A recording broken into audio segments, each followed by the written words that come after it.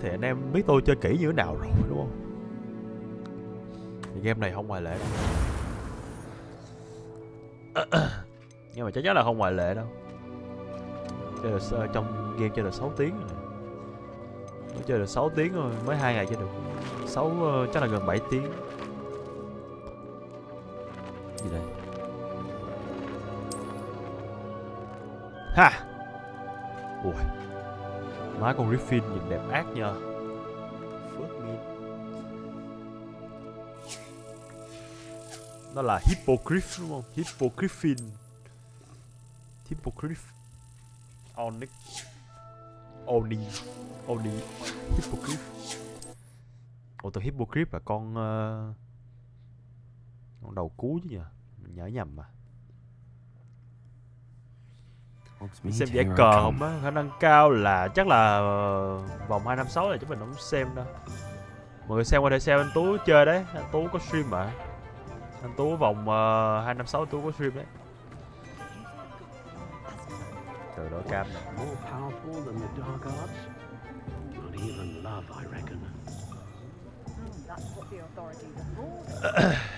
Game này xứng đáng đào kỹ mọi chi tiết cả hội. Nó phải gọi là quá xứng đáng em ạ. Nó gọi là siêu xứng đáng luôn. Chứ phải xứng đáng không. Thì cái game này còn FPS nữa liền. Không có gì tắt hết. Cái này gì? Bàn phím này.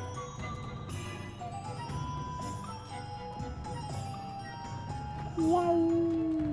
Chơi tới đâu rồi nhỉ? Lumos. Mèo. Mai coi lại cờ cũng được. Thực ra thì tháng này khá là nhiều game chơi ấy, nên là muốn chơi hết game là phải nếu mà mình phải on từ trưa cơ, mình phải on từ chiều cơ mới chơi hết được đóng game.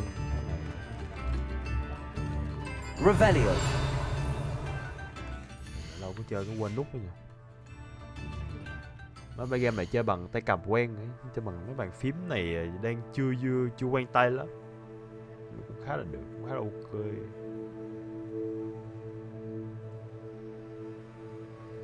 Thôi, hôm qua đi khám phá cũng hơi nhiều rồi. Hôm nay đi học đi. Đều đi học gì khám phá vậy. Nếu mình đi xa hơi sâu.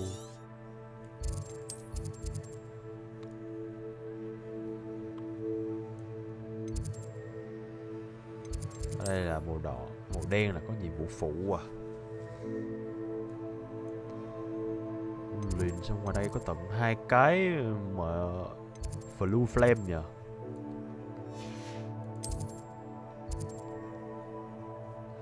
Attend defend again during the day.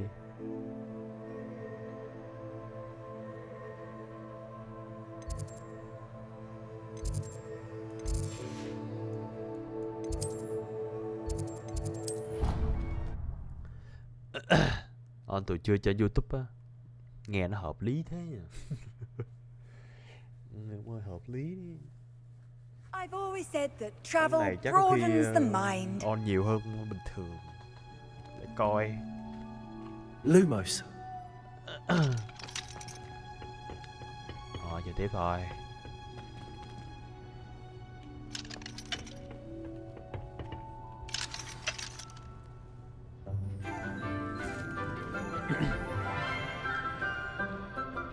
Hello. Chết mẹ giáo Good viên morning, rồi. Professor Garlic. How wonderful it is Trời to ơi, see giáo you viên again, à? Nora dear. Oh, here. You Đây là need giáo sư these tỏi for đây today's hả? class. A little treat for your Bà auntie. mẹ nó hôm qua mình khen sinh nè. Ah, hello. Class, please welcome the newest rose in Mình our tưởng học sinh nữa garden. trời. Về các loại cây, Now then, các loại dược cây và today các we will be loại thuốc. acquainting ourselves các with loại the độc. mellifluous Kiểu tuber thế. known as the Đó là môn học. mandrake root. Accio. Let's see if we can't make our fibrous friends a bit more comfortable, shall we? First, let's protect our ears. Bảo vệ lỗ tai. Má đã đeo tai nghe thì sao? Now, everyone, grip their mandrake by the tendrils and give it a firm tug.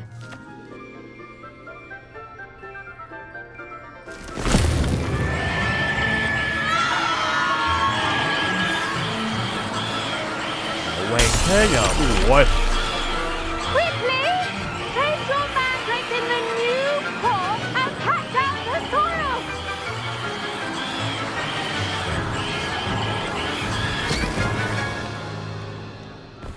Nó cho nó một cái chậu mới cho nó thoải mái. Không bay tàu ngầm nhá. The soil should envelop the root like a warm, dirty blanket, putting the mandrake right at ease.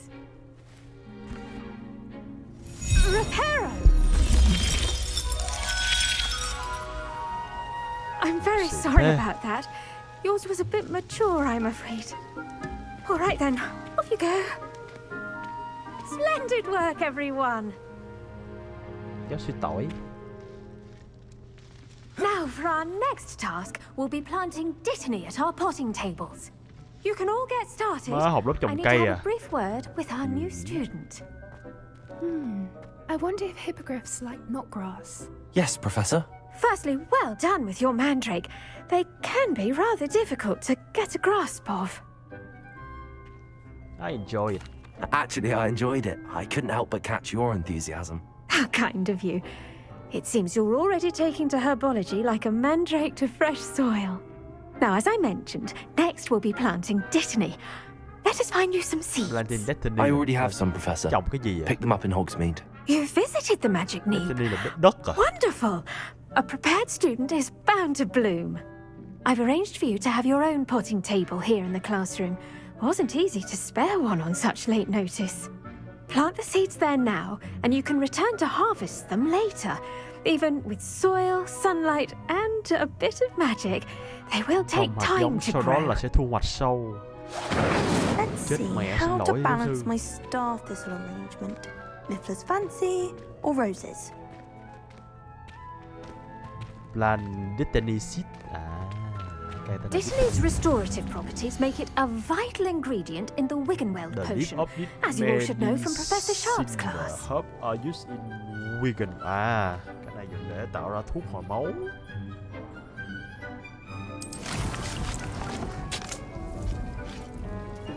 Ủa, nhanh thế.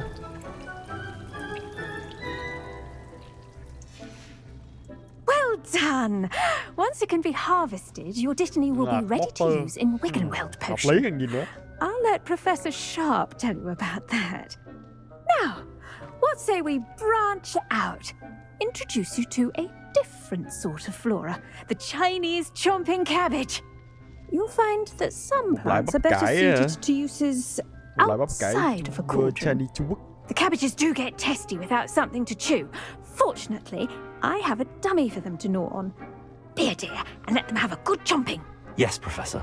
They're in the other greenhouse. It's just at the end of the footbridge leading out of this room. Your classmate, Mr. Pruitt, has kindly offered to accompany you. Come back and see me when you're finished. Oh, and mind your fingers. Chung là bạn They com do bạn bite. com kia sẽ hướng dẫn mình đi tìm hiểu các là cây ở bên ngoài. Này cái khá là lạ. Nhưng mà nè. Ở đây à? Hello. Saw you on your way to Hogsmeade the other day. Nice to meet you. I'm Leander. I'll be showing you the Chinese chomping cabbages.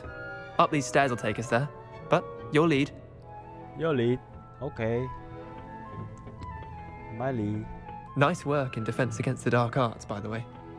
Excuse me. Khỏi phải khen. Your duel with Sebastian. And he's good. Thinks he's really good. But you outright slaughtered him. Cái It này was khen mình brilliant. đang Oh. đấu tay đôi với thằng Sebastian. Thank you. Khá là I nearly khá là put hay, Sebastian in his khá place là giỏi. myself. I mean, I would have, if Hecate hadn't stopped me. Didn't she stop that dragon skull from crushing you? Typical Slytherin trick, dropping a cái dragon thằng là skull cái on thằng lúc someone đấu during a mà fight. cái hiện Here we ở are. trên đầu có con Home of rồng the đầu con Chinese rồng chomping xương mà bị cabbage. rớt xuống á. Go on, grab a few of those cabbages. Just mind. Now, see that dummy? Đây à, Just toss the cabbages at it, and they'll do the rest. chọi cái chọi chọi bắp cải vô người nó. Hold tab and tab chuột to open the... Oh.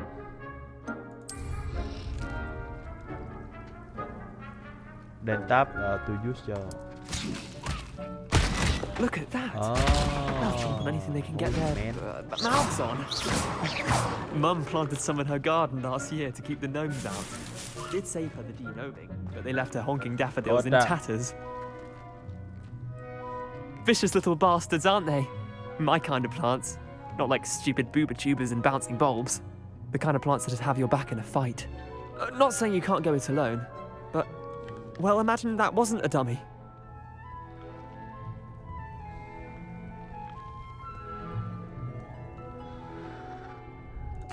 I suppose they could prove useful outside of the greenhouse. Nothing wrong with a bit of backup, even if it is from a cabbage. It's chaos out there. Trolls in Hogsmeade and such. You can't be above throwing a cruciferous vegetable if necessary. Dogweed and deathcap has more of them if you're keen. Other plants too. Ones your parents would plant in the garden. You get the idea. Anyway, we probably ought to head back to class. Take your time. I'll see you back in class. Okay, attack đi. Attack nó.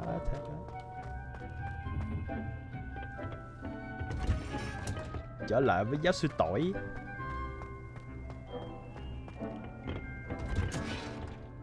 And with that helpful reminder as to why we should always wear our dragon... I tended to the Chinese chomping cabbages, Professor. Remarkable plants, aren't they? I hope they weren't too... So much to offer. I'm eager to learn more. I'm glad. Herbology is a bounteous subject. Tend to your garden, and it will tend to you.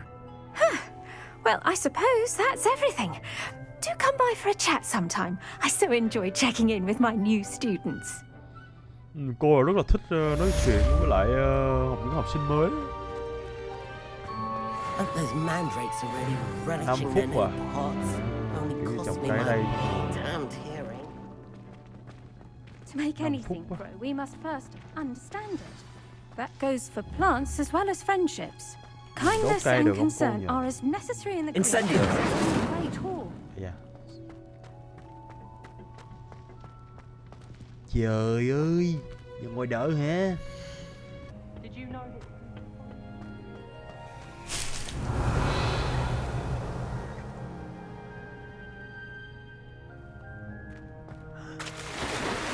Kìa.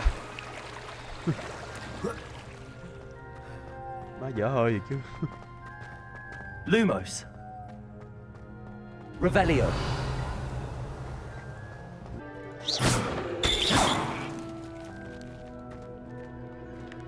Từ nha, nó cho mình nhìn vô đây thì phải có lý do không nhờ? Có lý do không nhờ? Revelio. Trong chẳng có gì cả.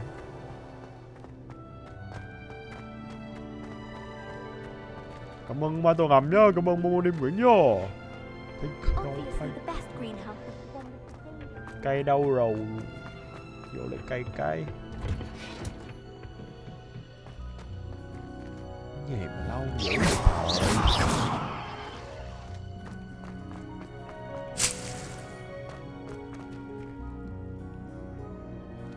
Giáo sư này xinh nát. Chết học sinh đó. What are you up to now?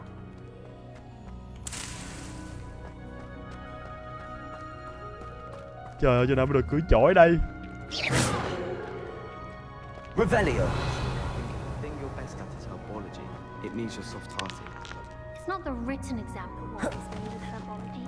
Practical. Cái gì đây nhờ? Cái cổng.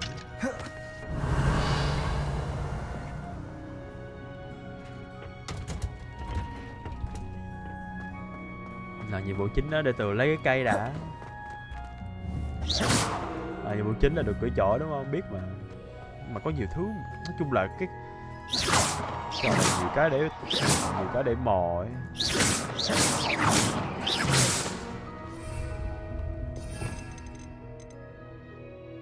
Ủa, cái này không có nút đổi hết ta? Không có nút nào là nút,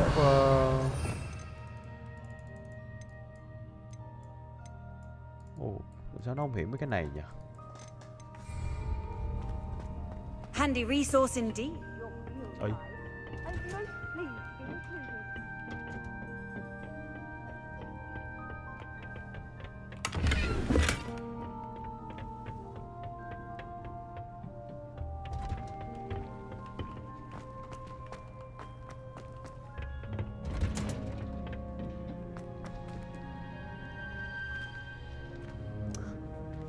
Sao có thể lâu như thế được vậy? Tại vì mình đi hình như có mới có 1 phút. Vô lý thiệt đấy. Revelio.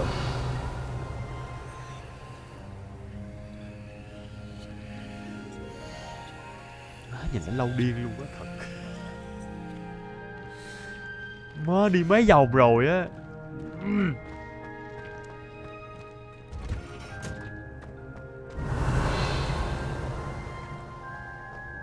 Oh. Xin. Ủa, má chỗ này chỗ nãy mà. Cay thế nhỉ.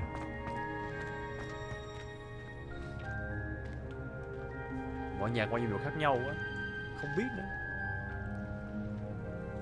Nói chung là mấy nhiệm vụ chính thì chắc là vẫn giống nhau. Chỉ có mấy cái như kiểu mới vô, như kiểu nhà của ai đó, như nhà của Gryffindor hay nhà của Hufflepuff, hay là nhà của mình là Ravenclaw, hay là nhà của Slytherin, cái nhà của con rắn. Có màu khác nhau. Cái khác như thế nào? Trời ơi, gì thôi. Off on another adventure, are we?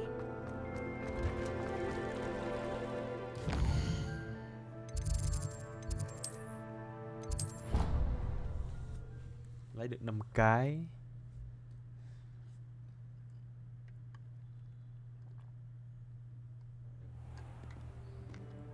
Chưa có cờ giải cờ mới, giải cờ 2 năm vòng này mình không xem nhá.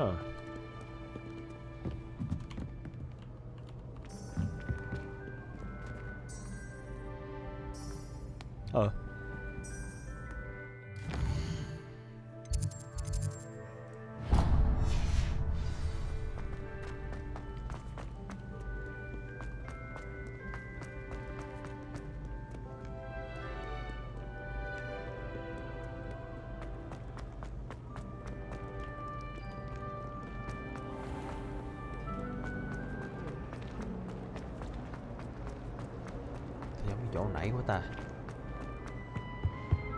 Shouldn't there be auras or someone from the ministry guarding the school after the incident? Lớp học về Black thuốc. would never allow that. It would make them look completely Wow. incompetent, which they do. Trời má, cái lớp học y chang luôn ạ. Má cái liền thật đấy.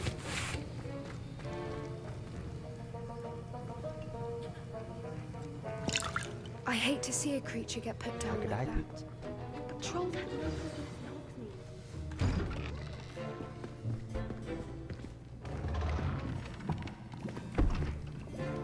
Potions is one of the most challenging and hazardous subjects taught at this school.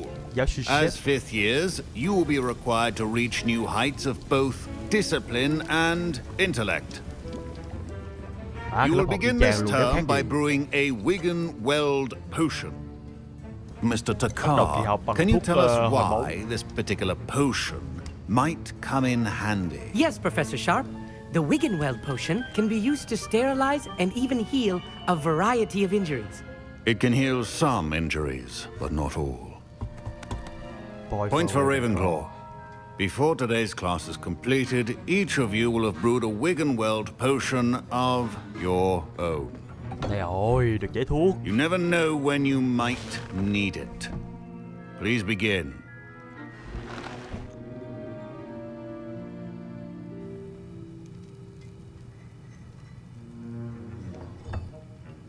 Use a strong, even motion when crushing your ingredients. Please be meticulous when adding powder to your potions. One errant sneeze could be disastrous.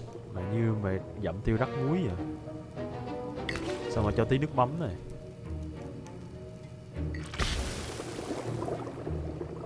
Má, như nấu canh vậy. Sao mà nếm. Má xong chết luôn.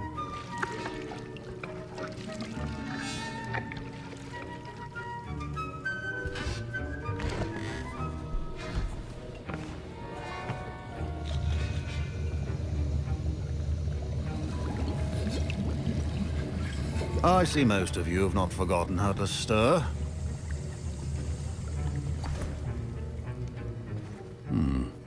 Not an easy potion to brew. Well done. And from what I hear of your recent exploits in Hogsmeade, you'd also do well to practice brewing the defensive Edurus potion. Professor Weasley had you acquire the recipe from J. Pippins, correct? Yes, sir. Good. For the moment, you can find the ingredients you need in my office. But in the future, you'll be expected to provide your own ingredients. Some can be harvested from the plants you grow in your herbology class, and rarer ones can be purchased. Others, however, may be harder to obtain, and will require you to be a bit more resourceful. Come and see me when you've finished brewing, and we'll see if it was skill or luck mấy cái the nguyên liệu first mình time sẽ lấy around. từ văn phòng của ông. Còn về sau thì mốt có những nguyên liệu thì mình phải tự nuôi. Ở trong cái lớp học trồng cây kia thì những nguyên liệu này nên lấy sẽ trồng từ đấy. Cái nguyên liệu mà chúng ta sẽ cần về sau. Proficiency and potions are two things that cannot be rushed. Have patience and be thorough. Bây giờ đi lấy gì? Ashwinder Egg My và parents Dark considered Moon keeping me home from Railful school this Nail. year after. Did I hear Professor Sharp say that you have permission to go into his office? Đúng vậy. He did say that. He wants me to get more ingredients to brew another potion. Brilliant! You, my friend, have been presented with an extraordinary opportunity. I'm Gareth, by the way. Gareth Weasley. Bit of a prodigy with potions, if I do say so myself. Pleasure to meet you. Wait, are you related to Professor Weasley? She's my aunt. Keeps too close an eye on me for comfort. Ugh. But she can't be everywhere. Listen, anyone with a troll-sized brain can brew an Edurus potion. I'm working on something that's certain to be spectacular. I'm just missing one tiny last ingredient that will add that extra spark. I suspect that's where I come in. You're as clever as I'd hoped. I simply need a single Fwooper feather. As you'll already be in Sharp's office with his permission, perhaps you could grab it for me.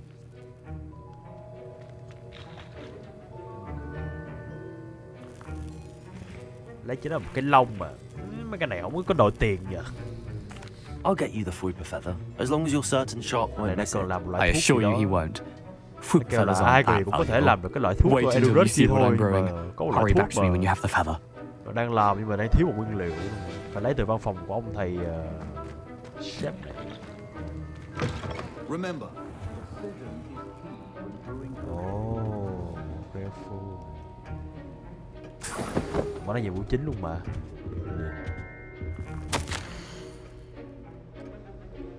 13 tháng 1875 1 tháng 12 á, là chuẩn bị sang cái năm mới nữa.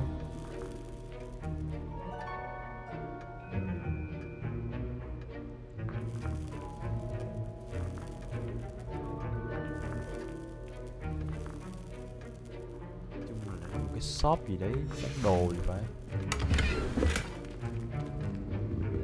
Đây à. Fwooper feather. Ui, mẹ con cúi. A well-prepared witch or wizard always has a few potions on hand. Here's the Fwooper feather you wanted. Brilliant! Thank you. Man. This is going to take a moment to brew. You should get back to brewing your Edurus potion, and I'll tell you when this concoction's finished. Should you chop the Didney or crush it? The wrong answer could result in the unfortunate loss of your eyebrows. Chặt nó hoặc là dầm nó đi à. Nghiền.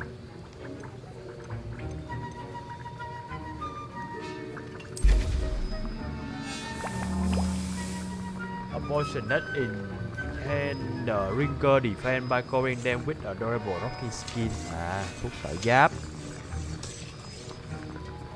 Khiến mình trâu bò hơn. Game này nó có cho mình thoải mái chọn theo phe thiện hay ác không? Game này không có theo phe thiện hay phe ác, hình như là nó chỉ theo cốt truyện thôi. Còn nếu mà nó không có, trong trường này không có theo phe thiện phe ác, nó chỉ có 4 bè thôi, có 4 lớp thôi.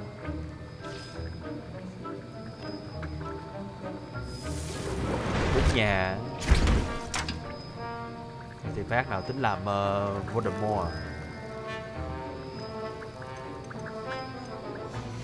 And now we add the mallow sweet, and that's odd. What's happening? Rồi xong. Wait, it's not supposed to. Ah! Get it! Dragon Dung! What happened? Well done, Gareth. Phá thế. What now, Mr. Weasley? Sorry, Professor. That'll be points from Gryffindor. Again. Mr. Weasley did not do this on his own. His accomplice will answer to me as well. Đấy, thử nghiệm. I brewed an Adurus potion as you asked, Professor. I'm surprised you had the time. You seemed rather busy helping Mr. Weasley brew chaos. Okay.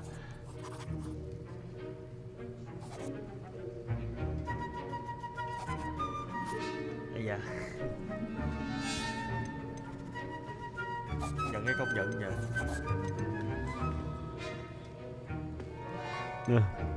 I'm sorry, Professor. I was merely trying to help a friend. Taking responsibility for one's actions does go a long way with me. I shall assume that you've learnt a lesson. As for the work you did today at your own cauldron, I will say you've done well. I confess I was skeptical given the advanced nature of this class and the fact you're a new student. I'm glad I was able to meet your expectations. A rare occurrence. And you do well to remember that you're not a potions master quite yet. In addition to having a solid grasp of how to combine various ingredients, you should gain an understanding of the ingredients themselves. Pay particular attention in herbology. The plants you nurture there are often essential to the potions you brew here. Now, I recommend that you find a safe location in which to practice brewing. You cannot leave a hot cauldron simply anywhere. That'll be all. Kêu là có những nguyên liệu mà mày phải tự I học. think each of us has had enough excitement for one day. Class is dismissed. Lớp của herbology là cái lớp mà có liên quan với cái lớp này, liên quan tới chế tạo thuốc. Cái nguyên liệu cần ấy thì nên chú ý học ở lớp herbology. Thì học tốt lớp kia thì sẽ học tốt lớp này, kiểu vậy. Xong rồi nên lựa chỗ nào kiểu kín tí để sử dụng thuốc, chứ đừng có lựa chỗ nào cũng đặt được cái I understand you're quite the enterprising young lại là cái nồi to này. Professor Fig tells me you found a long lost book for him. I'd like to talk to you about it. Yeah. Mẹ nó nói. That was an interesting class. Thanks to you. Wasn't precisely what I had in mind, but it was still brilliant. I appreciate your help. I hope Sharp wasn't too disagreeable when you handed in your potion. Heard him talking about taking responsibility. Professor Sharp was annoyed, but we sorted it out. No harm. Cheers to that.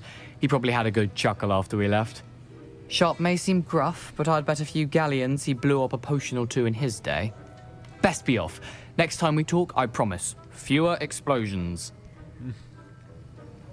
Đến bên gặp nhau sẽ là một ít vụ nổ hơn. My robes are going to reek from Gareth's inspiration for the rest of term. Revelio. Nó qua nãy giờ quên xài nút R luôn á.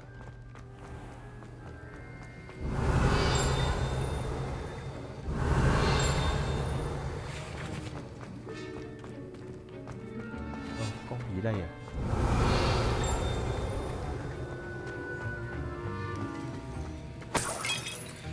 Một đồng.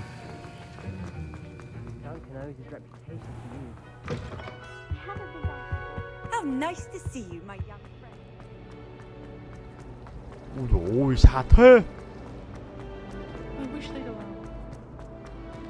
Mr. Ollivander á hả? Dạ. Mày ở hẻm xéo lựng. Ồ, tên lên cho nhanh. Sao quá. Kiếm xung quanh trường có đứa nào họ Potter với sếp không á? Khó lắm. Sometimes it seems all roads lead to Hogsmeade. Cái thời này cái thời trước lâu lắm ấy. Vậy lúc đó chỉ nghĩ về tầm này chưa có đâu.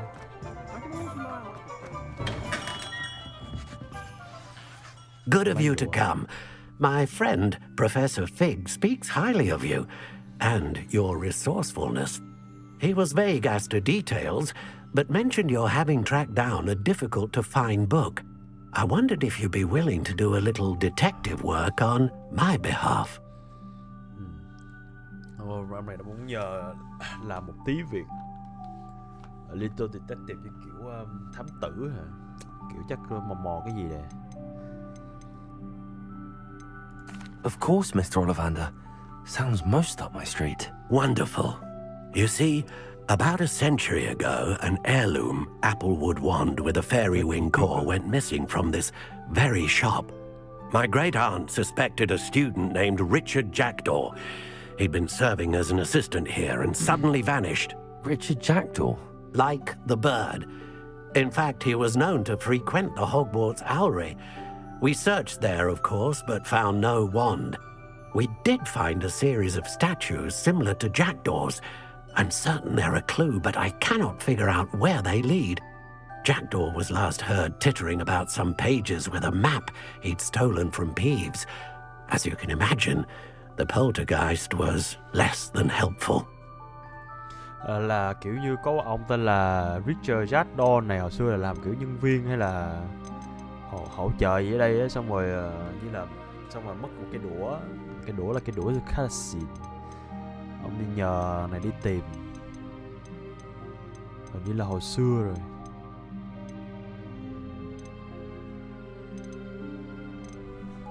Why would the thief have taken the wand? I must admit I have no idea.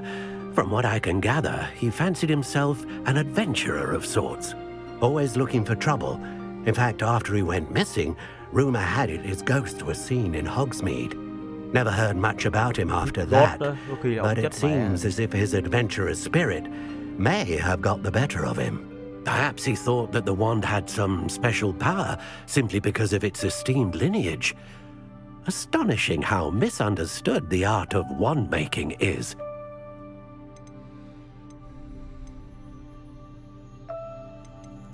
I'll have a look for you. You've certainly given me plenty to go on. Ah, you've brought hope to this old wand-maker's heart. Professor Fig was right. You are a remarkable student. Đáng cay không? Mốt cho cái đũa mới nhé. Ui dồi, mẹ quay lại trường. Bây giờ đi tìm sao ra được cái đũa. Thông tin gì đó. Mẹ xa dữ gì ba. Ra tận đây á. Cái trưởng đó.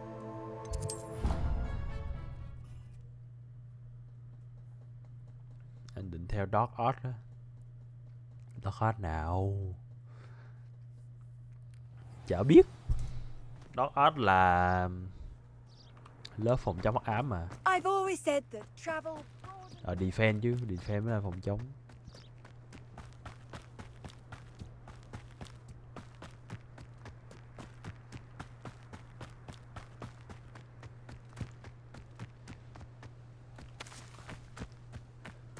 Ôi má ơi, như cái tháp kia kìa á. Game đẹp thế nhờ.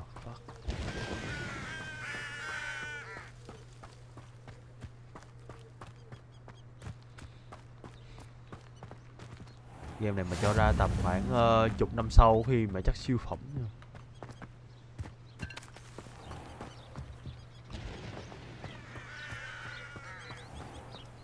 Revelio.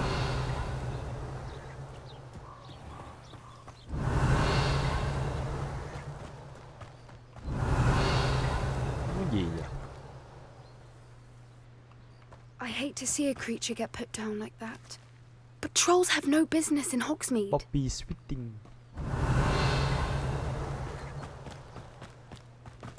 Ôi. Mà mấy cái lốc này mốt phải học xong rồi mới mở ra, mới liền được đấy. Revelio.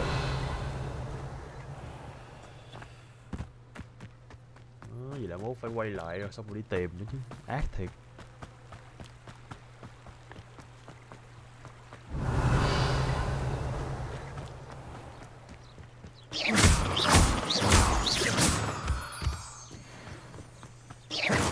con cục ở dưới đất à. Chắc chắn là cục bị lỗi.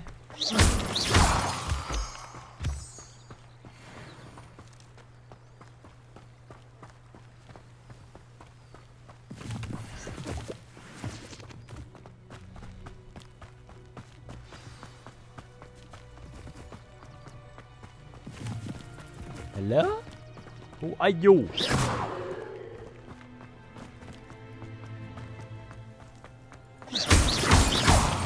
Cũng học sinh đi lên đây à? Ok, có nhiệm vụ phụ trên đây luôn mà.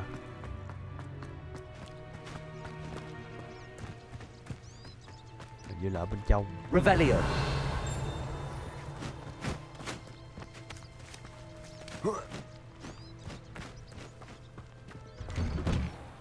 The statues Mr. Ollivander mentioned must be upstairs amongst the owls. Golden Sacrop.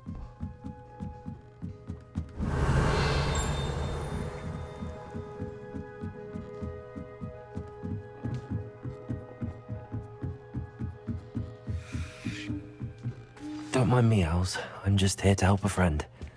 Now, where are those statues? Revelio. I recognize these handles. The summoning charm should do the trick. Accio. I'd best keep looking. I'll take that, thank you. Nothing. Here's a welcome no statues here. Empty perches. Could be the right size for jackdaws. Or statues of jackdaws. Accio. Revelio.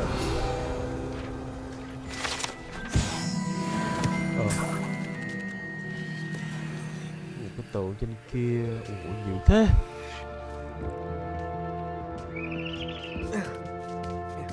Birds aren't afraid of heights. Perhaps I should look a bit higher. Cái gì chim cao. Accio. I'd best keep looking. Rồi, đứng yên đó. Nhiều thế. Nothing. Listen to these statues here. I'll take that, thank you. I'd best keep looking. Nothing. Một cái trang giấy ở đây đúng không? Levioso.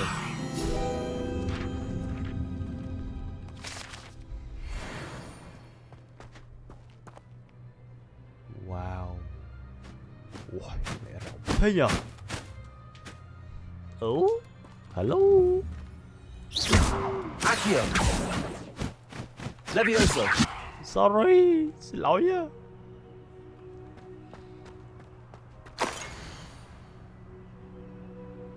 Gì đây? Một cái cầu đánh đèn. Một cái hint gì đấy? A map. It doesn't appear to be connected to the missing pages. Best hang on to it for now. Revelio. Accio. Here's a welcome surprise. No statues here. Cái cầu nó quen lắm.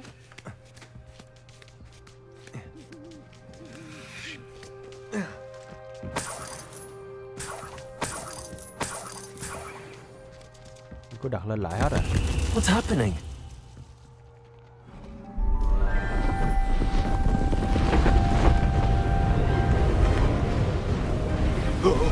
Dèo.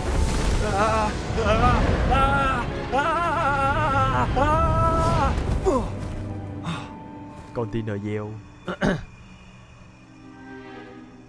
What the fuck? Richard đây à? Richard cái gì tên Could này? it be? À đúng. Has someone solved my puzzle after all these years? Okay, Well done indeed. Bỏ tượng Good lên thôi mà. news. If you've got something to hide, you found the perfect spot. Richard Jackdaw, at your service. The Richard Jackdaw. So Mr. Ollivander was right. He wants his family wand back. Goodness, I'd forgotten about that wand. I assure you I don't have it on me. I'm almost certain I dropped it the moment I was beheaded in that cave. Oh, it was sheer folly to follow that map. What map? Ridiculous, really. Found it on some yellowed old pages Peeves had pilfered. Thought I could impress a girl.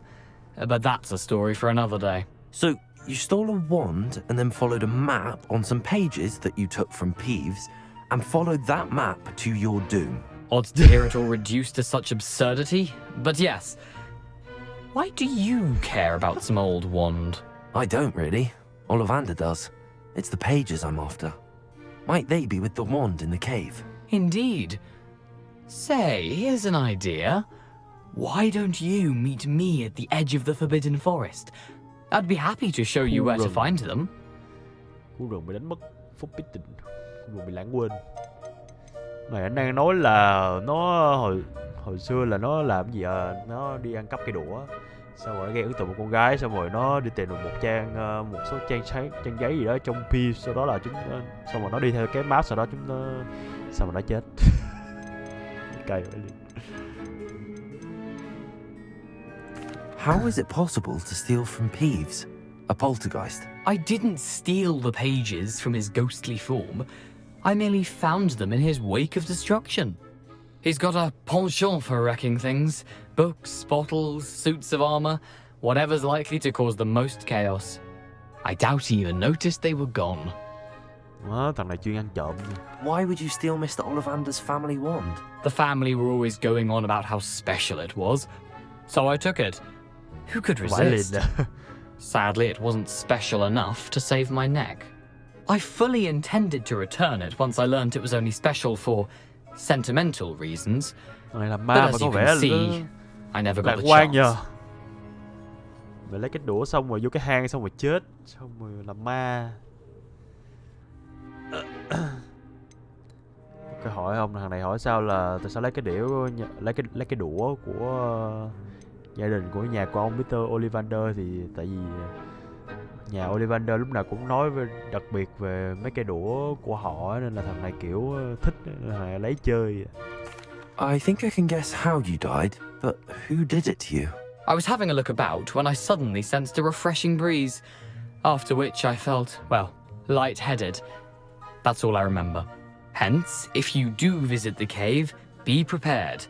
I can't tell you what for specifically, but you seem a perceptive sort. Beware a light breeze. Kêu là trong cái hang đó nên đi cẩn thận, mất công là If that's the only way for me to get those pages, I'll meet you there. If you don't mind the sight of my decapitated skeleton, the wand and the pages are yours for the taking.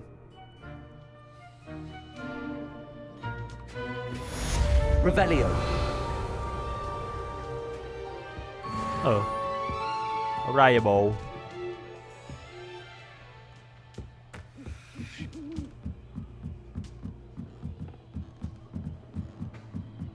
Không hiểu gì luôn à.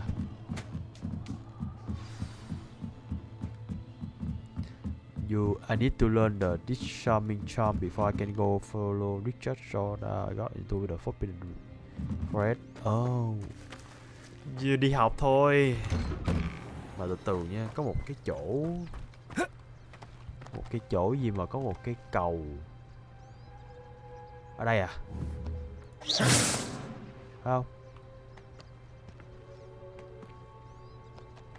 giống nhờ.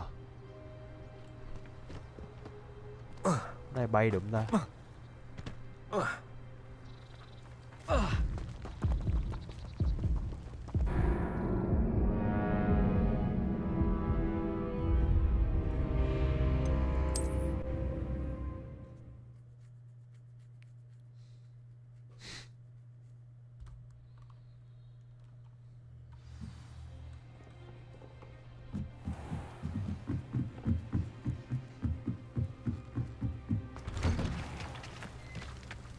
Tôi đoán là không.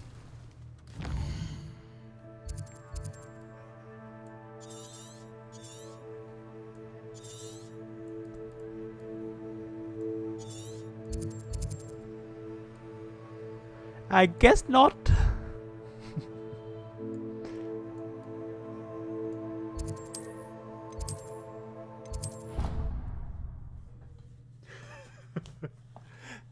Bay được chắc phải có độ, phải có đũa.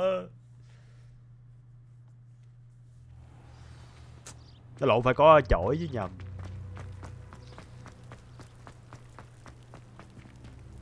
Lumos. Accio. Revelio.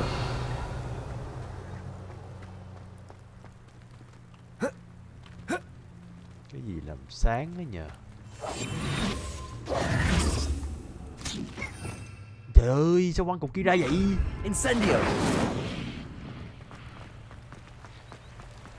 Cái chỗ này là ra được ta. Nãy trong cái hình kia nó giống cái này đúng nhờ. Lại quăng ra cục rồi.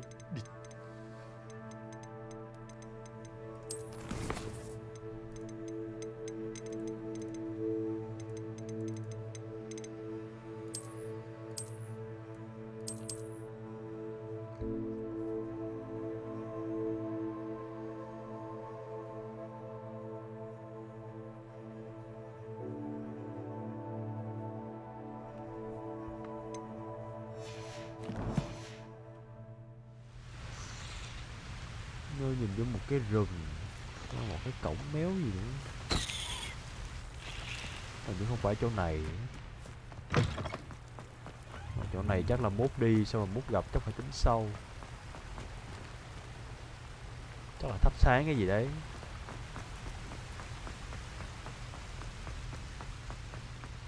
Không phải ở đây.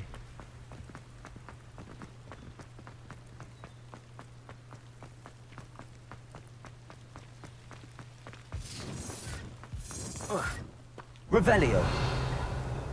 Nó đi bộ luôn đi.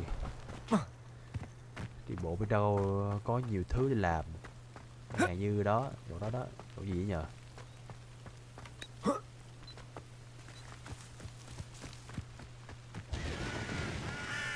Má, cái nút screen này có nút toggle không ta? Lộn nút hold không nhờ. Rồi setting.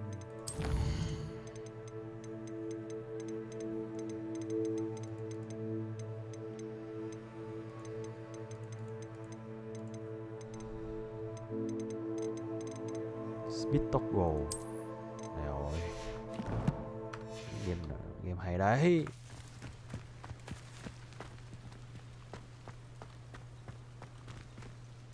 Lumos. Incendio. Revelio. Cái này cũng chưa biết để làm gì này. Cái chỗ kia có chỗ nút F, mà chỗ này thì lại không mà.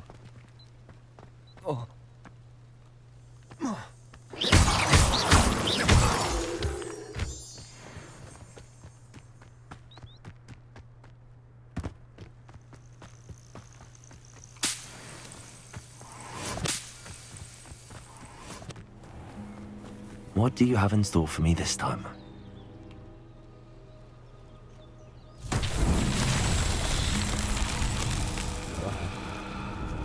Ủa nhiều thế á. The ministry ought to loosen the reins on the dark arts. Good. No better.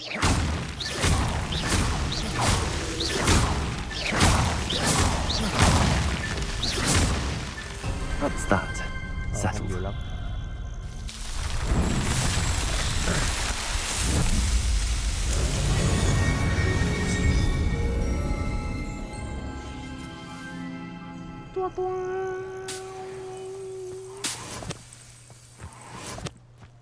Revelio.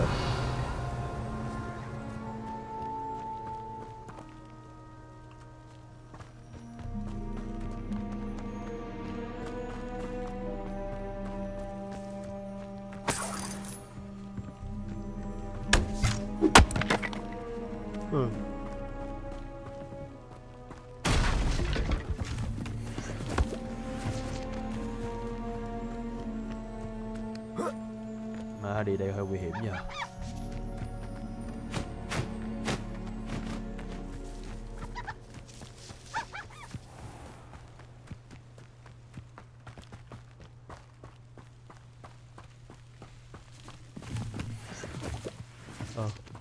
Chỗ này nhìn quen này.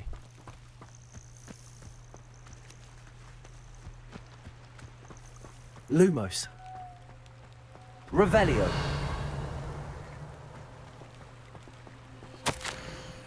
My dearest Apollonia, would you care to join me for a picnic? I know you enjoy a corny pasty. Or as much as you enjoy a good mystery. Trời. Do Richard. Một thằng đó không ta? Thư có vẻ là rủ đi hẹn hò đi chơi đâu đó vậy. Đây không phải, ở đây nhìn giống lắm này. Ở đây nhìn giống phải liền đúng không? Từ từ nha. Có một cây cầu, một cái đường ở đây, lâu đài. Ủa thì giống y chang luôn mà.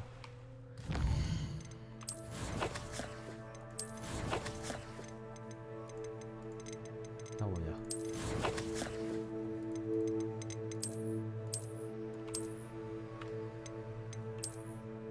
Kìa rồi. Letter.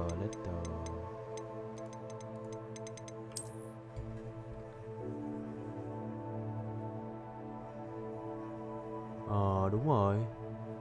Thắp cái đèn cày ở đâu đó hả? Ở đâu đó đầu cái cầu. Đây này, chỗ này là cái chỗ cái cổng lên the balloon.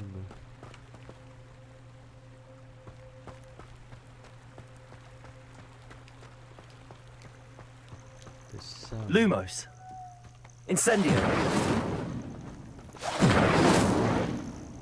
Kêu mình đốt đèn cày ở đây nhờ. Revelio.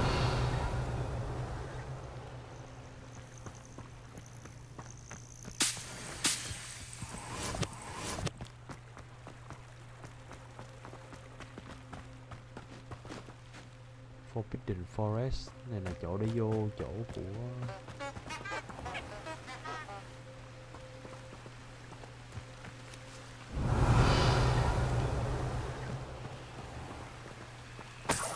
hay đó chỉ là cái hướng dẫn nhỉ?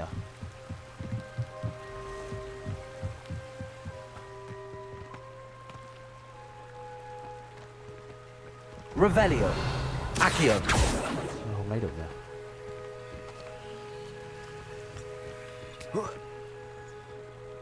Đây chỉ là cái hướng dẫn nè. What are you up to Đúng chỗ now? đúng chỗ mới dùng phép được á. Nhưng mà nó tượng trưng Lumos. Nó là cái đèn cày.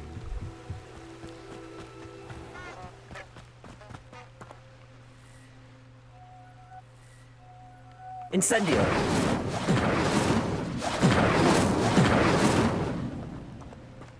Như là phải mua hai cái đèn cày xong để đâu xong rồi đốt. Lại quăng cái cục kia ra rồi. Cái gì bực thế nhờ.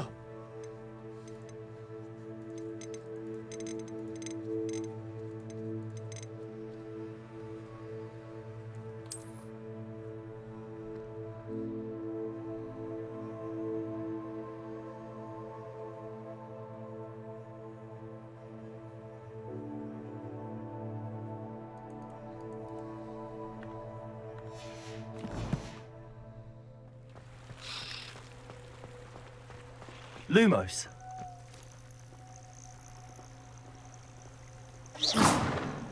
Phải có cái đèn cày gì ở đây. Revelio. Lumos. Đây đúng rồi mà. Cái gì? À, cái bắp cải.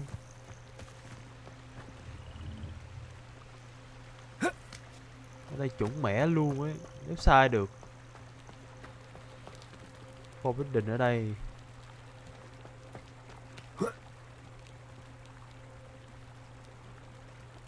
Từ từ nhấn lộn nữa, đừng nhấn lộn nữa.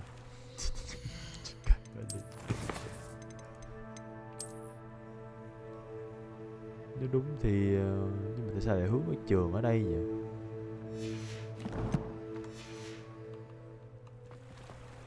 Lumos. Enchanted candles. Wonder where they're heading. Wow! I got it.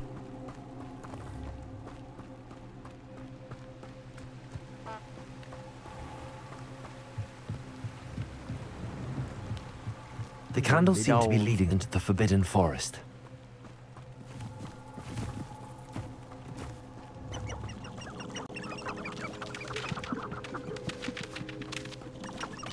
Má đi xa vậy? Revelio. Má trời tối lắm rồi đó. Ủa, cái đéo gì dưới kia kìa. Lumos. Nó phải đứng đúng chỗ mới được à. Má liền thật.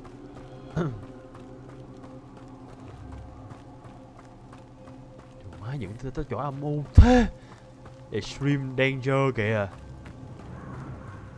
The treasure must be nearby.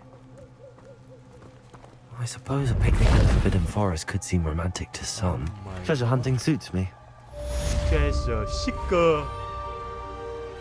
Ghost of our love.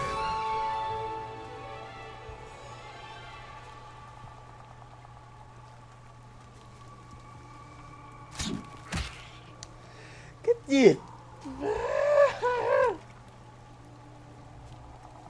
Đừng có quăng bắp cải ra đuôi đi. Mẹ chơi PUBG riết, mẹ chơi mấy trò nhức táp nút đồ ấy, bực quá linh à.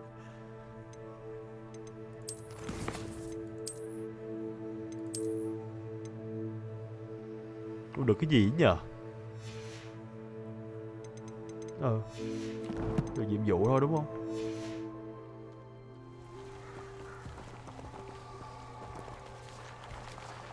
Đó đi, nhưng mà cái nút nó hợp lý rồi á. Tại quen tay nhấn tab để nút đồ ấy. Cái trò nào cũng mà nhấn tab nút đồ hết. Phải đi. Ủa, nó cho mình gì ta? Mình tưởng là cái áo choàng chứ. Cái khăn choàng nó không phải à. Nó vừa cho mình gì nhờ?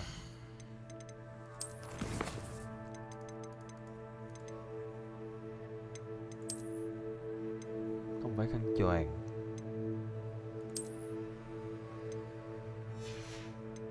Ngoại hình đó.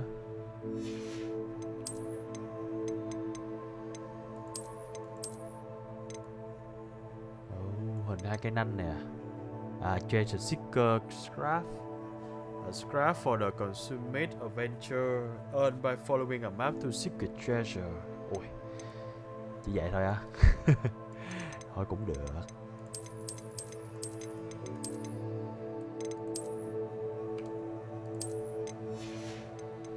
Coi như là mình đã làm được cái gì đó.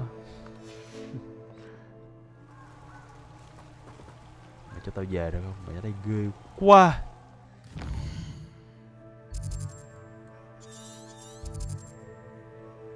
I need to learn this charm before I can follow Richard. Dạ, phải vào phép nữa.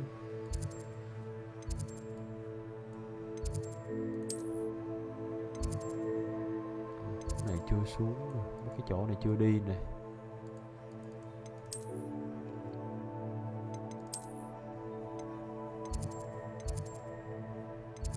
Thế giờ phải là nhiệm vụ à?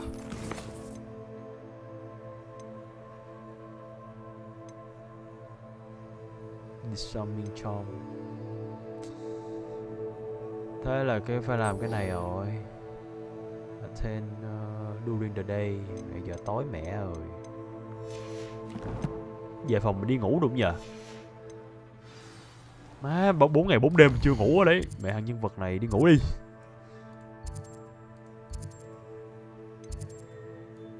Xem nào. Phòng mình ngủ ở đâu nhờ? Ravenclaw đã đâu quên tiêu rồi.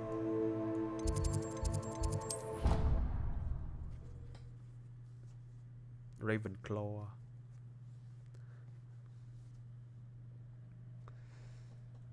Skip được á hả? Mà skip bằng cách đi ngủ đúng không? Có skip bằng cách đi ngủ không?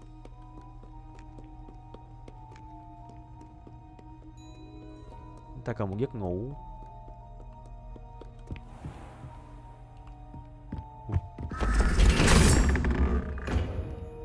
Ui, phòng gì xịn sò vậy?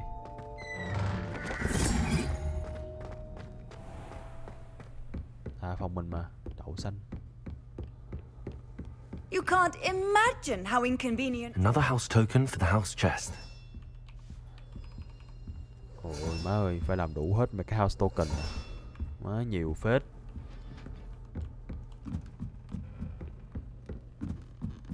Phòng mình đâu nhỉ? Ở đây à?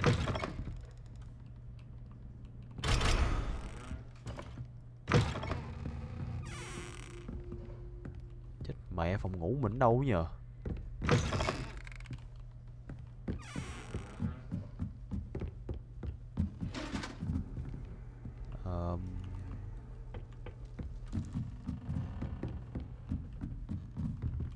Ở đây. Yes. Rick Mail. Đọc hết đây còn gì? Cứ đi ngủ không? À kìa, game không cho đi ngủ à.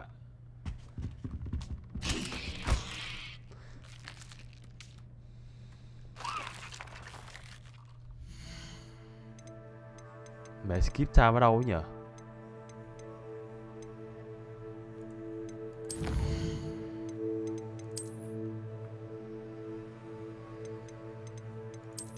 How to skip?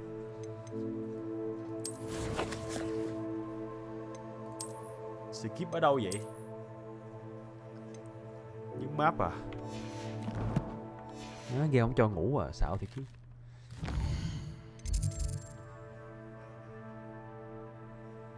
Wait à? Ok.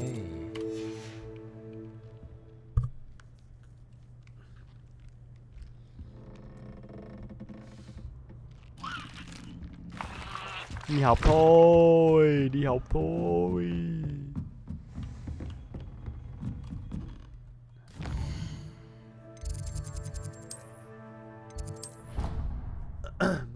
Toàn đi chơi.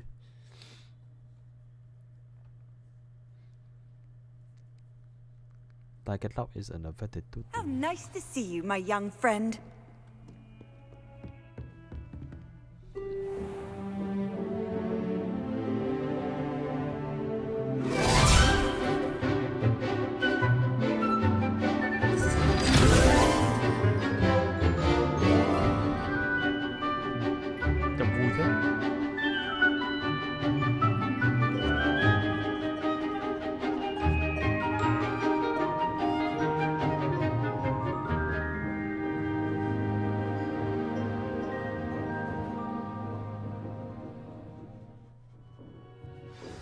Nhanh phết.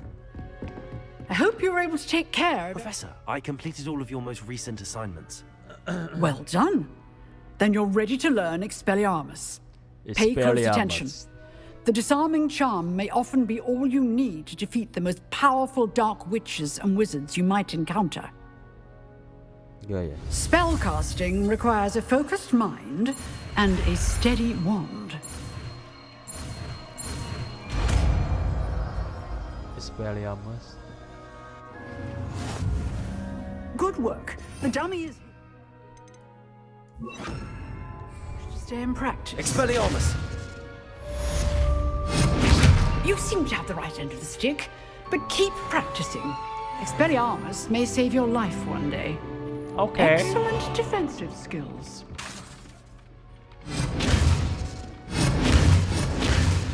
Expelliarmus. Still at it, Levioso! Accio!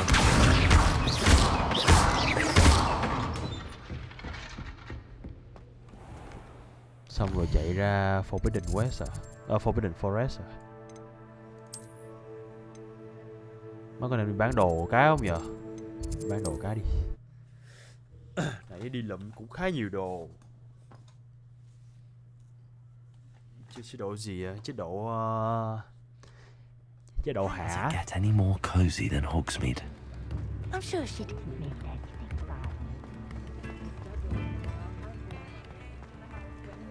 Hả? Chế độ hả? Well, hello there. Come in, look around, and if you've been eating chocolate frogs, please refrain from touching.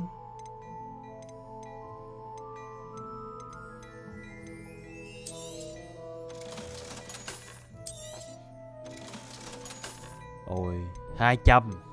Miều.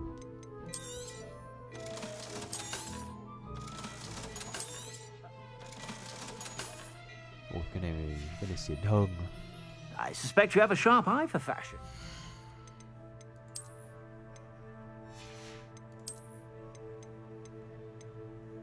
Wow. Tính chơi theo hướng evil ending mà có cả hai ending nữa à, và liền vậy.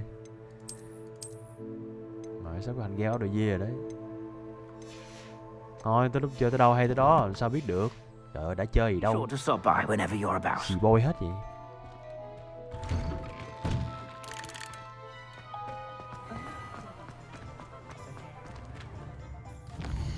Có cả hai hướng ending. Ác thật.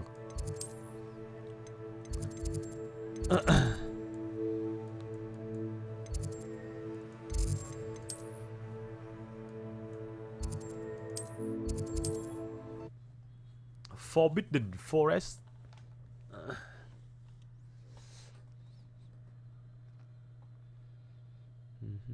Nhiệm vụ mỗi nhà. Tới đó rồi.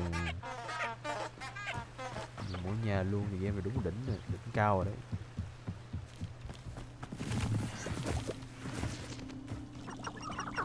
Trời nha, có con gì ở đây?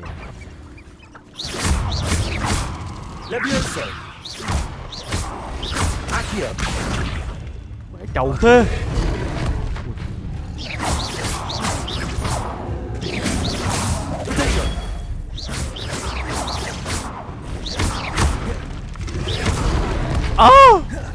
Lộn mới cắn mình chết à. Bùa luôn.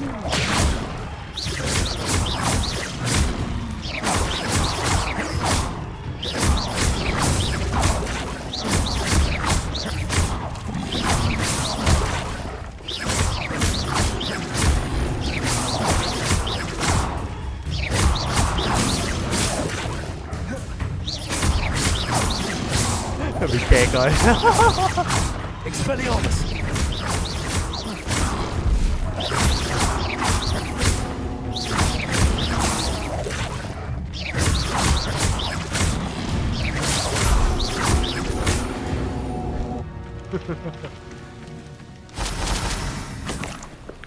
Ngon, đất bột tọt. Ui, mẹ cái lưỡi à.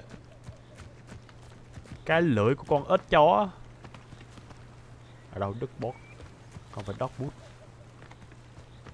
Revelio.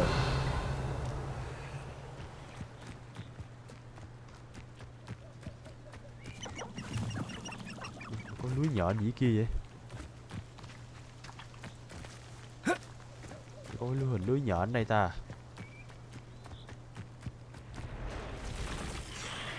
What the fuck man?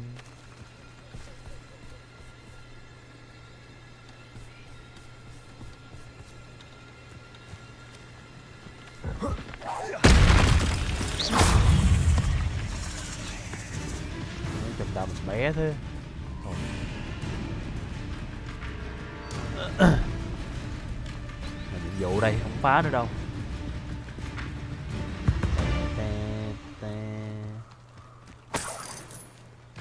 Sao bên đây có gì ở đây?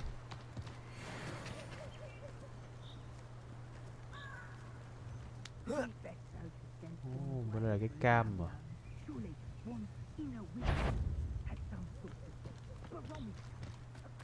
Sao nhiều thứ vậy? Revelio. Một cái áo choàng kia hơn kìa.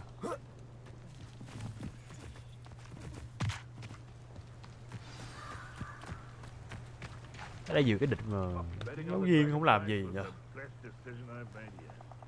Okay. Here I am, as good as my word. Yo. We meet again, Richard Jackdaw. I suppose I shouldn't be surprised to see you. Only a Ravenclaw would travel this far in pursuit of knowledge. Well said. Now where do we go from here? Follow me. I shall lead you as far as I can, but I fear I may remain a tad reluctant to revisit the scene of my demise. Keep your eyes open for a bird bath. When you find it, say Intramuros. I think it's Latin. Or Greek. As you can imagine, I never paid much attention in school. Shall we? Let's go. Chỉ đường đi.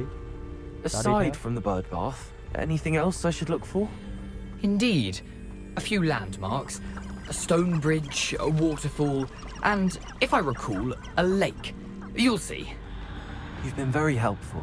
Thank you. Surprising how much of this is rather unfortunately coming back to me. Revelio.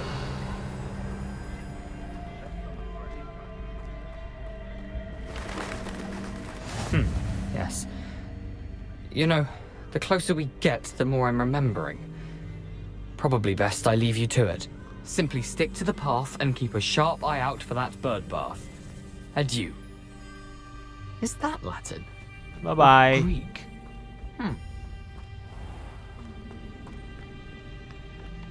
Nothing to do now but keep going. Revelio. Cái gì vậy? Cái gì vậy?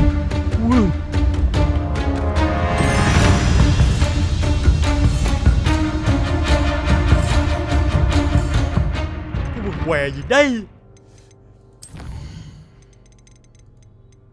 Nó nhạc ăn bùi à?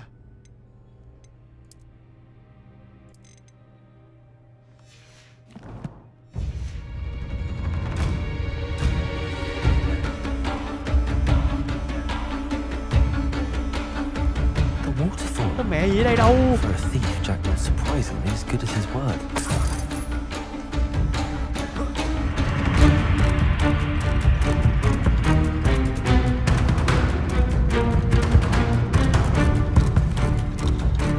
Má kịch tính quá. Ok, mẹ khung rồi. Ok, nữa hả?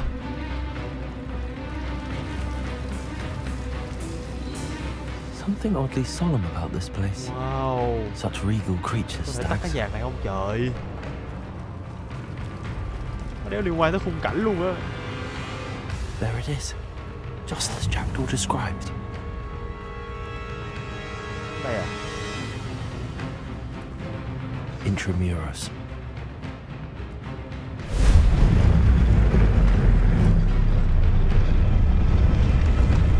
Wow, cái chỗ kia chính là chỗ nào đó tôi không biết ấy. Ui, vậy? Aren't you a little far from home? Ranrock knew you'd eventually lead us to whatever it is you're hiding.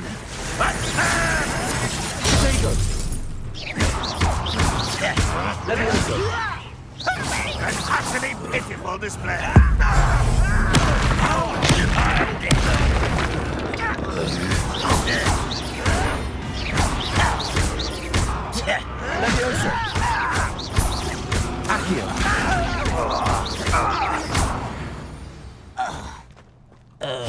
No risk those loyalists will report back to Ranrock now.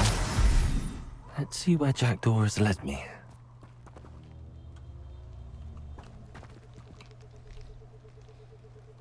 Mẹ hôm mấy cái bắp cải kia xài hết mẹ ơi. Không may phụ luôn á, cay quá liền. Mẹ lúc đánh nhau rồi đéo có nhạc rồi cay quá liền. Cảm ơn Nguyễn Phú nha.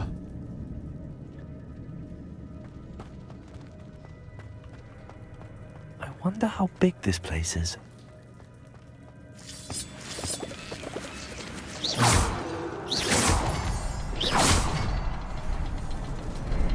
I can shoot the symbol, but it doesn't stay lit for long. Revelio. Sao lại sao lại khóc đấy?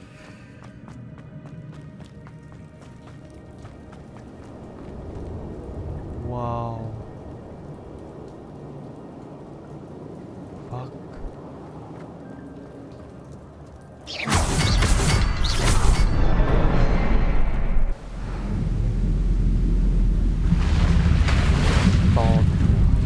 Impressive. That must be where all this leads.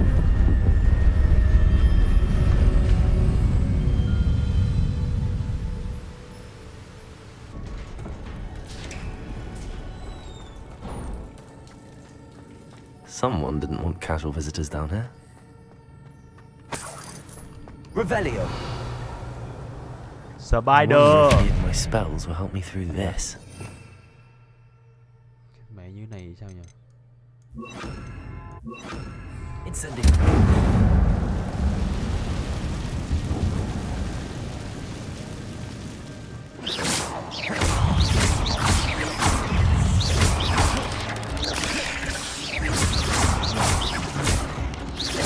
Potato.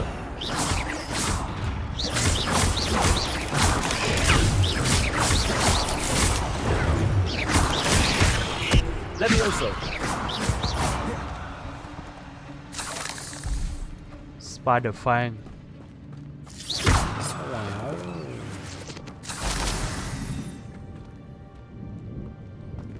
Vậy chắc sẽ là giải đồ gì 2023 rồi đó. Thực ra tháng này, thực ra năm này nhiều game bom tấn lắm. Cũng chưa biết được. Cũng khó nói lắm.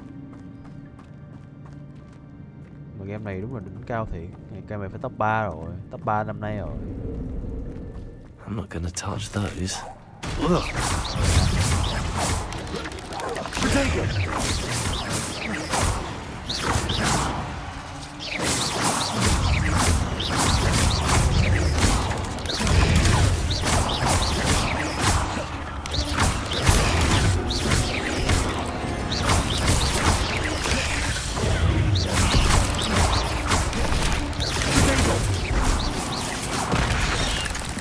Yeah. Expelliarmus.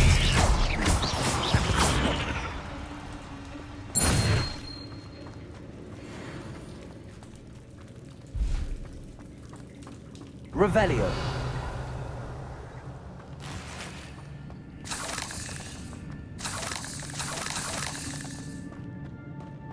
Mẹ cảm tưởng như mà chỗ này phải có boss cơ. Kiểu như đây là chỗ đây này. Tự nhiên cái bum. Ngạc nhiên chưa? Tâm Jumper Uniform 22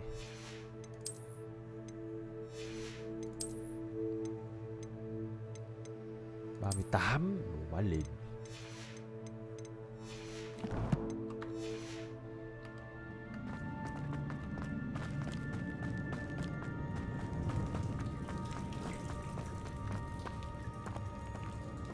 Game thì game đỉnh mà, game này đủ. Game này là một trong đỉnh rồi, chắc chắn top 3 năm nay rồi. Theo fan thì có thể là Zelda vô thêm top 3 nữa.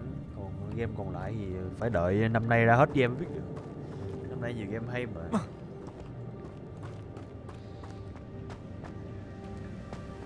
Expelliarmus. Đây chỉ là khởi đầu thôi. Rất hay, rất là trùng hợp là tháng 2 toàn là những game ở Brazil ra. I wonder if I can move that platform somehow.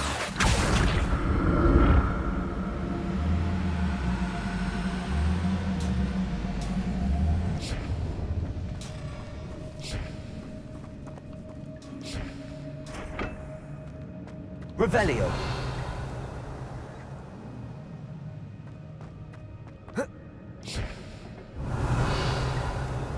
Accio.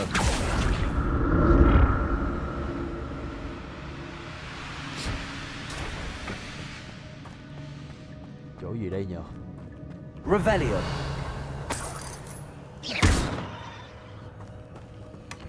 An untouched chest. Jackdaw wasn't very thorough in his search of this cave. Một cái rương chưa ai đụng đến. Revelio. Accio. Một cái rương. Revelio. Revelio.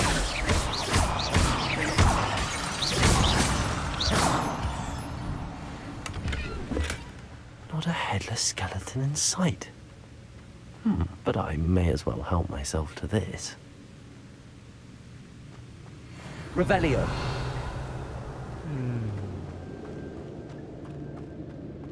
Ở đây là nguyên liệu, ở đây là rồi cục.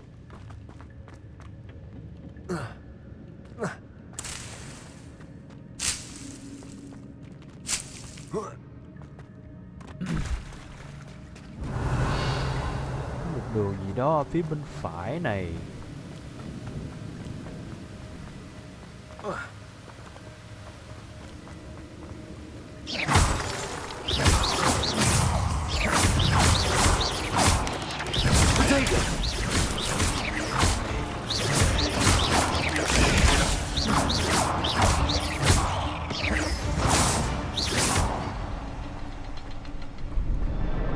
Another puzzle.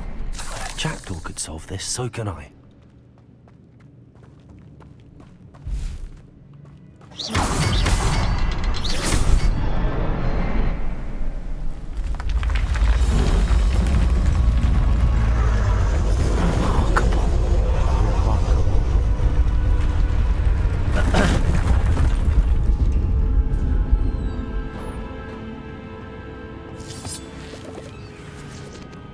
Nhưng đúng vì mình đang phải có đường đúng không?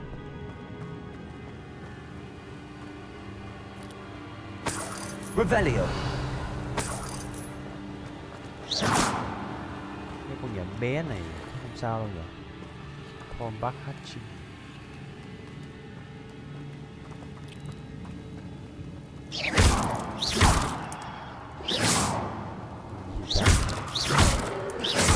Revelio. Cho để trứng được.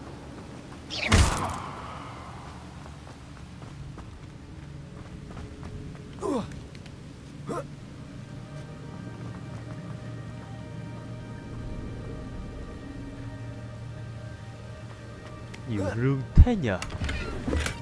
I'm glad Richard Jackdaw Rương left băm me băm something chồng. behind for me, but where could he be?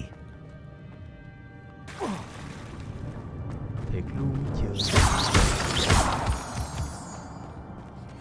It's a good thing Jackdaw didn't fall down there. Accio. Rớt xuống có sao không ta? Rất là buồn cười khi mà chỗ này nó có hai bên.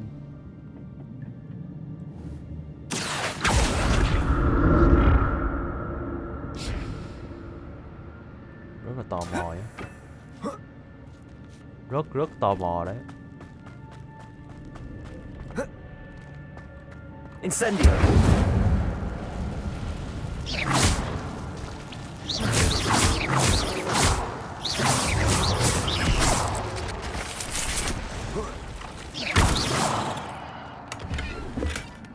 Ba đồng. Untouched chest. Jackdaw wasn't very thorough in his search of this cave. Incendio.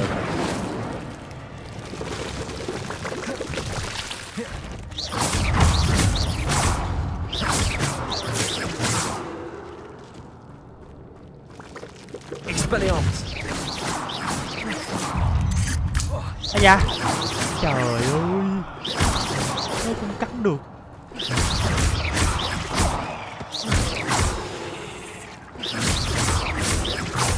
Nó còn dễ biết nhện nữa ba.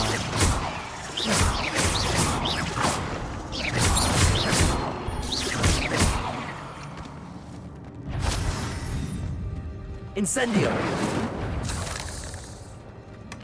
Not a headless skeleton in sight. But I may as well help myself to this.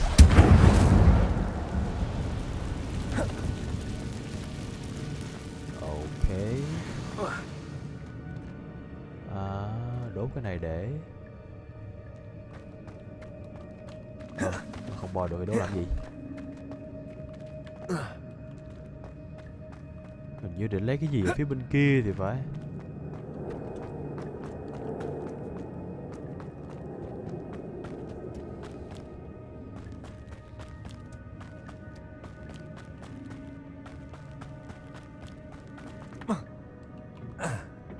Bên đây à?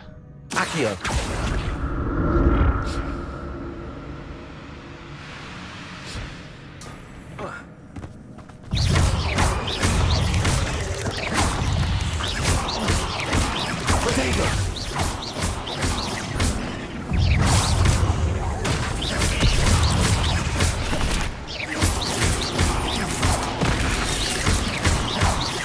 Levioso. Accio.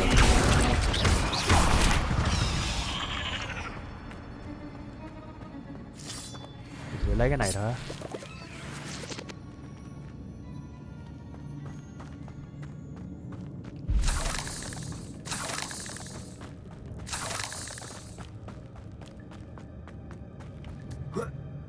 Để cho tiền nha. That's odd. I'd have thought Jackdaw would have been interested in this loot, but there's no sign of him. Mẹ tụi mày rộng quá vậy. Ui. Chỗ này chỗ đi tiếp rồi, từ đã. Ủa má dấu ác vậy. Untouched chest. Jackdaw wasn't very thorough in his search of this cave. Từ nha, chỗ này đi là cái gì? Accio. Ở bên kia có vẻ giống như chỗ đi tiếp hơn là chỗ này.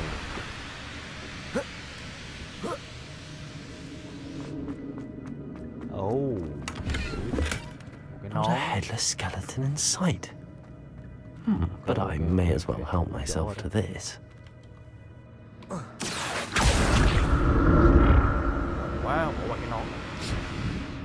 Từ từ xem nào, như là mấy cái nón này đều chỉ số cao hơn. Tay chắc là hơn rồi này.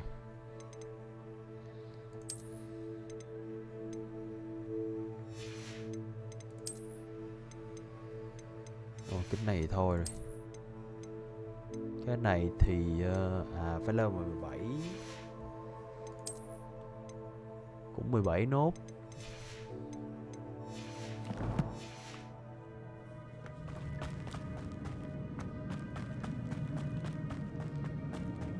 Ôi không để ý nhờ. Cái này có khi không để ý, không thấy cái rương này luôn. Game ác thật. Bắt mò. Nó còn mò thêm điểm mù của mình nữa chứ. Accio.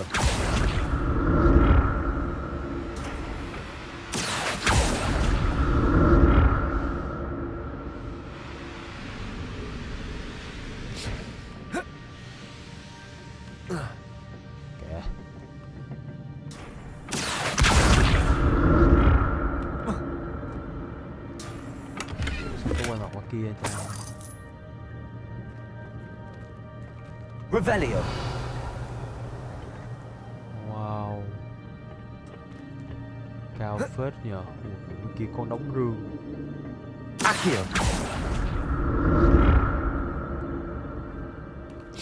Từ từ, đây có rương à?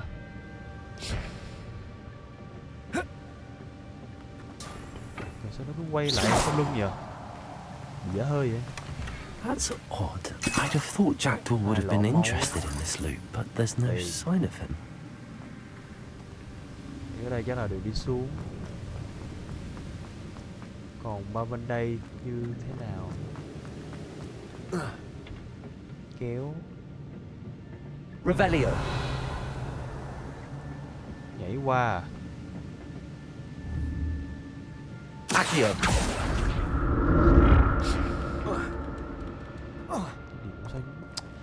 Sao cái con nhân vật này cứ nhìn một hiếp? Bấm số 4 mà.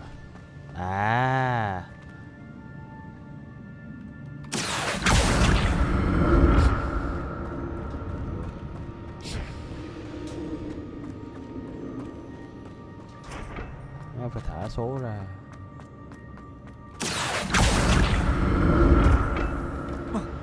Accio.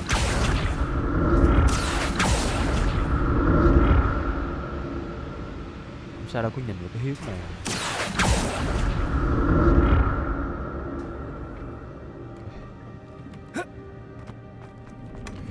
An untouched Blue chest. foil. Jackdaw wasn't very thorough in his search of this cave. Cũng là đồ.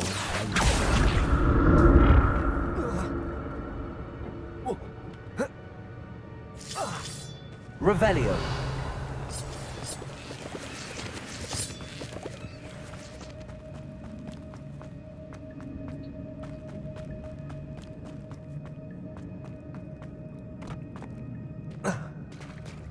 There it is. The bridge, it's almost complete. More spiders. These can't be what the head of Jack. Potato!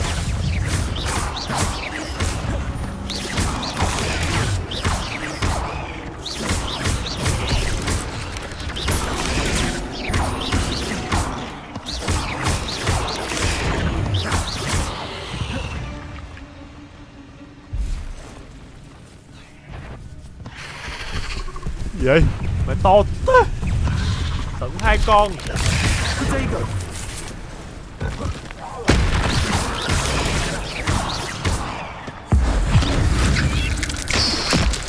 Cái bị phép phá vậy.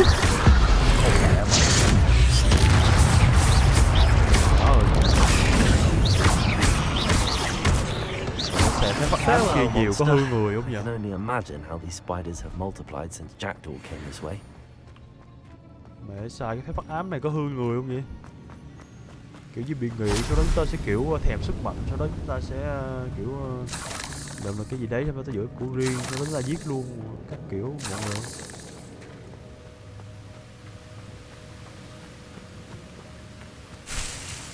Có bị tha hóa không vậy?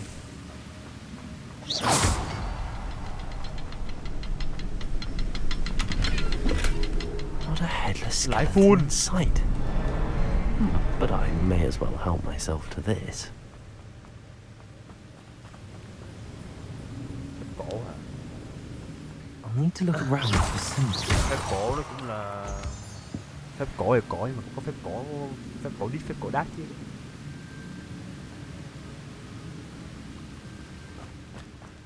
Phép cổ đít, phép cổ đát.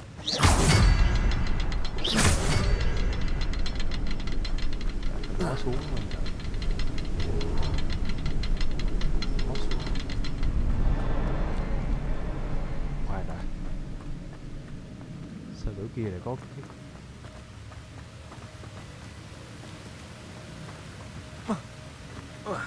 À chỗ kia là chỗ bên đây đúng không? À đúng. Chỗ ẩn nào?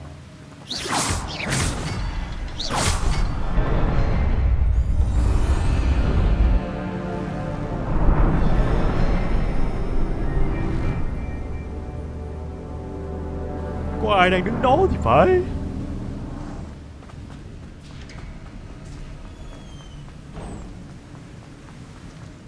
Must be getting closer to Jackdaw's remains and those pages. Ôi, không phải một người mà là 3 người.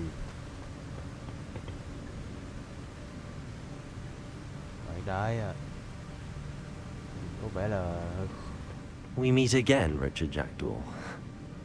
Oh, khoai lang chén. shame. Those splinters must be what's left of Ollivander's wand. At least I can take the... Full đấy chứ. Thề mới bán hết xong rồi mới đi đấy. Lin là vẫn full được.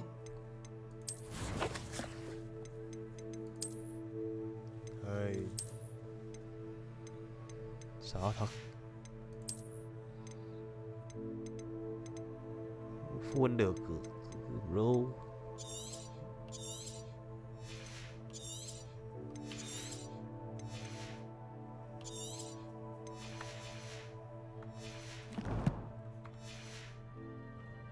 Here it is. The map that brought your doom, Jackdaw. Is there something beyond this room?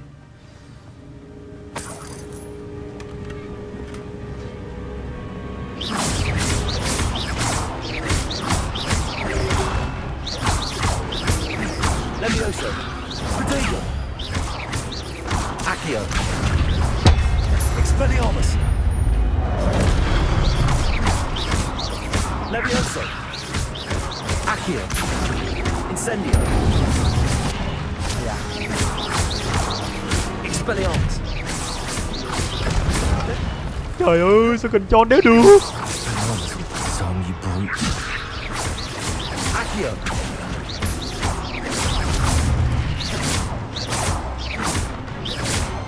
Levioso. Expelliarmus. Accio. Incendio.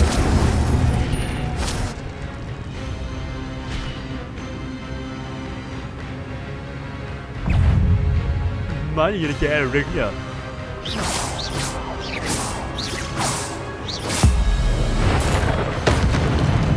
Ha! How about that? Okay. Một có một đi chứ. Levioso. Accio. Expelliarmus.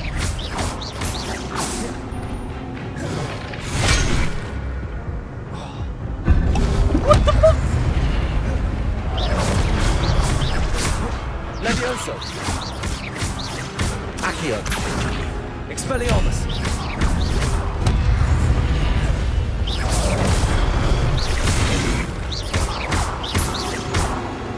Levioso. Expelliarmus. Instantly.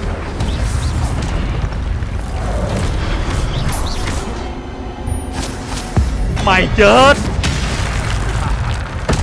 Cái phép này bá phải liền đi.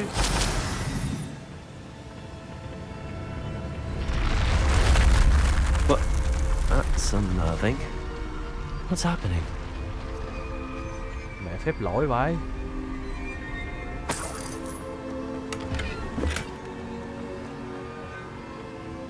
Revelio.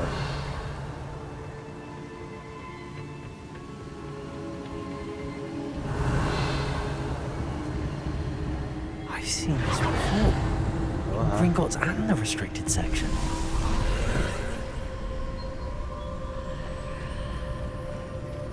Hay. Đi cái này hả?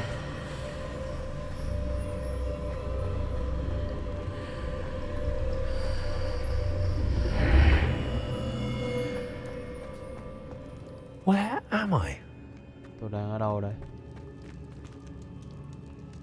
Oh no, the room's starting to flood.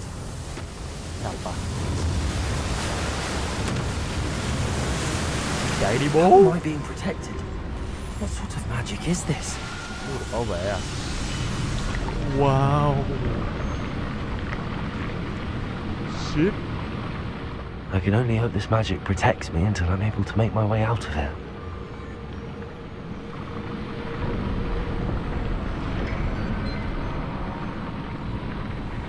What is this place? Đây là nơi đâu nhỉ? Nó kiểu có con boss siêu to khổng lồ ở đây.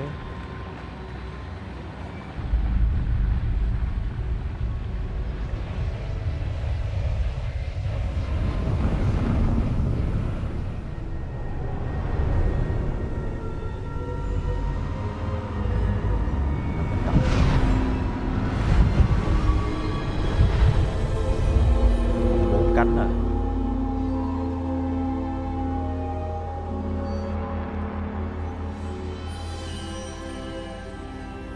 Can it be? Can it be? Who the hell? Là ông kia đúng không? It's you. Has someone finally found our map chamber? I recognize you from the Pensieves. You're Professor Rackham. I am indeed. I must confess that I am surprised to see someone so young standing before me. I'm the same age that you and Isadora Morganach were when you started at Hogwarts. You've paid attention, and might I presume you share our ability? To see traces of ancient magic? Yes, sir, I do. As you have likely realized by now, our ability gives us a unique relationship with all forms of magic. We can access expressions of magic that few others can. Opportunities will arise that allow you to sharpen this rare talent. Do not squander them. I won't, Professor. Thank you. We have much to discuss. But first, a map found in a certain book led you here. Place the book on the pedestal. I don't have the book with me, sir. That is unfortunate. I'm afraid we must pause our conversation until you return with the book. Phải đi tới đây xong rồi phải đeo cái bút theo. Nói chung là nói ngắn gọn là hỏi thằng này là kiểu cậu cũng thấy được kiểu dấu vết của phép cổ xưa. Nói chung là rất là hiếm nhưng có những người có thể nhìn thấy được như thế. Mình là một trong những người đấy. Ông là một nhà tiên tri à? Tại sao nơi này gọi là khu vực map chamber? I'm a bit confused, sir.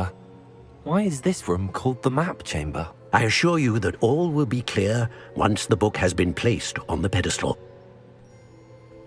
Very well. Okay. I'll retrieve the book right away. Good. We shall speak again once the book is in place. Ra sẽ hiện ra cái bản đồ. Your connection to ancient magic unlock talent cộng 1. You will receive one talent point each time you increase your wizarding level. Giờ new talent point. Ôi, mà ta lên được mười mấy level rồi. Có hiện là mười mấy level không nhỉ? Starting at level 5, you may spend this talent point as you wish to enchant your spell to increase your combat level still and more. Hãy chọn cẩn thận. Talent may only be spent once, so the number of talent you acquire will be limited.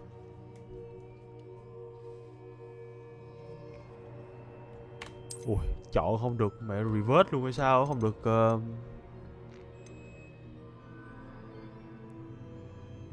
spell casting. This increase your ability with the dark art.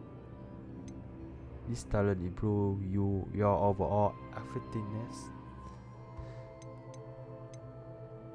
Talent will be to sneak air around room of requirement.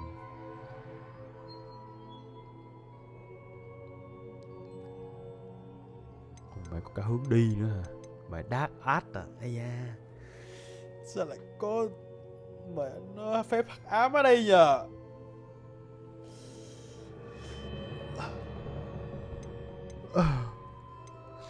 Từ từ nha, bây giờ xác định là từ đây hình như là nếu mà như theo map kia nó ghi thì mình có tận 40 level, tức nghĩa là tại sao là 12 mà nó ghi là level 5 mà ta. Level 5 thì tầm này phải là 11 cái, 12 cái. Thôi cũng được. Nó thế thì chúng ta nói chung là sẽ có 35 điểm rồi. Ở đâu? Chưa tới. Đúng rồi, 35 điểm.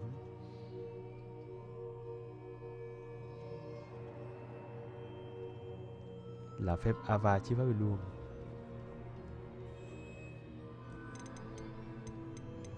Ngay từ từ đi.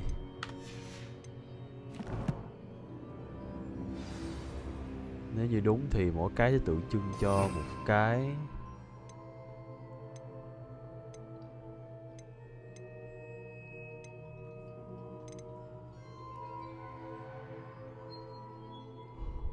Ôi, có cái Avada Kedavra này, cái này chả phải là phép ấy hả trời. Này là nguyền luôn á. Này là phép nguyền.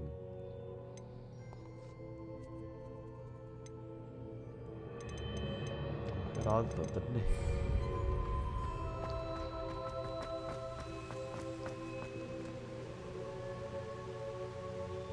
Chọn spell à? Ủa? Chọn spell mà mình chọn sau mà được đúng không? Chọn tại vì nó không có thay đổi được ấy. Chọn ở đâu cho đổi đâu.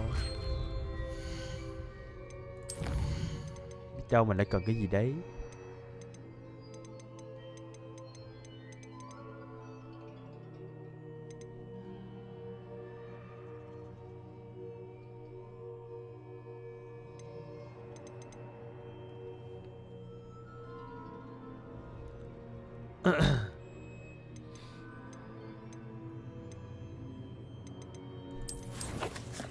Ủa hồi nãy nó dịch là kêu là chọn cẩn thận mà. Nghĩa là chọn là không thể ấy lại được đúng không? Ok. Chờ đủ.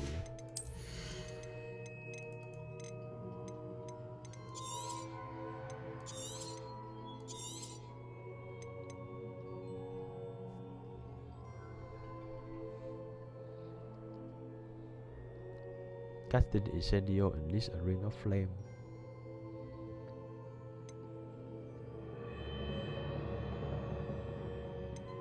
Quá nhiều thế.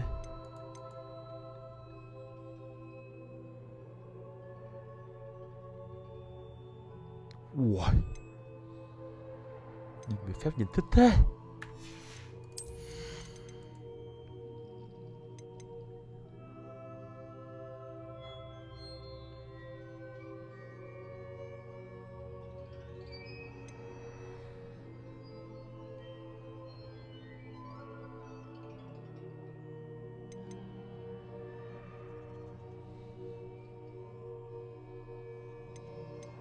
Hai này khác gì nhau?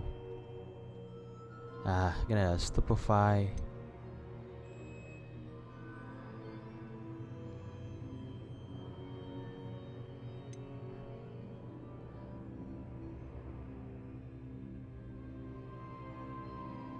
Ui, máy liên à.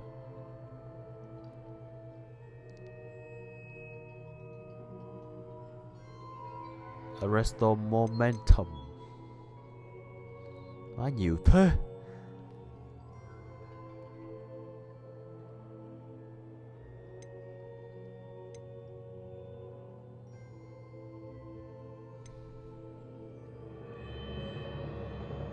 Avada Kedavra kill a cursed enemy. Ủa phép này bá thế. Giết một thằng bị dính Avada Kedavra, giết tất cả những thằng bị curse. Mấy cái này một combo mẹ ở đâu nữa nhờ.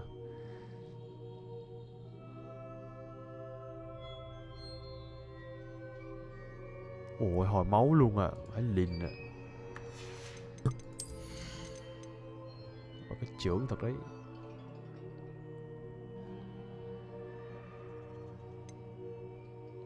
Gì mà nhiều thế.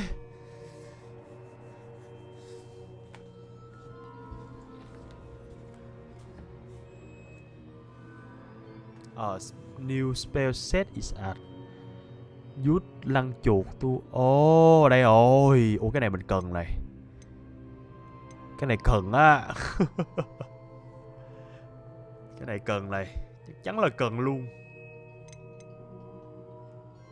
Cái này là thêm bản phép. Chắc chắn cái này cần.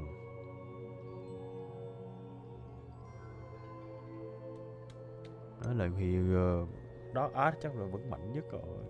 Avada Kedavra. Thật ra thì nó cấm thời đó thôi chứ bây giờ mình chưa cấm đúng không? Block will contribute to the Asian Magic Matter. Ui. Berry được hồi thanh phép cổ xưa này. Holding down dots allow you to vanish quickly and repeatedly nearby. What? Xem lại nào. Ui. Mẹ phép bị nhìn ngầu này. Fuck. Mẹ cái thanh. Cái bãi này được đấy. We're gonna heal you to a greater effect. Ủa cái này 4 bản. 3 bản nữa là thành 4. Enemy stock with stupefy. Remain stunned for a longer period of time. Này là tăng máu. Good dog contribute to the Asian Magic meter. Ủa cái này né được tăng thêm Asian Magic á. Ây da cái bản này cũng mạnh này. Cái bản này cũng mà thuộc dạng và cái đái blocking. Ây da bản này hợp với mình thế nhờ. Mẹ đọc chiêu mẹ hợp vải đái nhờ. Ui mẹ tăng Revego luôn nè.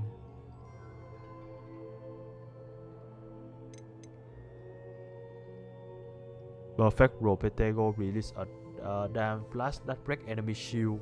Wow. Mà cái bạn này phải nâng rồi. 1, 2, 3, 4, 5, 6, 7 7, 14, 16 hả? 16 điểm cho bạn này. Chắc chắn mình sẽ nâng mát bạn này. Nâng mát nhỉ? Thật ra cũng không mát đâu. Enemy ability to detect you in reduce. Này không cần lắm. You to win while using disillusionment.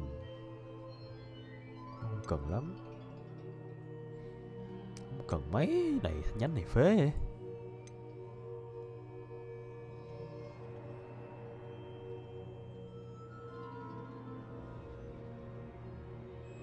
Ui.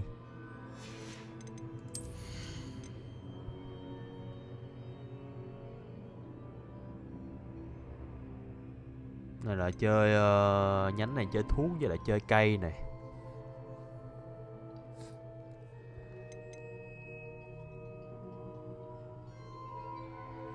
Này có thuốc tàng hình các kiểu. The damage and duration of the incapacity effect of Mandrake are increased. Nói chung là nhánh này là nhánh xài đồ nhiều.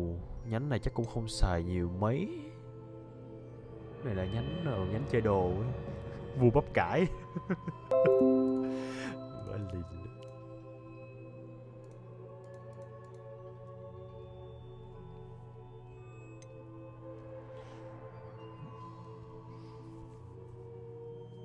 Vua bắp cải men.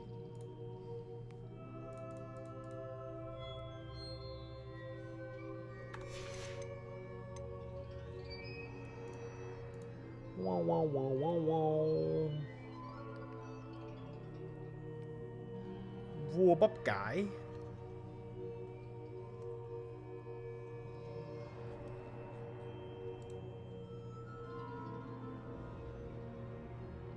Sao lắc thế nhỉ?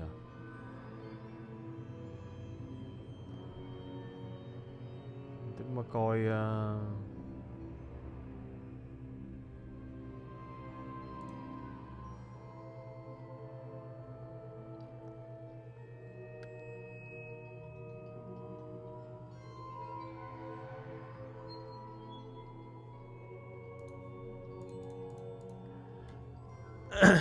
mà ba này ngon nhất rồi. Này bá này chắc chắn là về đam, cái này chắc chắn là về độ cơ động, thì chắc chắn là lấy bản 3. 20, 20, 36 à. Ủa tính ra 36 ba bản này là đủ luôn ấy.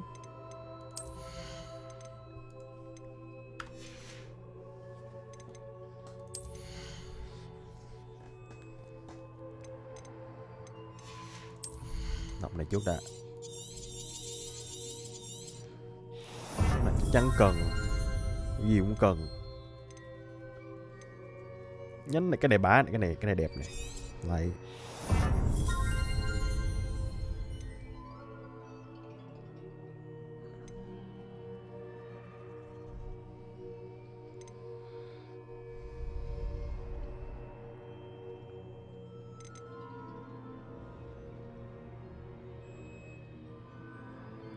Asian Magic Throw Catch and Throw Disarm Enemy Weapon. Basic Card Impact Reduce Spell Cooldown. Ủa cái này ngon. Basic Card, cái này rồi giảm thời gian hồi chiêu.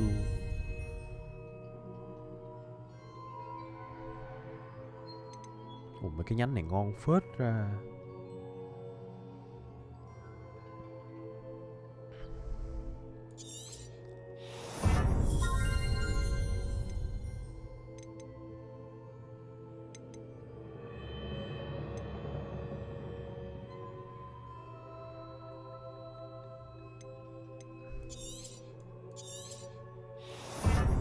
Cái nhánh này hợp với tôi quá mà.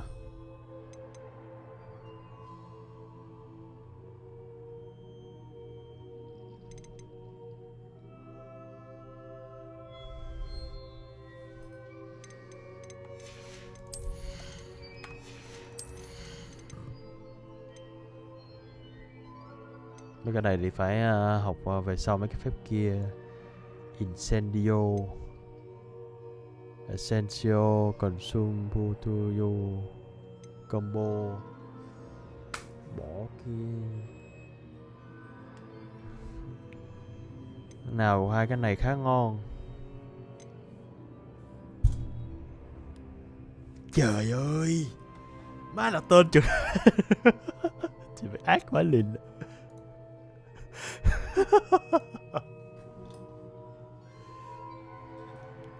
Mẹ chịu luôn đi.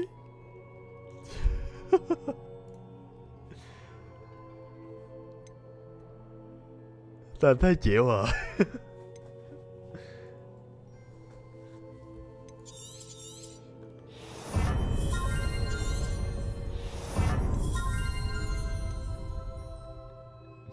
Tên ác thiệt đấy.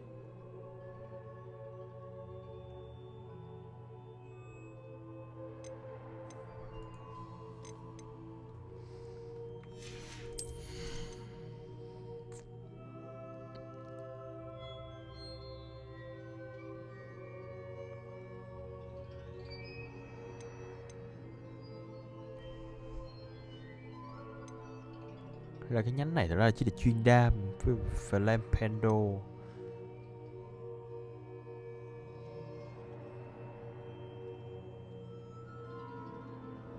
Scavemus, cái này với cái này. Đâu, cái này cái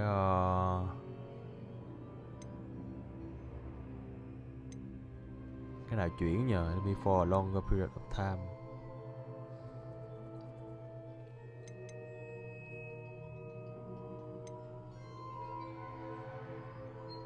Má, phép này phép ác quá, phép này phép giết người à.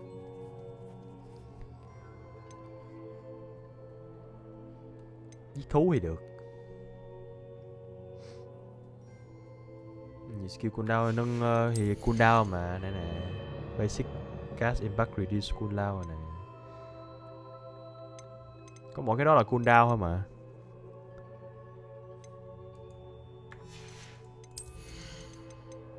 Có mỗi cái đó là cooldown à. Cái đó thì nâng rồi đấy. Còn cái này là hồi cho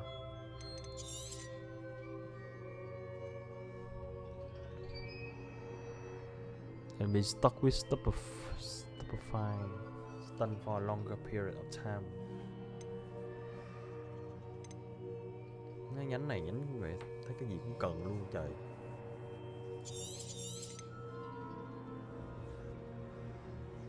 Nếu khi phải nâng thêm điểm này. Má nhiều quá ta.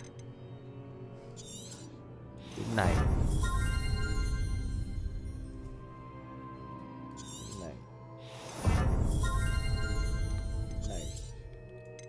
Điểm này cũng không cần đâu mà cứ nâng đi. Cái nhánh này muốn nâng hết luôn á. Bệnh máu hả? Cần không nhờ? Tạm thời chưa cần.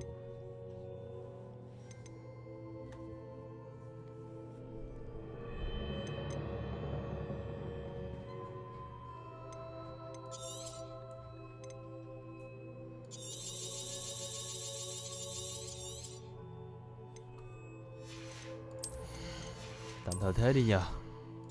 Mày luôn đi. Ok.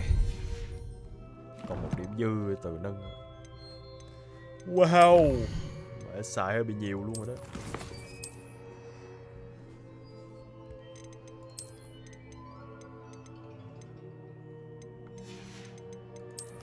Má 6.000 tiền.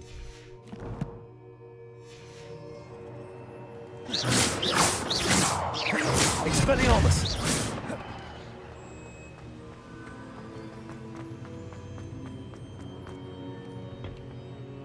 What more can you tell me about this place, Professor Rackham? I'm afraid we must pause our conversation until you return with the book. Okay. The statues and carvings in the house on the cliffside, those are of you. Are you a seer? I am. Did you know that I would be here? I cannot say more at present, except to say that your presence here does not entirely surprise me. Ông này không ngạc gì lắm khi mà mình xuất hiện ở đây. Very well. I'll retrieve the book right away. Good. We shall speak again once the book is in place. Theo là phải mang ông kia theo rồi nhờ.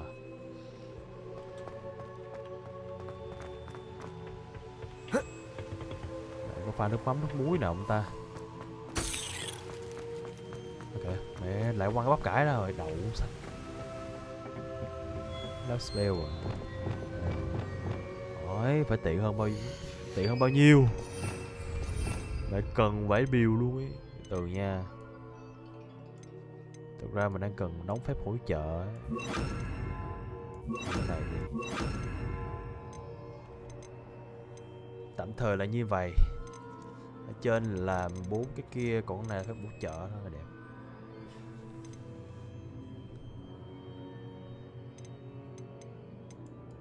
Này là gì? Ok, hợp lý rồi.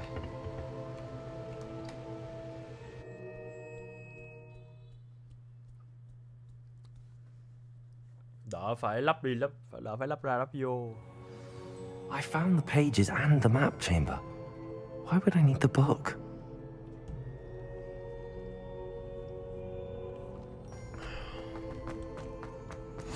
Off on another adventure.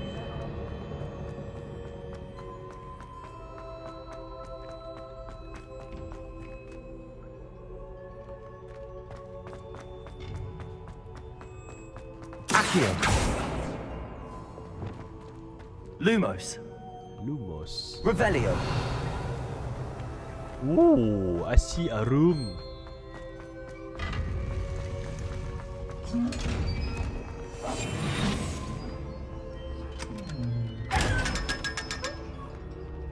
Mấy con này 500 đồng.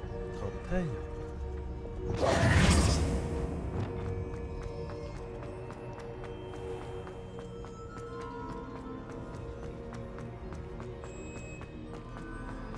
I'm back at Hogwarts. I wonder when Professor Fig will be back. I did promise him I wouldn't neglect my studies while he was away. Suppose I have enough to distract myself when he returns with the khóa.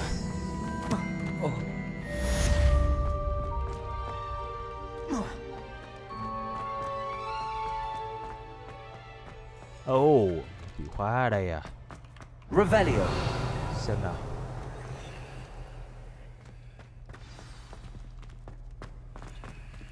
Từ từ nha, những cái level lock này level You gì need vậy? to learn the Pulso, the banishing charm, useful for pushing objects or adversaries away. Đây rồi. Complete the required Phát dịch tasks đồ. and meet me in my classroom.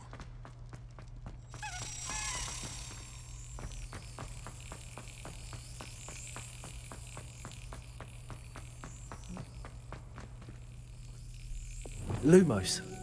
Lumos.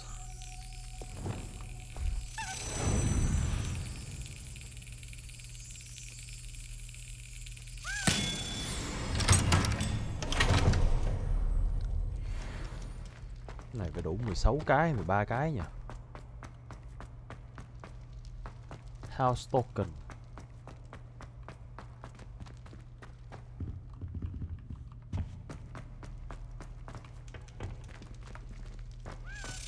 Revelio.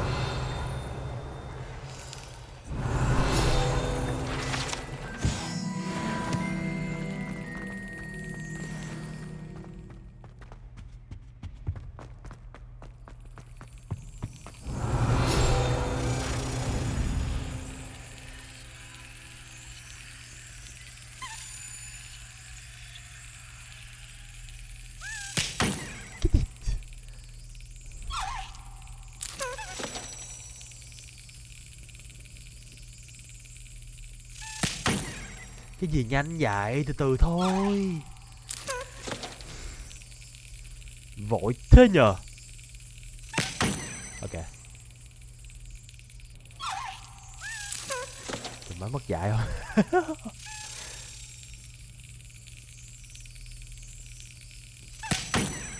Chủ thì còn thề con này nhanh hơn mấy con kia luôn ấy. Đúng không? Con này rõ ràng nhanh hơn mấy con trước.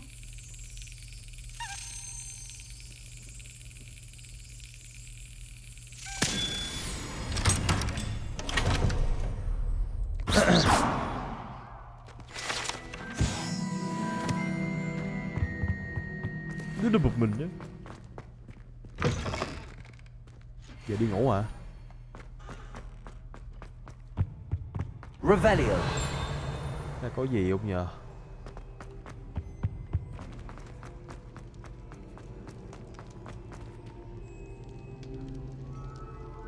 Ui, ở đây nhà, ở đây bên nhà của Gryffindor à, đâu phải?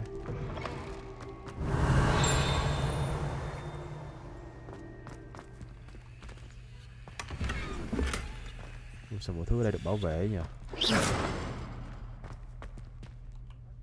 Incendio. Expelliarmus. Incendio.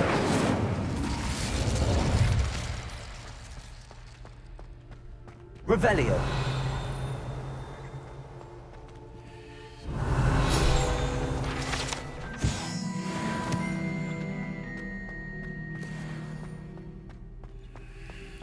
Ở đây có cái gì đó.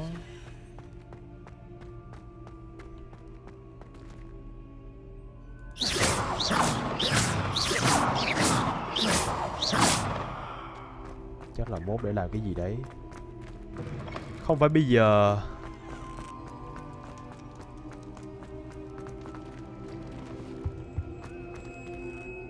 Mình tính ra có cái cửa ảo rồi.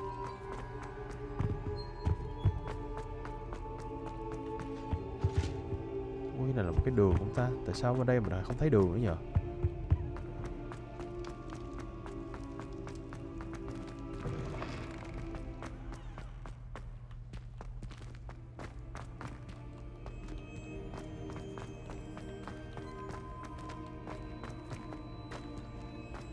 Revelio. Yeah.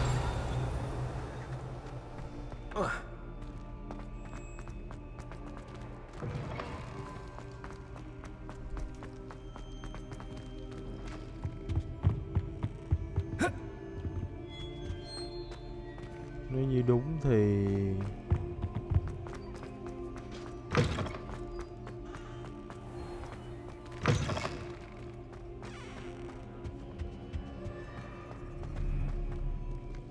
Revelio.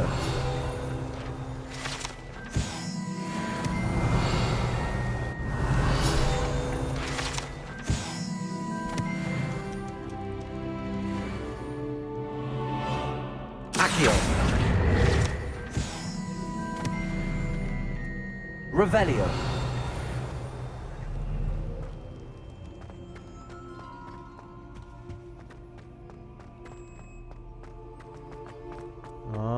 cái này ra sao Accio. Revelio.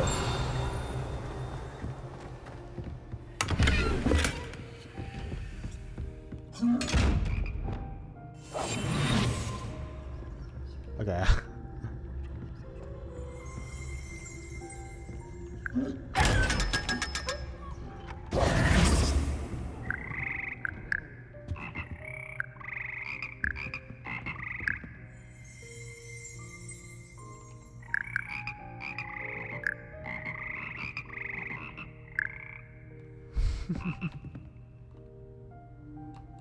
Revelio. Frog chùa.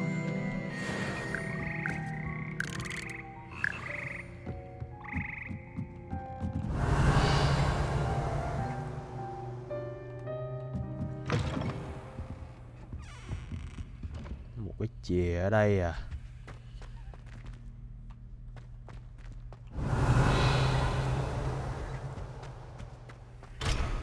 Level 1 lóc. Lóc miết nhờ. Ở đây giống như có gì Lumos. Reparo. Expelliarmus. Incendio. Levioso. Phải rồi. Revelio. Expelliarmus. Lumos.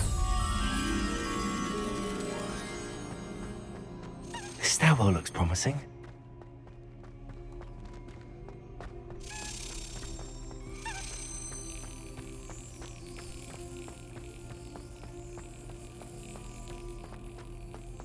This looks like the portrait from the map.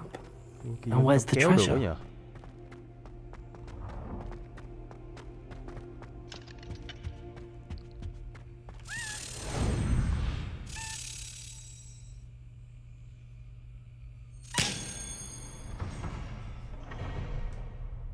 Đập rồi.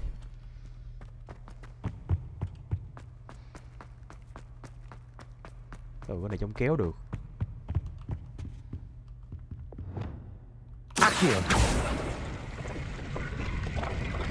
Oh! There was a doorway hidden within the portrait. Shit. I wonder what came of Arthur's search. Authentic historian gì đó.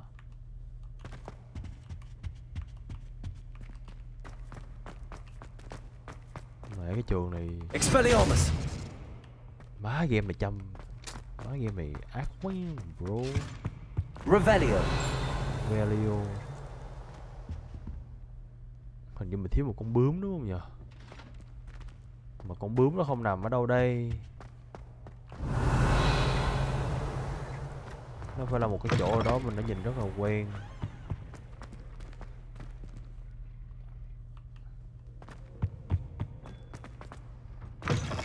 Dạ giật thế. Giật thế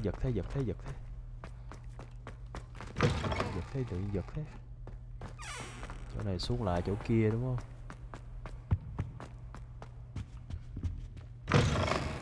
Revelio.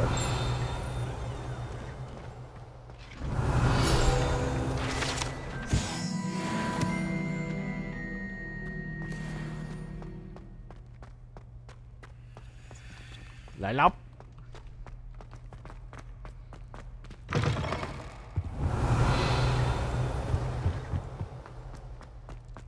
Lại lóc. Lóc hết luôn á. Thôi đi ngủ thôi. Action tới đây là chúng ta cần buổi sáng đấy. Bây giờ Flying class. Phước men.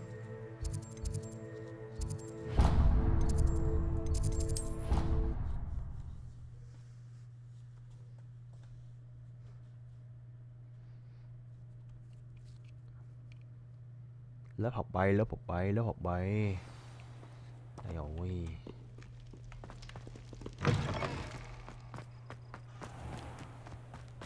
Ngủ ngoài đây luôn. Sắp được cưỡi chổi rồi. Đậu xanh.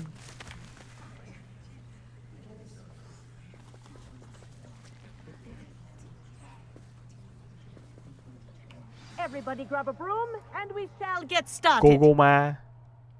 Kogawa chứ, nhầm. Mr. Clopton, your attention, please. Sorry, Madam Kagawa. Everyone, please welcome a new student to our flying class. Má thằng kia nhìn như mình đấy. The goal of today is to remind all of you how to maneuver on a broomstick safely. As broom flight is, first and foremost, a means of transportation. This, I fear, some of you have forgotten. Diving, rolling, and loop-the-loops will not be taught or in fact tolerated in this class. We'll leave that to professional Quidditch players, like the Toyohashi Tengu. Nghe nói Ravenclaw bắt giải toán hả? What the fuck, có hả? Now, let's see how well everyone kept up with their practice over the summer holidays. For those who need a refresher, toán của mấy cái cửa kia step up to your broom, say up firmly and clearly, then kick your leg over and rest your weight on the seat. Trùng má trông như hai anh em mới thề. Thank you. Now, your turn. Up, up, up, you stupid ratty school broom. Được kìa. Chửi luôn cái chổi á. Up, up. Thì tụi mất kính trong phèn quá nha. One leg over, so there's a leg on each side. None of that side saddle nonsense. A gust of wind will throw you right off.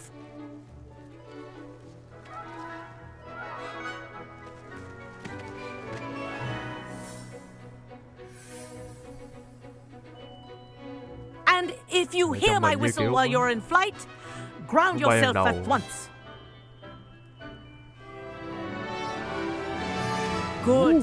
Now, for your first lesson, fly through each ring in the courtyard. Do take care.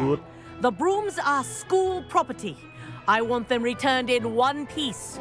Wish I had my own broom. Bay rồi. I think I'm getting the hang of this. Nó bay bằng một tay luôn mà. Bay ỉa. Well done. Now that you're acclimatized to your broom, let's see how well you manage with a more advanced exercise, shall we? Thêm một tí thử thách vào bài tập Advanced Exercise. Như là This next set of rings will take you around the grounds for more of a challenge. What a view! Hello! Hello. Nice day for a flight! That wasn't too bad. Ui. The old boathouse. Bà mẹ nó cho cái chổi xài luôn được không? Experienced crossing the lake as the first year. Đỡ phải đi mò.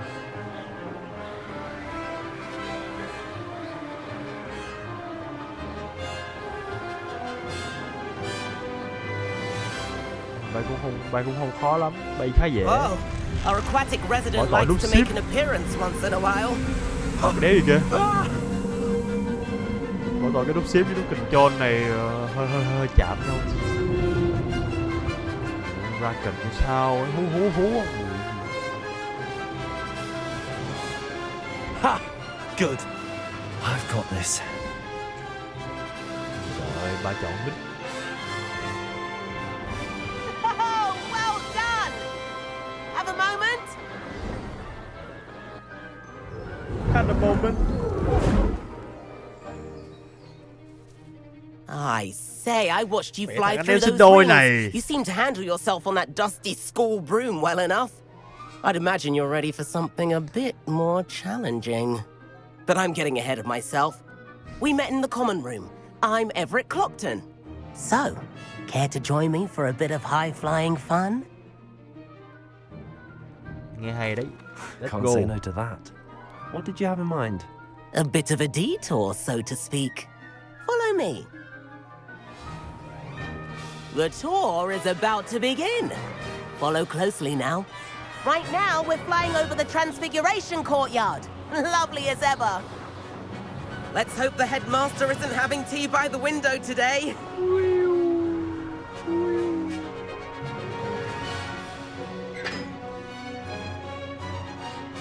Nice to get above it all, isn't it?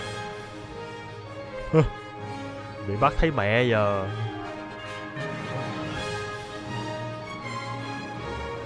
Ahead of the gardens, the Hufflepuff common room windows just peek out. Bit claustrophobic for my taste. How is Everett flying so quickly? Mày đè tao. Here's something handy to know. Lean forward for a burst of speed. Helpful if you need to escape a tricky situation. Gì vậy? Bớt. Now that's Vãi more liền like có it. nữa hả? You sure you're not part hippogriff?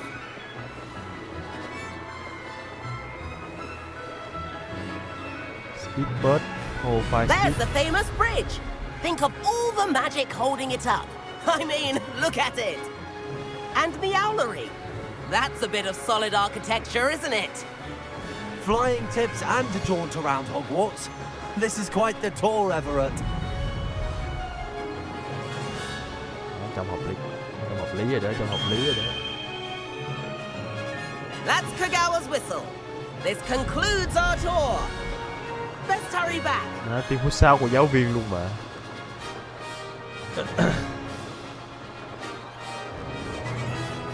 Looks like she's already dismissed class. Better hurry and hand in our brooms. Dismount here. Be to dismount. Ôi. And where have you two been?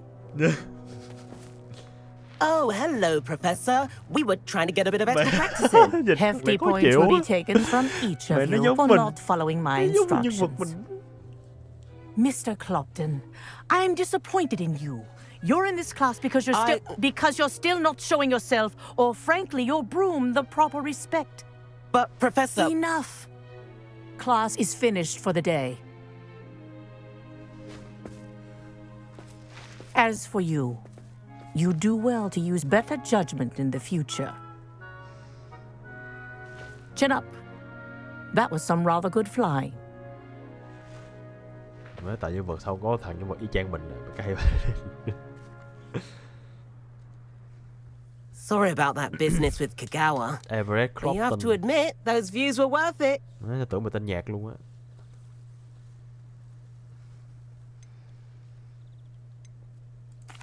It was worth losing a few house points for that detour. You seem at home on a broom. Bet if you had a fancy model, you could fly laps around Imelda. She's Kagawa's favorite. I could show her a thing or two if I had my own broom. Hate having to return the school broom after class. Perhaps I have to purchase a broom then? If you can, you should. Wish I could. I recommend visiting Albie Weeks at Spintwitches in Hogsmeade. He's always looking to test new models. I'll keep an eye out for you in the sky.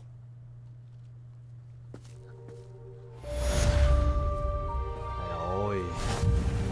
Nào có chỗ riêng cho mình vậy.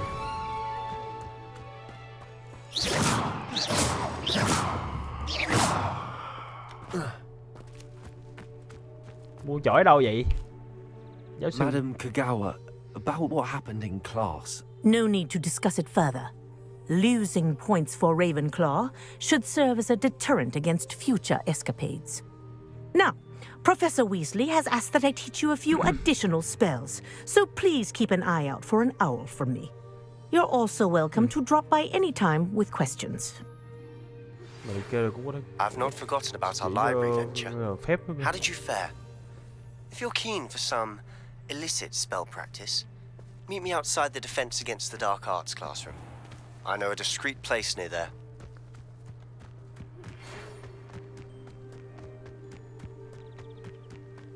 You can't imagine how inconvenient.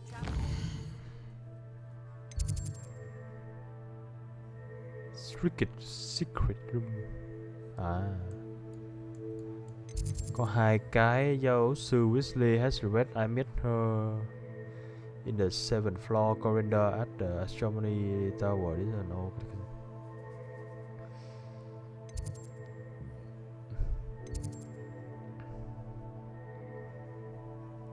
Ôi, cả 2 cái nào cũng được á.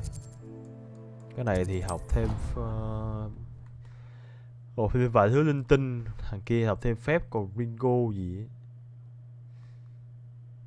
Secret Room hả? Secret Room là cái chỗ hồi nãy mà mình vô mà có cái ông có ông giáo sư hồi xưa ấy. I have an idea for somewhere you can focus on your studies, away from prying eyes and distractions. Đây.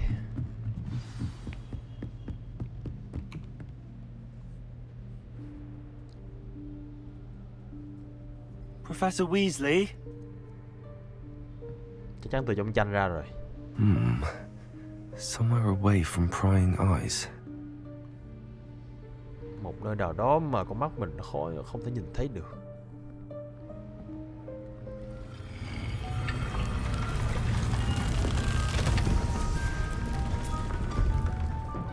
Wow. What the fuck? Forgive me, the headmaster stopped me and I... Merlin's beard. I see you've wasted no time. Well done. Tốt lắm. Shall we? Kiểu như tự mình tìm ra phòng After này you, luôn. Professor. Ngay sau giáo sư ạ.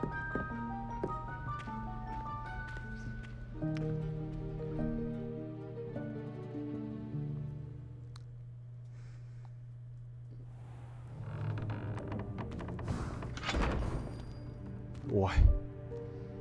What is this place? This is the room of requirement. Phòng yêu It cầu. only appears when one is in real need of it. Room of requirement. Ordinarily, a student might stumble upon this room entirely by accident. Tôi yêu cầu cho tôi một cái chổi. I'd only planned to suggest to you how to find it by walking past that bit of wall, focusing on what you need. But you've managed to reveal the room on your own. While I'm here, we should take advantage of the moment. Now, where is Deke? Mọi phòng ở trong chất lượng vãi lên nè. Deke, Professor. The house elf I was speaking to in my classroom your first day. Thought he might help you use the room once you found it. Làm game ác thật đấy. Làm để chết hết. There's no chance I'm clambering over this mess. This presents the perfect opportunity to teach you Evanesco, the vanishing spell. You can cast Evanesco to vanish certain objects, such as these chairs and other things here in the phép room. làm biến mất đi những I vật suggest thể you practice the wand movements first, then you can clear the chairs away. Ta chỉ cho cậu cách vung đũa, sau đó là còn lại là việc của cậu thôi.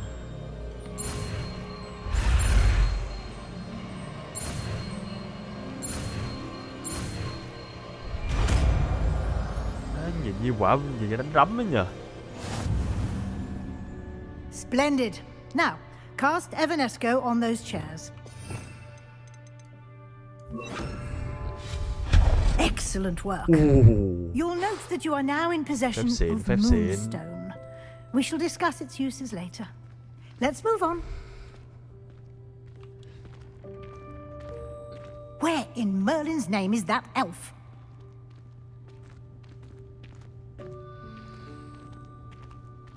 Is that... Goodness. My old school bag. I wondered where that had got Cặp đi to. học cũ. Rồi, như cái vali. Can't believe it's still here. I'll just take a quick look at this. Give you an opportunity to explore on your own until we locate Deke. Yes, Professor. Vâng, giáo sư. Explore the room of requirement. Dear me. Can't you keep it down? Some of us are trying to rest. Mấy cái đây không buồn à?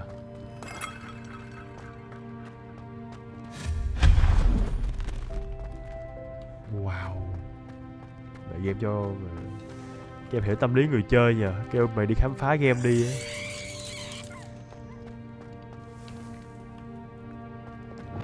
Accio.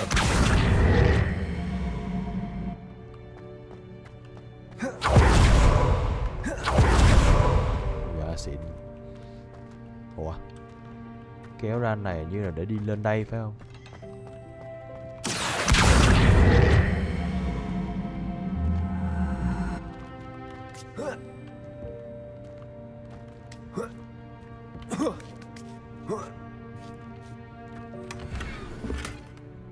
Trời ơi, lại full. Mẹ nó.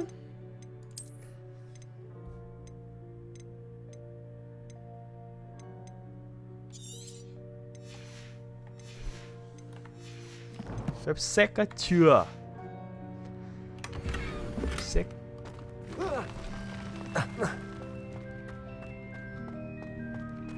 Uống trà. Sao có trà ở đây vậy? Incendio. Hope this isn't as precarious as it looks. À, phép xét là phép Avada Kedavra hả? Phép nguyền. No, not. That's not helpful, you worthless pile of tin. Ông giáp này.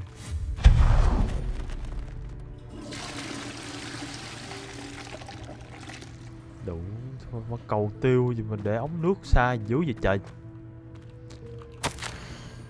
Pit often the room thought I need a bath. Ticketing.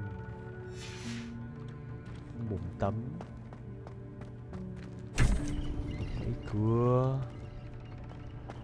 Lồng đèn.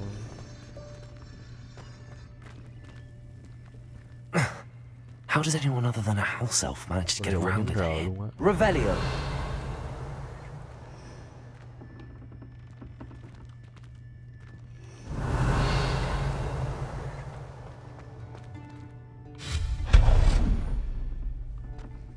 Má gì lại What was that? trời. Was that a golden snitch? Golden snitch. Ui. Perhaps you should summon your wits and find out. Revelio.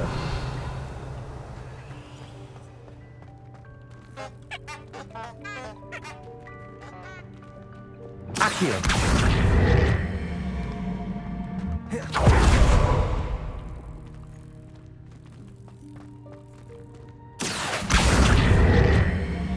Sao nó qua nhỉ?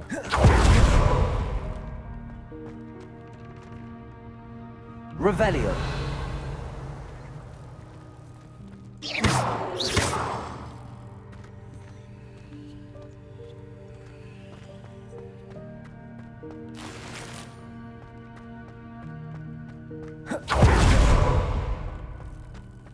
Accio.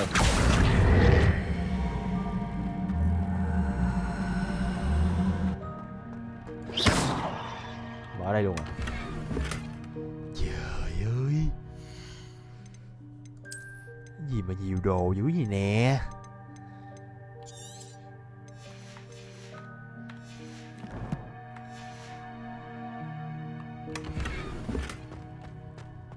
Revelio.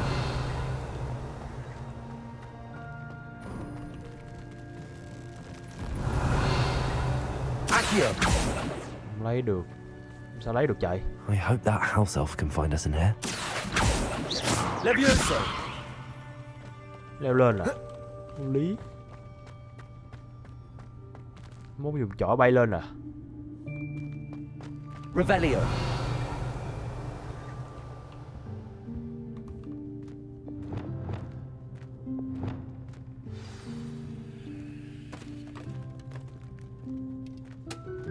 Ui, mấy chỗ này trong xinh nè. Yikes! Careful! Huh? Oh, there you are. Wait right there. Deke will come to you. Hello. Ah, Deke, we've been looking for you. Apologies, Professor Weasley. Deke was looking through some of what's appeared in the room since Deke was last here. Is this the student? Indeed it is. Deke is honored to meet you. Deke has been a friend since I was a second year. We discovered this room together. I mentioned you to Deke. Bạn từ năm 2 We tới believe giờ that you luôn mà. might be able to benefit from this room like I did. Deke, would you be so kind? Of course, Professor Weasley. Lễ phép. The room of requirement will always be equipped for the Seeker's needs. It's unplottable, so won't appear on any map. Most happen upon it by accident, if ever. Deke's seen students in need of an extra file for potions stumble upon the room filled with them. You seem to have accessed it in its form as the Room of Hidden Things. I was thinking about needing a place away from prying eyes. Brilliant. Brilliant. Oh, that explains it then. What I need specifically is a place where I can catch up on my schoolwork without distraction. Well then, the room can provide you with precisely that. Phân tâm. Now, it's time to focus on what you need.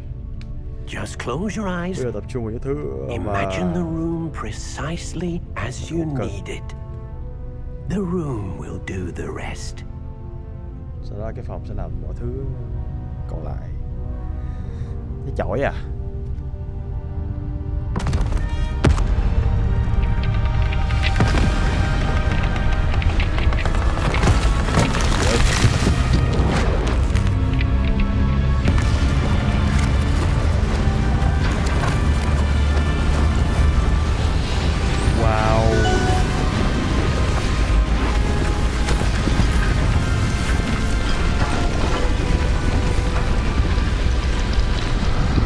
Gàng thế nhờ. Cảm ơn tên N nhé.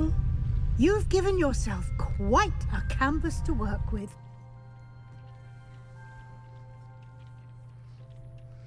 I look forward to seeing what you do with the space. Tiện có phòng chơi à, đã thế.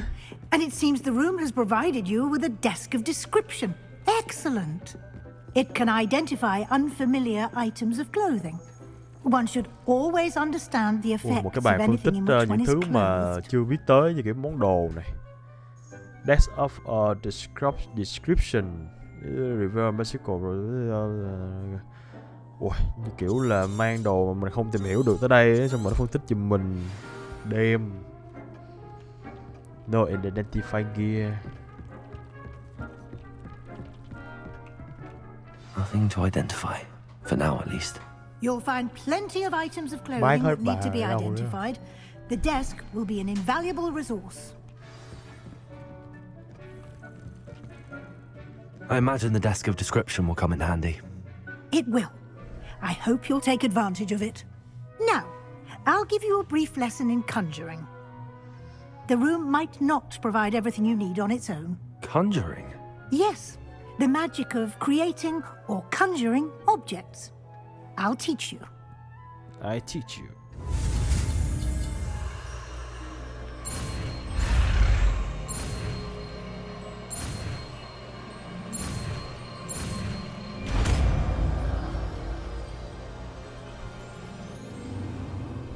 Very good.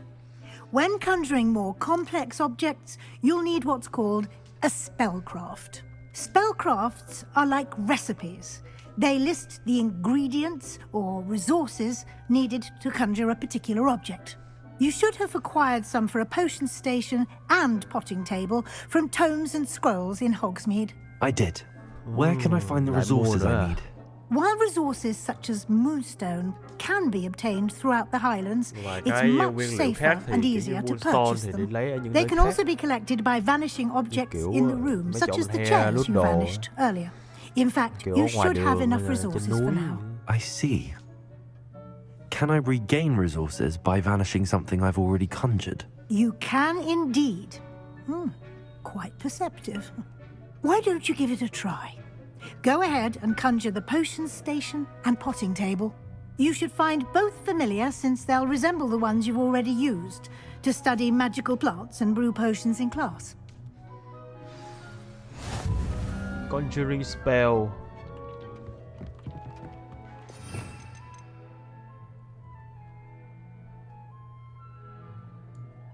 Dạ má, chứ phải cần ở ô thứ 3 rồi đó. Nhiều dữ ta.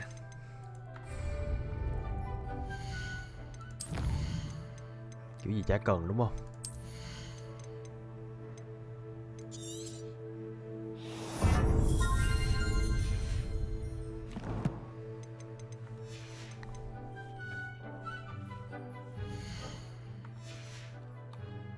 nghĩ cái này kiểu gì cũng cần full 4 cái.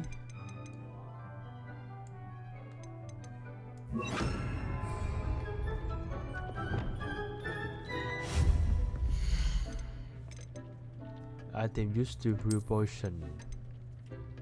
Ôi má ơi. Má xây dựng một cái phòng riêng cho mình à, và cái đái chị.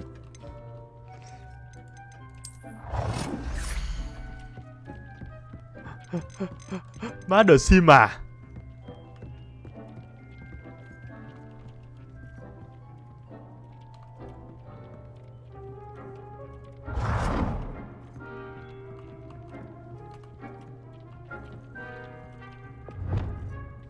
Trời, má có chỉnh màu luôn à. Phải liền thật.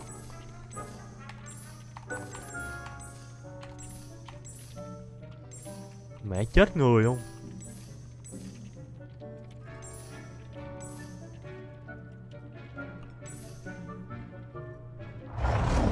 Má chết thiệt cái chứ trời ơi.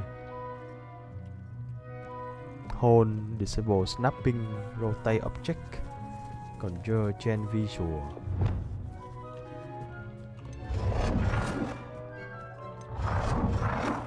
Ủa, mình có cả hình. Ủa, này đẹp thế nhỉ.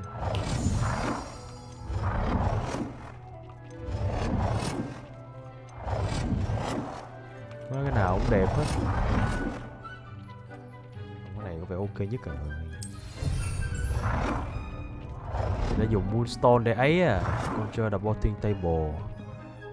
Nên bây giờ undo là này. Cái gì?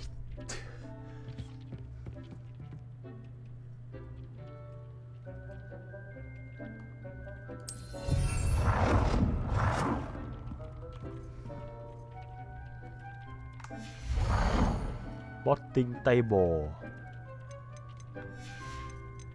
Boating table ở đâu nhỉ?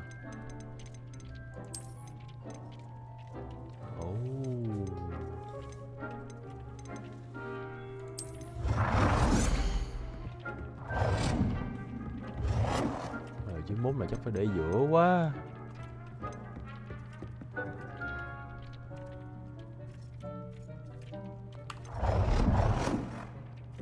Má chồng này xấu vậy.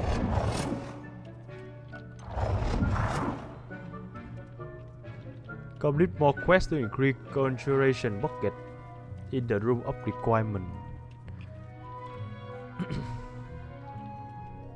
Well done. You can use these whenever you need to brew potions or grow plants. Presuming, of course, you've collected any seeds or potion ingredients you need in Hogsmeade or outside the castle grounds. Take up description. For role play à. Ủa, có chắc trang trí nữa à. Có thảm luôn à. Có bàn ghế nữa hả? Bà nó cướp thật. Có cái tranh nữa.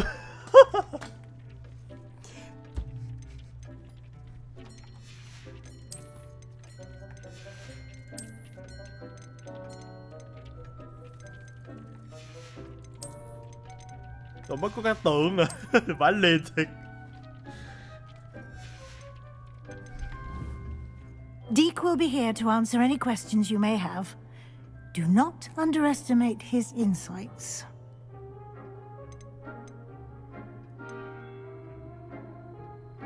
Can I use this type of transfiguration magic outside of the room? Conjuring and vanishing are strictly forbidden elsewhere in the castle.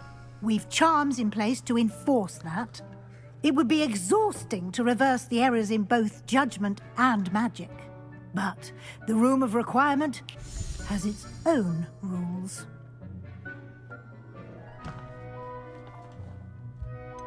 Can you tell me a bit more about Deke? He's been at Hogwarts longer than I have, and seems to know its every nook, cranny, and secret. We discovered this room together when I was a student. Deke has had a good deal of experience, both here at Hogwarts and at a previous post.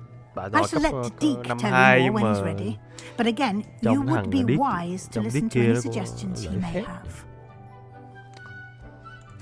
I will be sure to speak with Deke if I need anything. Thank you. Good luck. I shall linger a bit longer in case you'd like to learn another transfiguration spell for use in the room. Ồ, vậy là cái moonstone dùng để chế đồ à? Má, chắc phải lấy tầm 1000 cái quá. Ồ, có làm đèn luôn kìa. Má, thì chứ quả game ác thiệt. Có cả làm ghế, làm tùm lum nữa nè.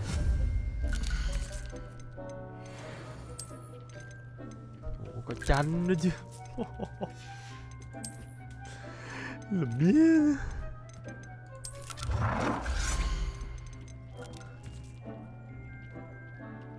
Có thảm luôn mà. Ủa, có thay đổi kích thước luôn ạ.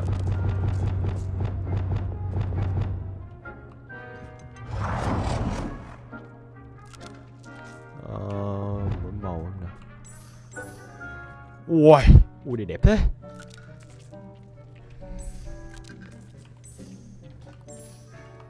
Mẹ game quá đáng không chứ trời.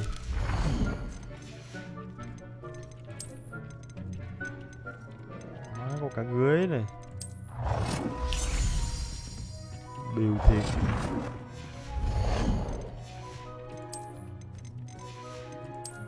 Má thì chứ game này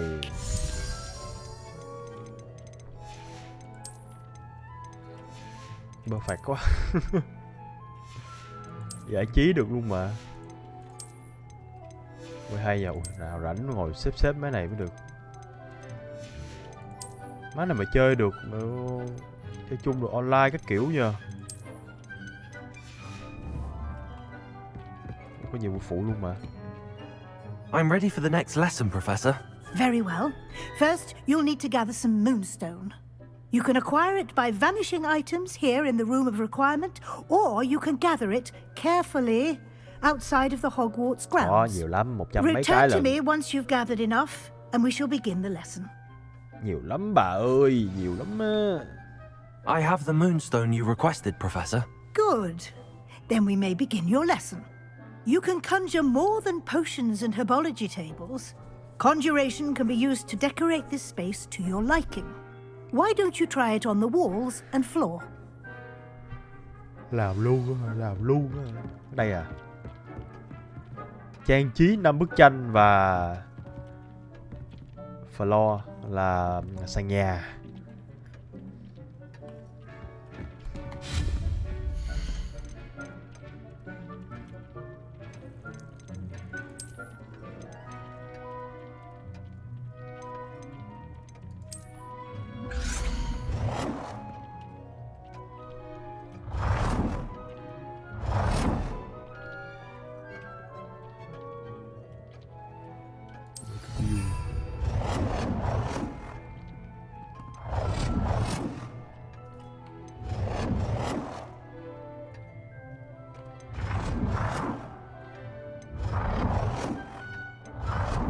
Quên con xin cái kia là cái gì cũng được rồi đó.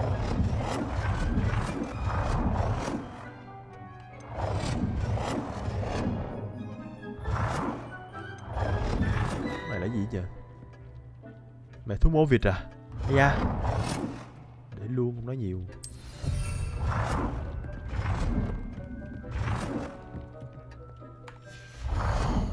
Má Harry Potter và The Sims.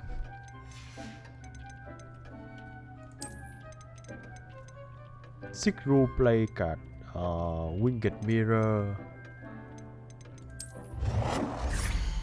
Wow.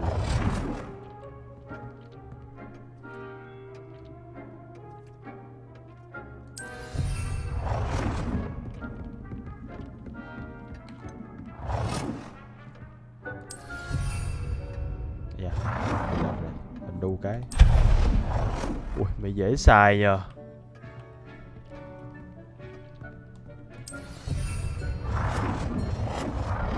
Dễ xài vãi. Ra cái này để hai bức tranh này để cao lên tí là đẹp. Tính ra mình đặt cái xong mà mình xóa cái là nó tính nhiệm vụ luôn mà.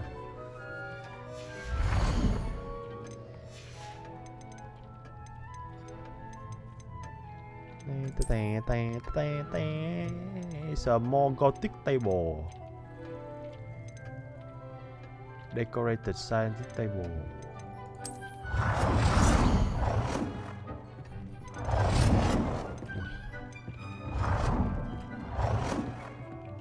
Mẹ thì cái này cuốn quá. Bro. Chết mất.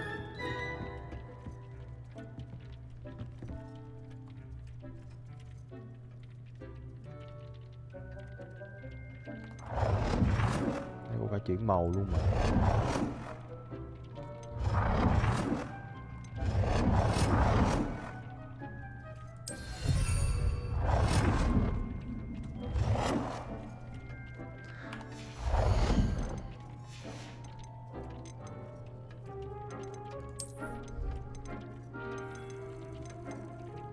Có cái thảm kia đẹp phết.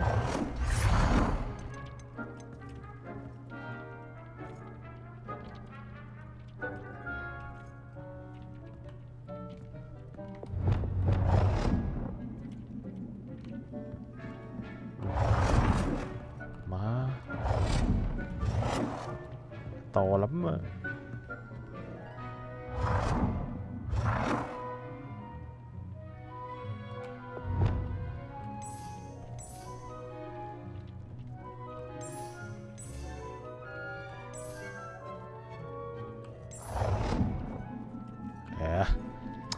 Ông ơi.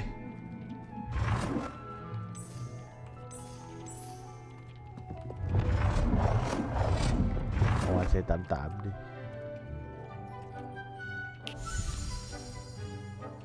Cứ đứng rủ rửa ở đây thôi.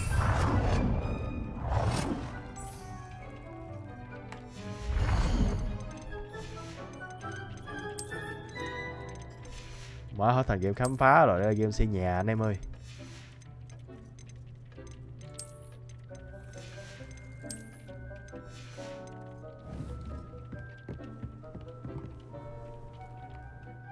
Nó còn không xóa được cái thảm này nhờ cái này cái default này.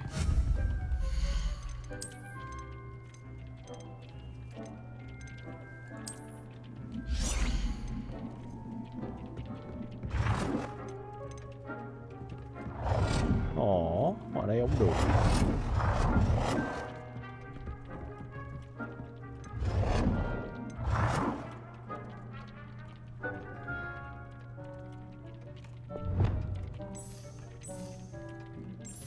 Má nó tốn đá ác.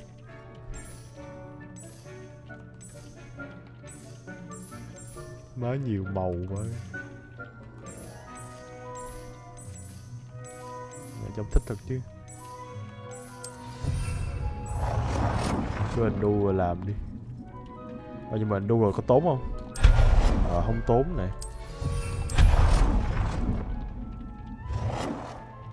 Good work. Shall we move on? Sit.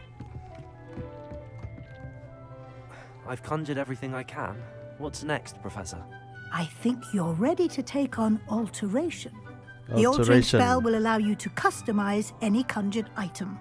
You can change the colors, patterns, and styles of your furniture to suit your taste. Let's get started, shall we? Watch closely as I demonstrate how to perform the altering spell. Nữa kiểu chắc cái phép này là cái phép kiểu sửa lúc mà nó dính mẹ dưới đất rồi.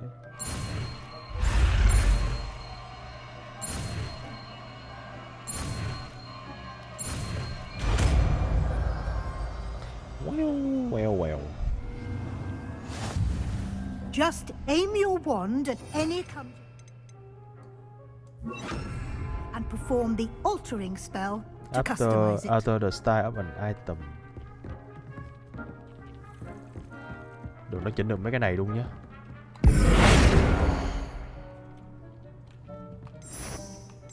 Vãi cả cút à. Thôi chỉnh được luôn hả? Gì trời. Rồi chỉnh được cá phòng mà. Mẹ The Sim mà.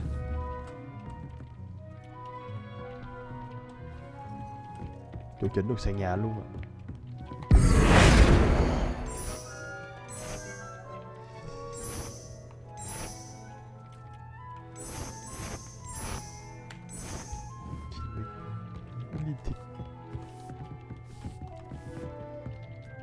Rồi sao chỉnh? Cái nào cũng cấm hết.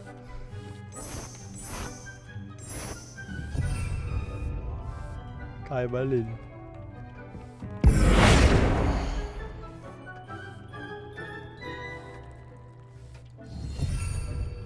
Change the color of an item. Mình đổi là cái nào cũng không đổi được thì mình sao đổi đây?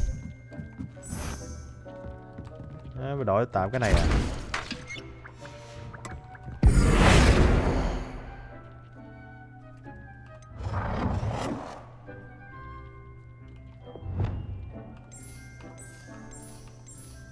Mẹ màu hồng.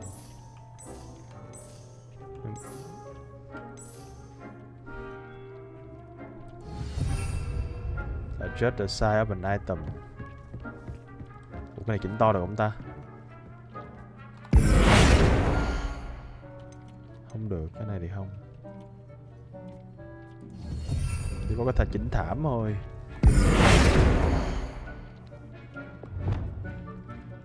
Ha! Nicely done. Now you're ready for something a little more advanced. You can use the altering spell directly on the room's architecture. Try these new designs on the floor or balcony. À, bây giờ mới chỉnh à.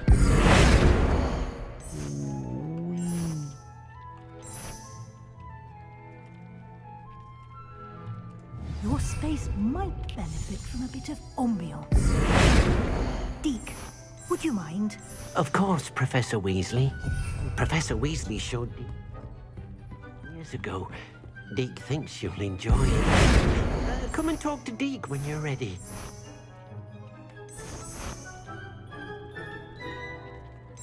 Có cây này hoặc là có tích.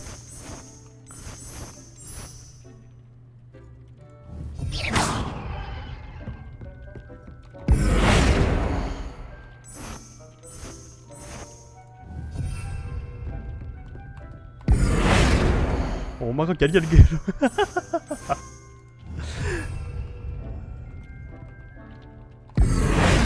Hay là chứ. Rồi, chỉ ra một chủ đề thôi.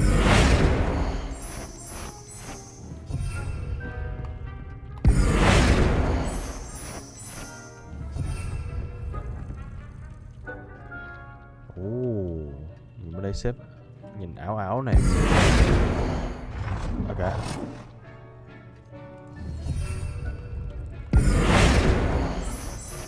Ui, nó không ảnh hưởng tới mấy cái kia luôn mà. Game code đỉnh nát.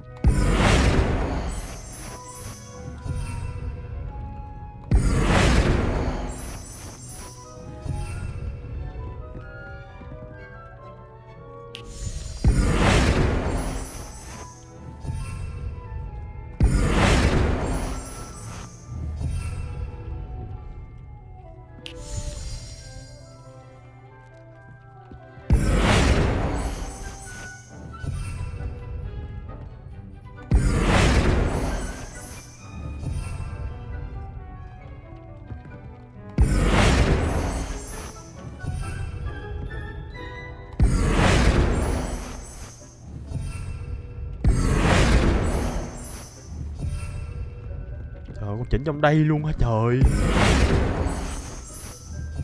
Nói chỉnh này toàn cây không chắc cũng đẹp hết giờ.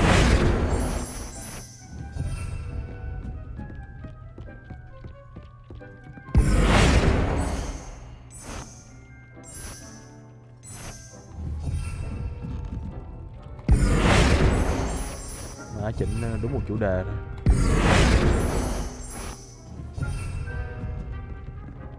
Hết chưa nhờ?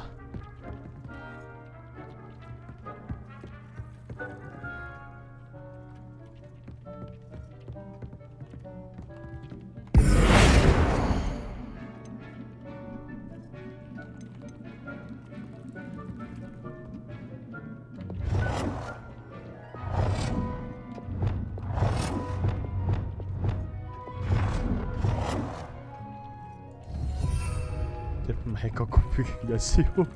Speak to Dick. Rồi. Ok. Sạch lắm đi. Professor Weasley said I should ask you about changing the room's ambience. Of course. What sort of overall look most appeals to you? Rồi hôm nay tư vấn hả? Mẹ đã chỉnh xong rồi. I like something natural. Earthy là chọn cái thứ hai nè. A cool moonlit sound effect.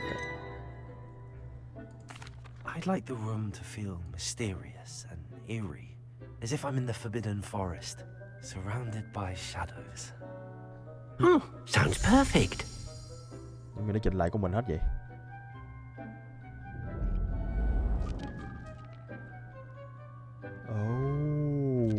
Chỉnh lại trời tối à. Muốn chỉnh lại thời gian thì phải nhờ ông này à. Quite a difference. Of course, you needn't keep this style if you don't like it. You can always ask Deke to change it back. Now you have learned a good bit about alteration. Thank you, Professor. The room is full of possibilities. Indeed. No matter how much time I spend here, the room always manages to surprise me. Ai cũng biết phòng này thì sao vậy?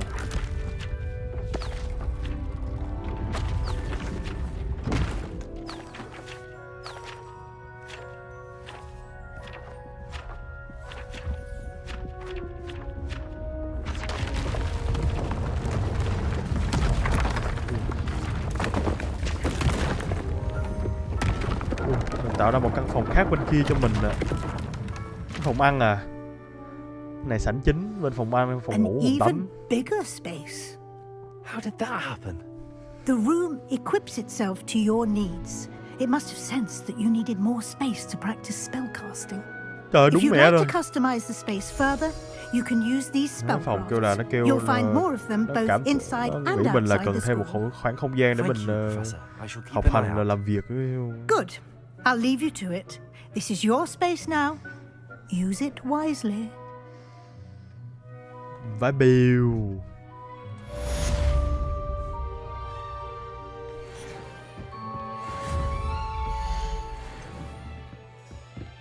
Ngủ chứ cho trời sáng tí rồi. I'd like to ask you about changing the room's ambience. Of course. What sort of overall look most appeals to you?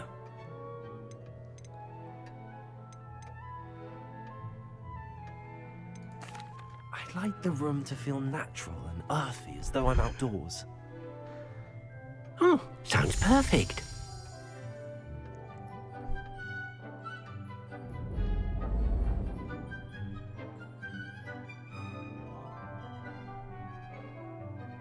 Ui, màu này nhìn hợp này.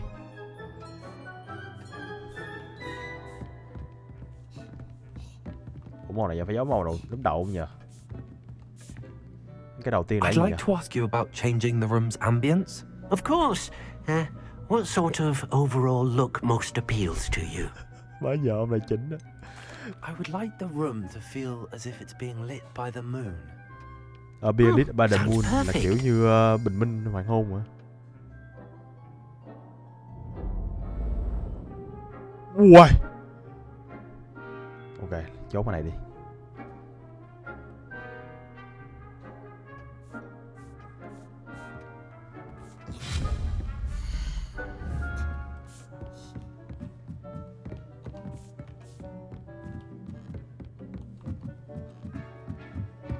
Má còn bên đây nữa. Trời đủ má. Game gì đây?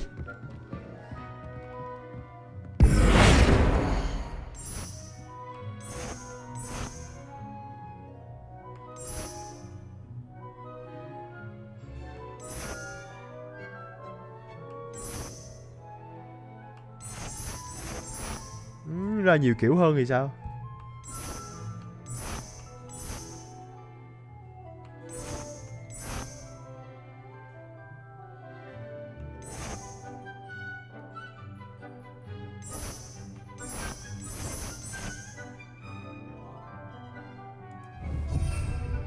Này có chỉnh màu đúng không ta? Ủa, có chỉnh màu à?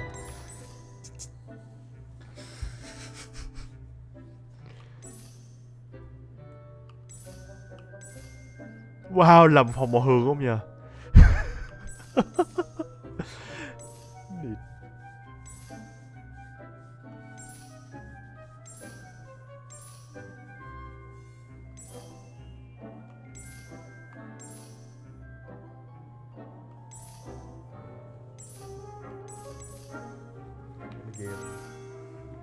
Ác thiệt đấy.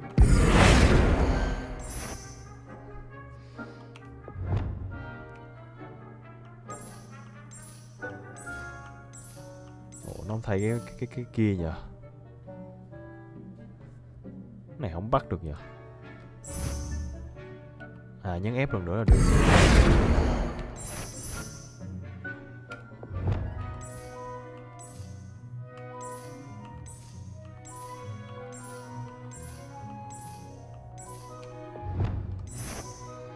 Má vậy. Có cái quả này phải liền quá.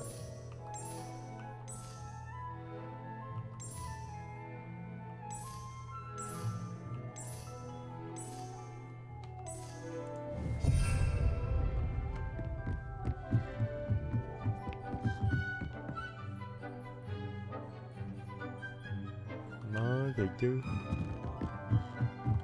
nó có chỉnh tranh ở đây nữa này, xong rồi đi vào xong rồi chỉnh lum la ở đây, bàn ghế các kiểu, rồi chỉnh cái này cũng nhanh thôi.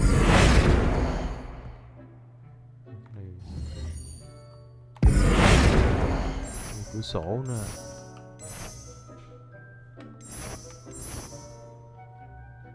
Potential window unit.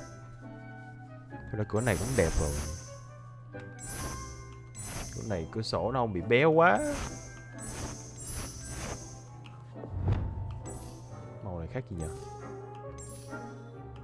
À, có khác đấy.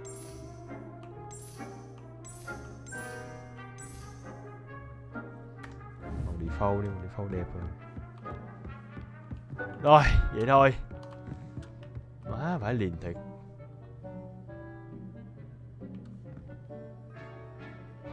Má trên được chùm nhà.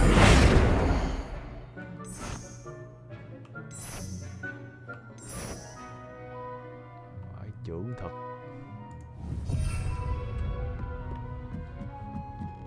Trên được cầu thang luôn.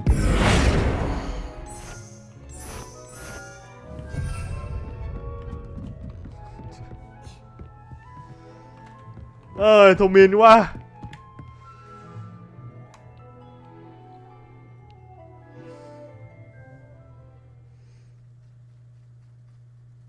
Đi khám phá thêm mới được nhiều trang trí mới á. Vải bìu. Ủa cái gì đây? Expelliarmus. Ôi. Revelio.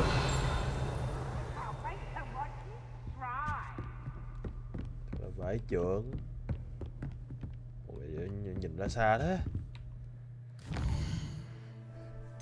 Vải trưởng qua.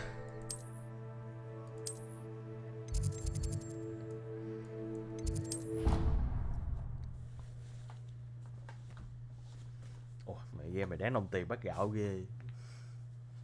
Ai nhớ game Forspoken đâu. Mua game nhìn ngố bị nổi. Ấy tốt mà còn game 1.8 nữa. Game như này nó đánh đồng tiền nữa nè.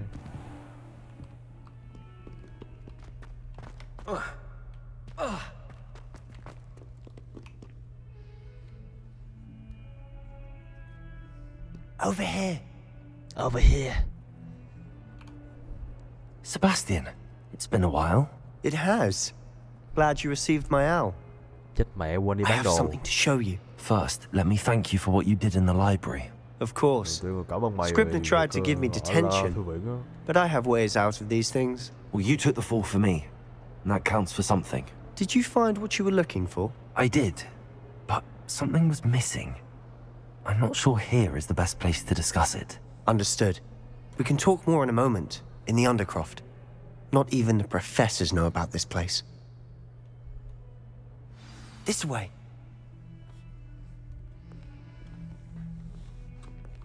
There's a secret passage just here. It's well disguised.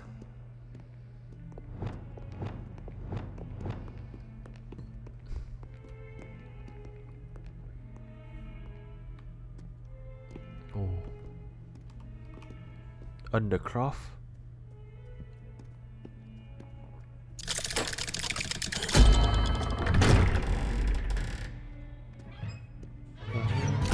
Để đợt sau bán đồ. Nãy quên mất tiêu rồi. How did you find this place? My friend, Ominous Gaunt. He named it the Undercroft. We used to play gobstones here all the time.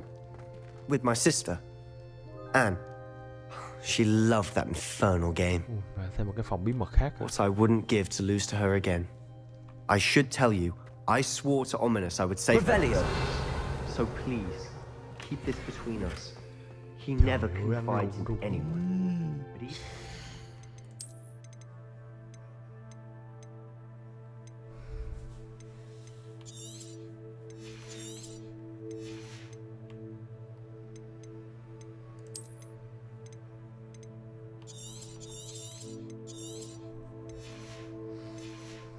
Thôi bán đi, có mấy đồng mà.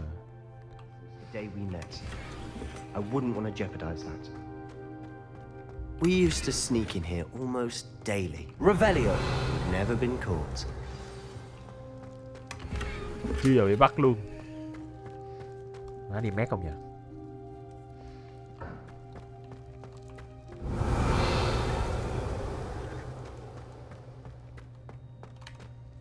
I think I've seen Ominous in potions. Or was it herbology? I've noticed that he uses his wand to navigate the castle. He does. No idea how, though. Ominous was born blind, and no spell could reverse it. His wand seems almost sentient. Not surprising, I suppose. Ollivander always says, the wand chooses the wizard. Is that how he found this place? No, someone in his family knew about it. The Gaunts are full of secrets. I've never heard anyone else speak of it, and I've certainly never seen anyone else here. Again, mention this to no one, especially Ominous. He has no love lost for his family or their secrets, but this place is special to him. Understood. But why does Ominous have no love lost for his family? His father's family are direct descendants of Salazar Slytherin, one of the 4 founders of Hogwarts. Obsessed with blood status, most of them. Ominous cannot abide them, as he'll be the first to tell you. Anyway, the Undercroft has been a perfect place to sneak off to, away from prying eyes, and even practice otherwise forbidden spells. Really? Like what? Like the blasting curse. Professors say it's not an appropriate spell to teach students.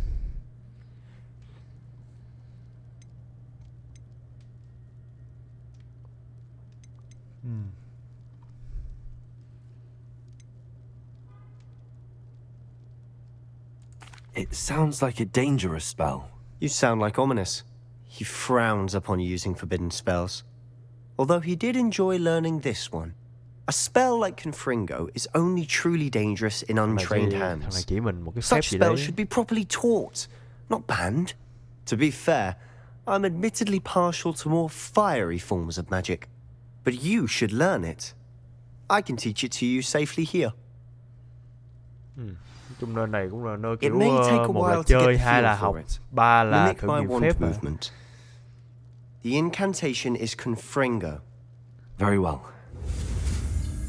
Chữ Z luôn mà.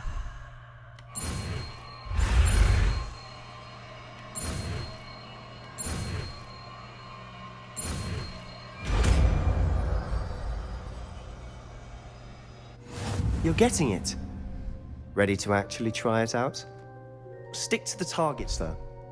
Best to keep the Undercroft intact. Trời ơi, mẹ nó nhiều chiêu quá.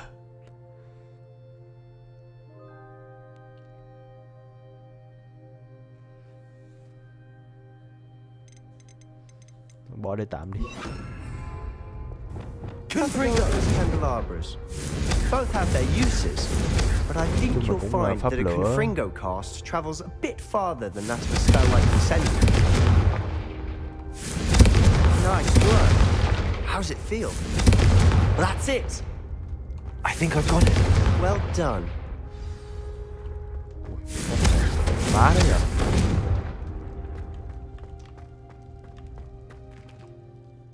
I have to say, I enjoyed that. The first time Ominous and I practiced Confringo, we singed our eyebrows. I would have paid to see that. I swore we'd never live it down. To this day, there's something about that spell that's addictive. I swore you never live it down. To this day, there's something about that spell that addicted. This is exactly the type of magic I've been hoping to learn. There's more where that came from. Been practicing similar spells here for ages. Although, I didn't tell Anne and Ominous about every one. Haven't been here in some time. It's not the same without Anne. I'm sorry about your sister. If there's anything I can do... Perhaps when I next head to Feldcroft, you could come along. Meet Anne. She could use some cheering up. Just let me know when and I'll meet you. Oh, she misses Hogwarts. She's been stuck at home with our guardian, Uncle Solomon. Unfortunately, you'll have to meet him too. Well, meeting a new student will be precisely what she needs. I shall look forward to it. Cheers. By the way, what was it you couldn't discuss out in the hall earlier? I'm not sure where to start. You said something was missing from what you found in the library. Might it have something to do with Victor Rookwood? He didn't mistake you for someone else at all in Hogsmeade, did he? Nothing gets past you. I'll tell you what I can. Rookwood and Ranrock are trying to recover something they think I took from a vault in Gringotts. Gringotts? When were you there? Professor Fig and I wound up there after the dragon attack. There was this port key that... A port key? To Gringotts? Well, it's all a bit convoluted. I'm listening.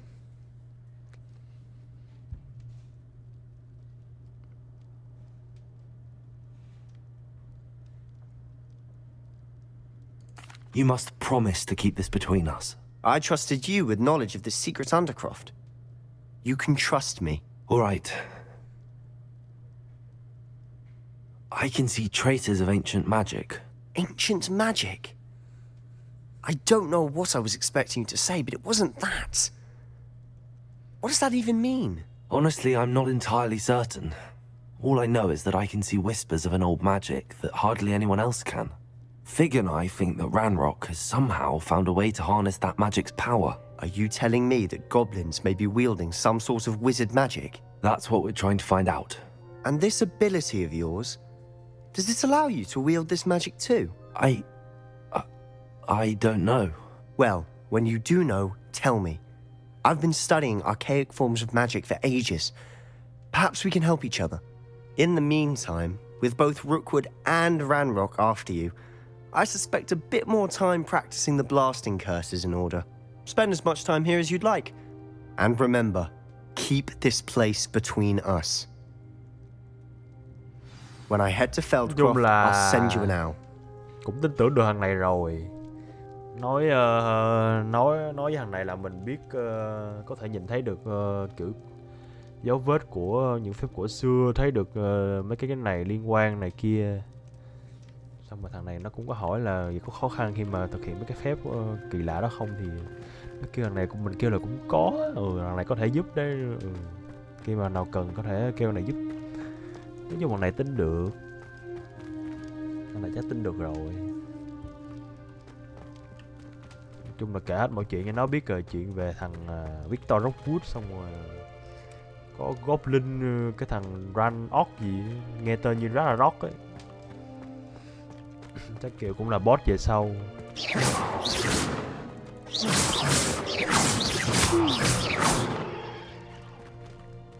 Okay. Revelio. Bài nha.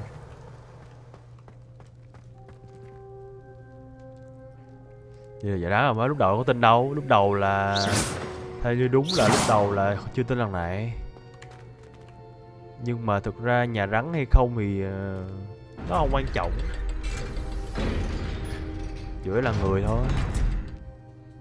4 nhà tượng trưng cho 4 nhà sáng lập, thực ra người nào vô nhà nào thì cũng Hello, được. Sebastian. Wait. You there? I can hear you. Oh, hello. Ominous, isn't it? I believe we have potions together. And herbology? I recognize that voice. Heard you talking to Gareth Weasley in potions class. You're the new 5th year. Did you just come from the Undercroft? How did you get in there? Thằng kia nói thằng này đã hoàn toàn bị mù. Thằng này chỉ nghe về bằng giọng thôi.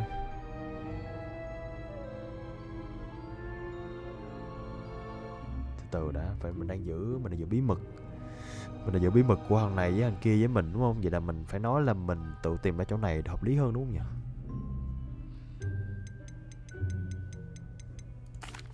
Room's called the Undercroft. Ah, well, I was exploring and then suddenly found myself in a strange passageway. Don't lie to me. No one stumbles upon that room. Sebastian told you, didn't he? You breathe a word about this place to anyone, and not even your precious Professor Fig will be able to help you. My father is friends with the headmaster. I am not afraid to exploit that connection if I need to.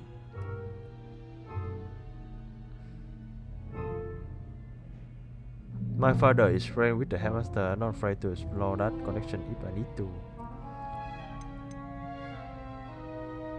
Trust me, Ominous. I won't say a word. And Sebastian is a good friend. You shouldn't immediately assume the worst of him. I don't need you to tell me about my oldest friend. Thank you very much. Ominous, I just meant... I know what you meant. Sebastian gets himself in enough trouble. He doesn't need your help. Sebastian is going to get an earful about this.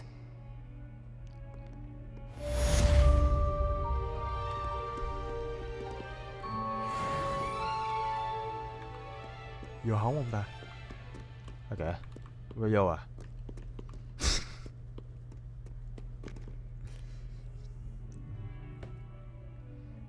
Có phép Crucio má. Come and see me as soon as you can.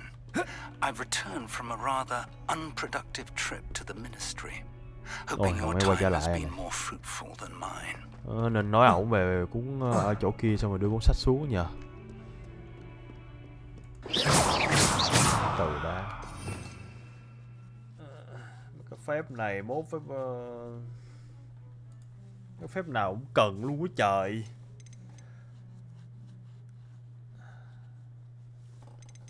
Thực ra thì hai cái phép này nên gần nhau. Thực ra thì phép này với phép này khá cần.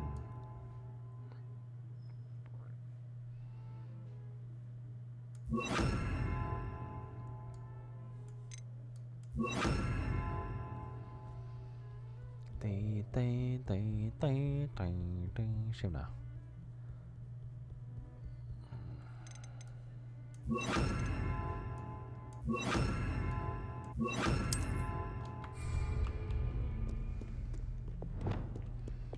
Hai phép đánh nhau cái này cho gần. Nội với tại xài phép kia thôi. Từ bán đồ đã.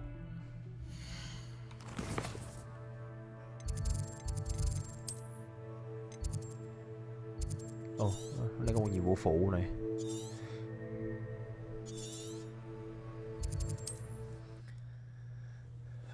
Anh thử xem lướt có nhanh hơn chạy không á. Let me see. Ôi mẹ 10 giờ rồi. Hogsmeade, here I come. Wingardium Leviosa. It can be used to levitate objects for a short time.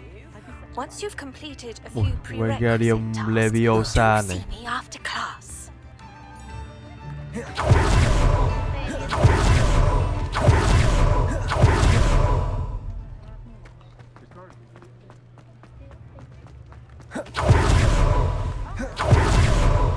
Có vẻ nhanh hơn đấy.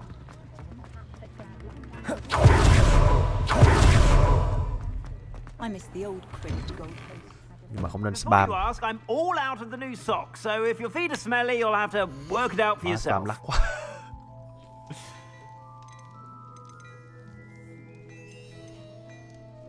Wow, ui, 45. Liền là bán càng đồ càng xịn vậy. Má tiền không biết làm gì luôn á. Tiền mốt chắc để mua mấy cái bàn kia.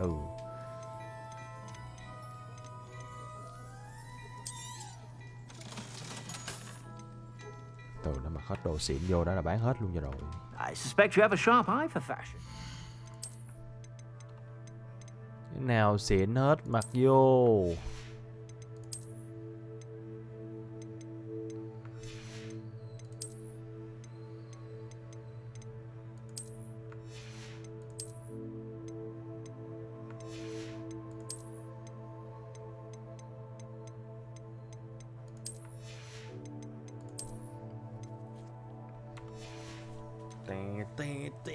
Sao bộ đồ trong chuối vậy trời, gì đây? Mày áo choàng Superman à? Mày trông phải trong đần vậy. Be sure to stop by whenever you're about.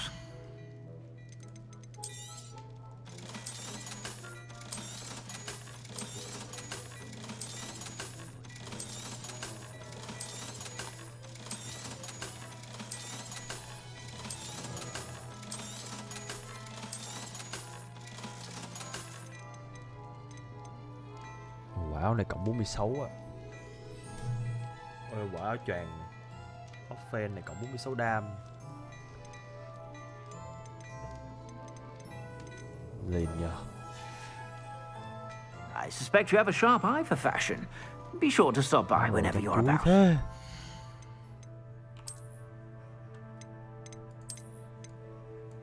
Ui. À dạ.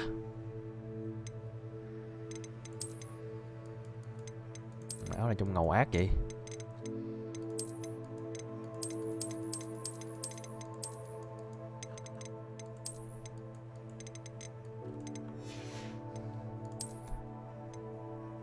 Đổi mắt kính thôi.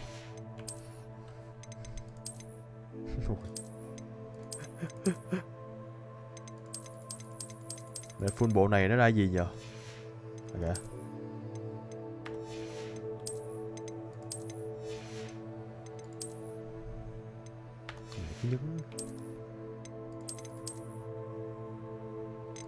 Quả liền nè.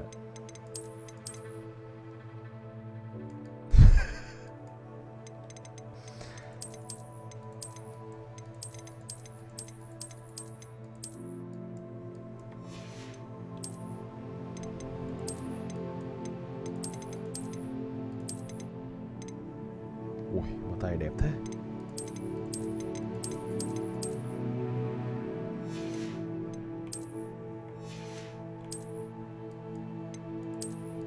Áo ngủ. Ui, đá át này.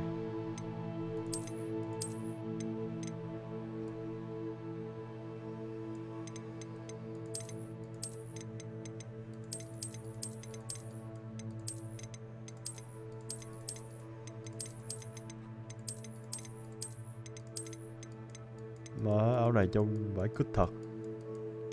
Nguyên bộ nó là hợp nhất rồi.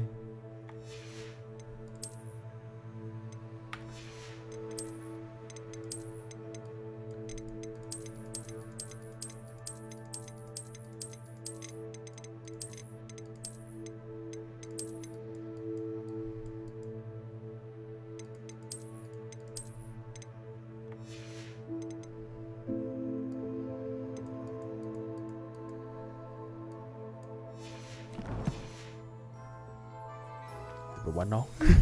Về quả nón.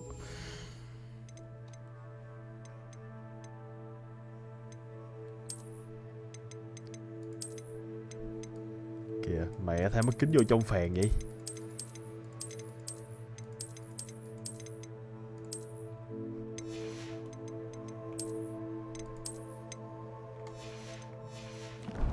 Rồi vậy đi. Đẹp trai rồi. Toadstool tails always made me wretch as a child.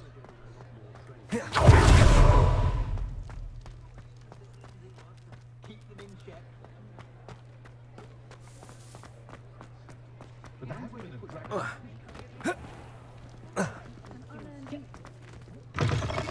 Folks still talk about. Ai đây? Clementi. Pardon me, but were you saying something? Oh, hello. Talking to myself. I'm Clementine Willetsy. Charmed. I was musing on the precious butterflies I see near the edge of the forest. Whenever I come near, they fly off Chổi nữa hả? When I was at Hogwarts, we truly were forbidden from entering the forest. Told horrible stories about it, and I've had an irrationally intense fear of it ever since. It's silly, but I'm insatiably curious as to where the butterflies go in the forest. You couldn't possibly find out, could you? You want me to follow the butterflies? I do, yes. Theo đom if đóm. you wouldn't mind. Butterfly bướm chứ.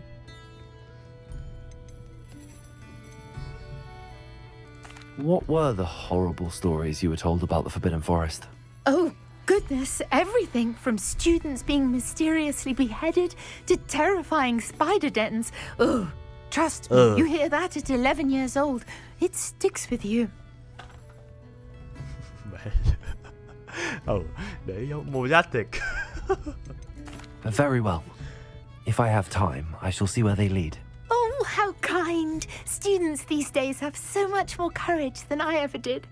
You can usually find me right around here. I hope to see you soon.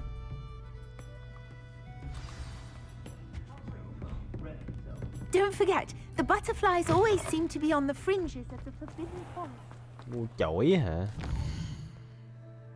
Where the chổi, man? Chổi mua đâu vậy?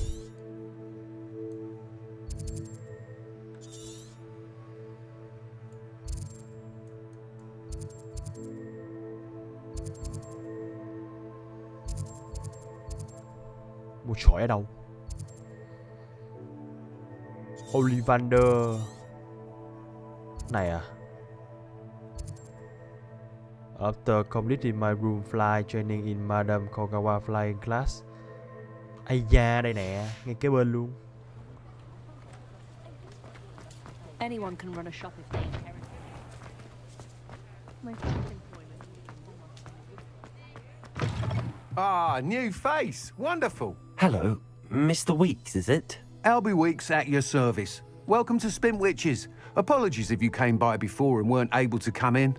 Shop's been closed since trade routes were disrupted. Had to travel as far as London to meet with my supplier. And I've only just returned, thankfully with inventory. I presume you're in the market for a new broom? Got a few rare U-weavers available. Ember Dash, Silver Arrows, Wind Wisps too. No matter what broom you choose, you'll be pleased.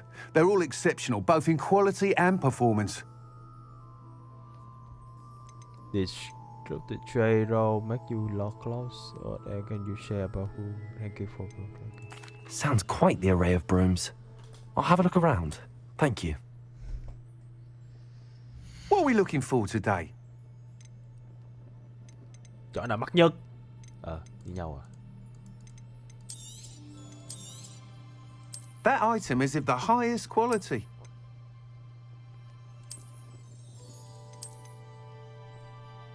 Ồ, chỏ đi cute vậy? Mấy chỏ này bé vậy?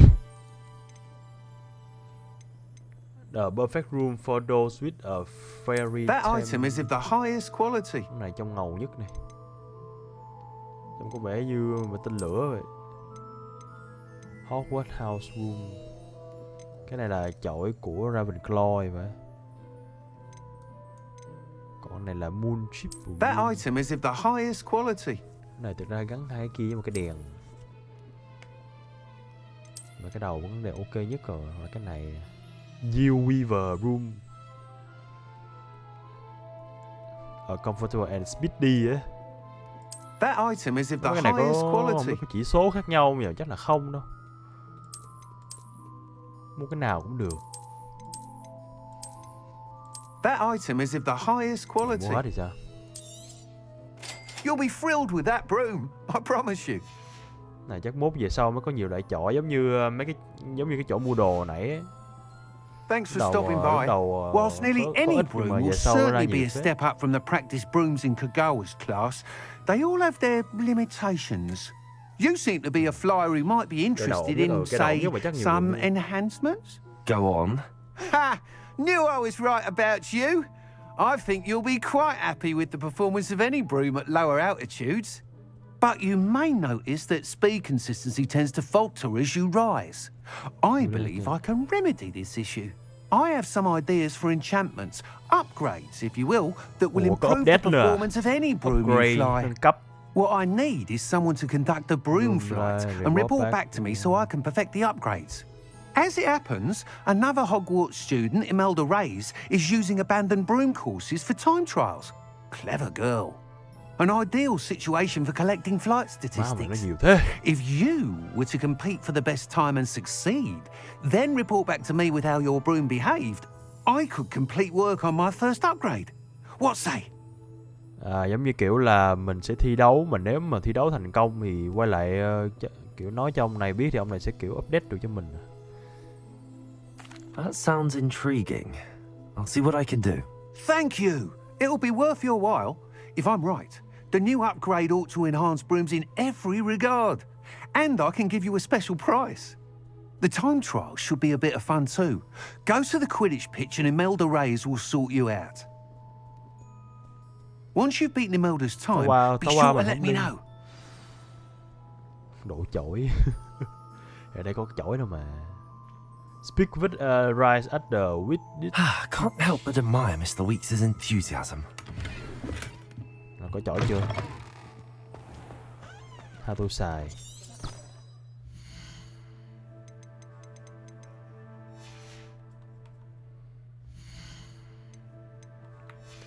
How can tôi xài chổi? Gear. Ủa nhiều lắm.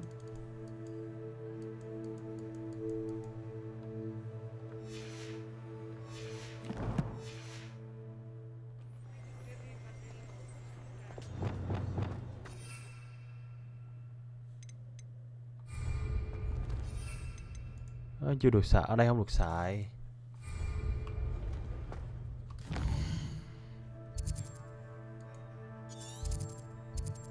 Vậy lắm nhiệm vụ phụ thế nhờ. Appearance goal. Còn nhiệm vụ của bà này nữa cơ.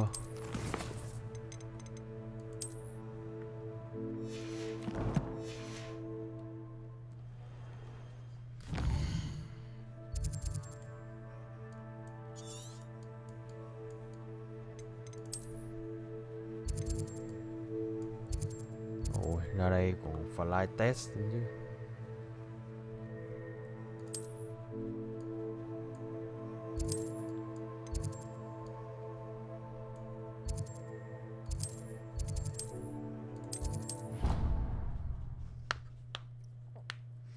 Có cả bắt rồng luôn. New position and plan can be unlocked for your tool wheel by change. Lá là lá.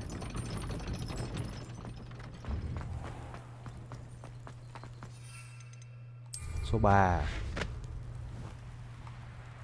Ui, trời ơi. Ui là gì? Ồ, tiện thế nhờ. Hey you, Ravenclaw. B để đáp xuống. Imelda Reyes? Albie Week sent me. Did he now? Still tinkering with his broom upgrade, no doubt. I tried to help him once. He nitpicked my flying technique, and that was the end of that. The nerve.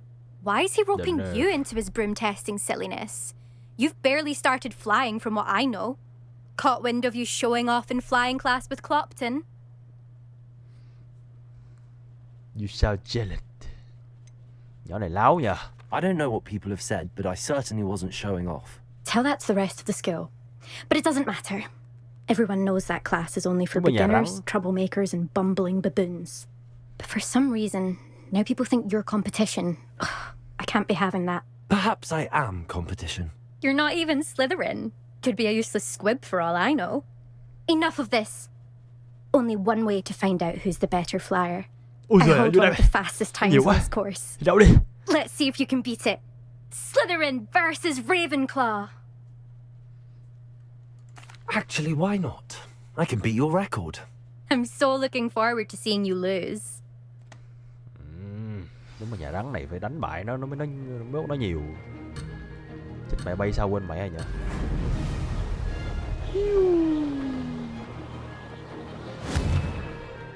Gì là gì vậy? Excellent. Did it.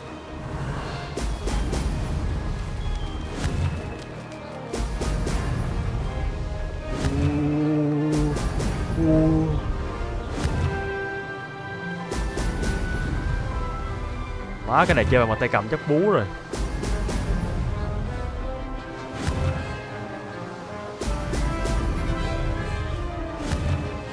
Không có thua đâu nữa. Có cửa.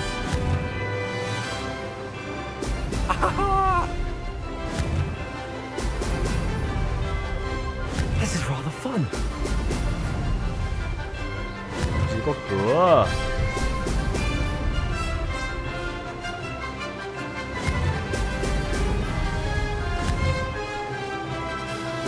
Nghe bay sướng thật.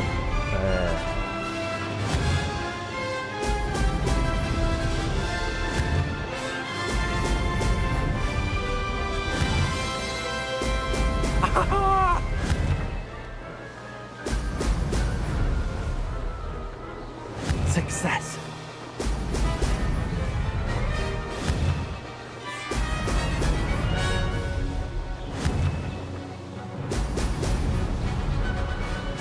Made it.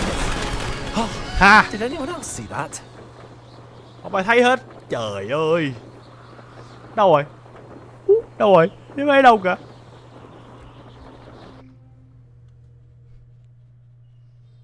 Chuột trái hả? Chuột trái bơm rồi đấy. Tại vì lấy mấy trái bóng kia thì được đi chô. Đi chơi chổi. You must have cheated. Fine. You won. Don't think this is over. You can't determine skill from one single trial. Surely my Mẹ win đổi giọng means luôn mà. You're not terrible, but you're still going to have to prove yourself if you want to earn my respect. Challenge accepted then. Perhaps you have what it takes after all. We shall see. But don't get your hopes up. The next course near Irondale offers a much tougher challenge. Dữ vậy? You can Khó try hơn to nữa hả? prepare by racing this course again. Just check in at the podium, where the leaderboard is. You can check your time and start the race. We'll see next time if your win here was more than just a fluke. Whilst on an errand for Albie Weeks.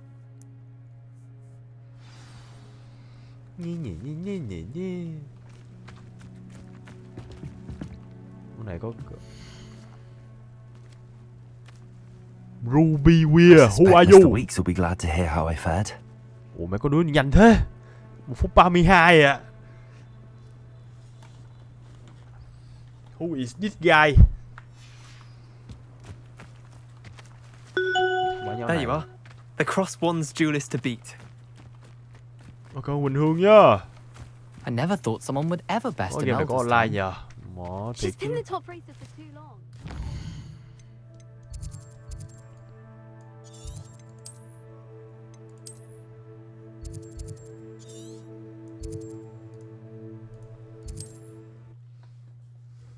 Là có cuộc thi đua chổi còn gì. Target lock. Sometimes it seems all roads lead to Hogsmeade.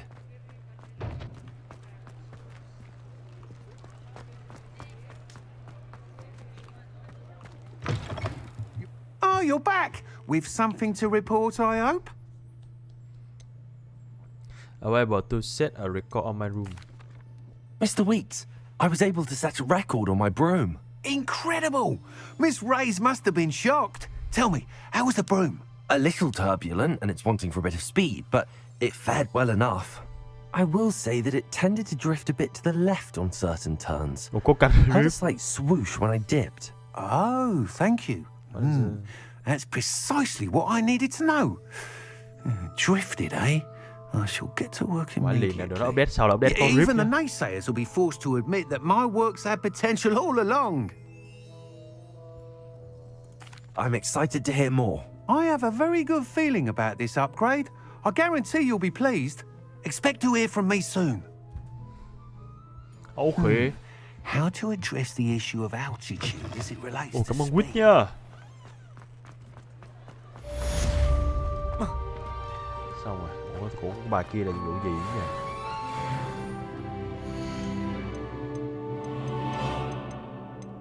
Quest.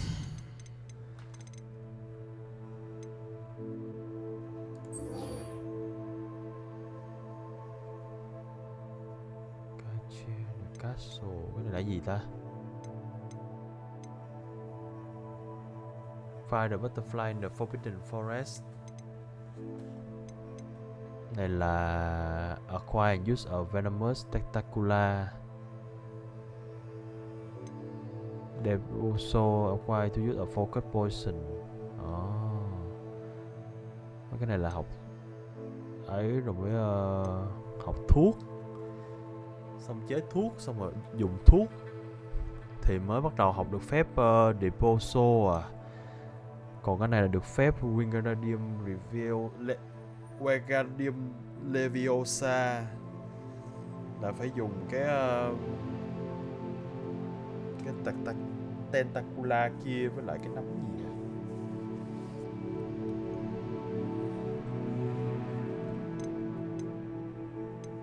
Cái này vụ gì nhỉ?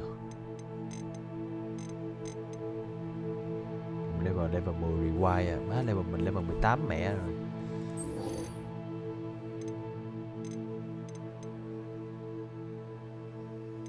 Cái này đi tìm bướm này.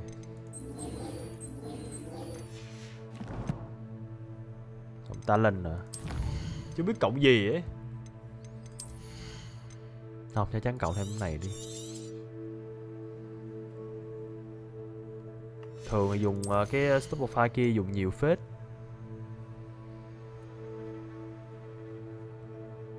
Ui, mạnh nha. Mấy cái phép nguyền này trong nguy hiểm vãi liền.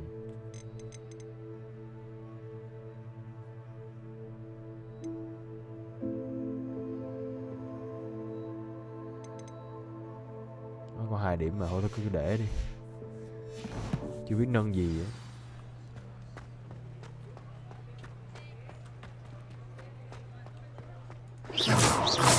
Expelliarmus, Levioso, Incendio, Accio, Confringo, Lumos. Expelliarmus, Levioso, Incendio, Accio, Confringo. Nó nghe chiêu đã nha. Lumos. Expelliarmus, Levioso, Incendio, Accio.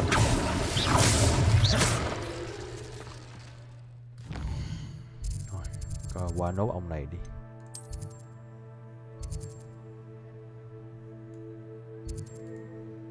Giờ nó chuyện với ông kia thôi, là buổi chính thôi. Đi nãy giờ là hơi sâu rồi. Nhìn phép nhanh quá thành rapper. Ui, có khi nào mốt combat chắc toàn là mày đọc phép không nhờ? Nói cái này kiểu nó cho mình nhiều slot ấy, kiểu gì mốt cũng combat nhiều chiêu, có gì nó hồi chiêu chắc chắn là hồi nãy là mình lấy rồi, không sao.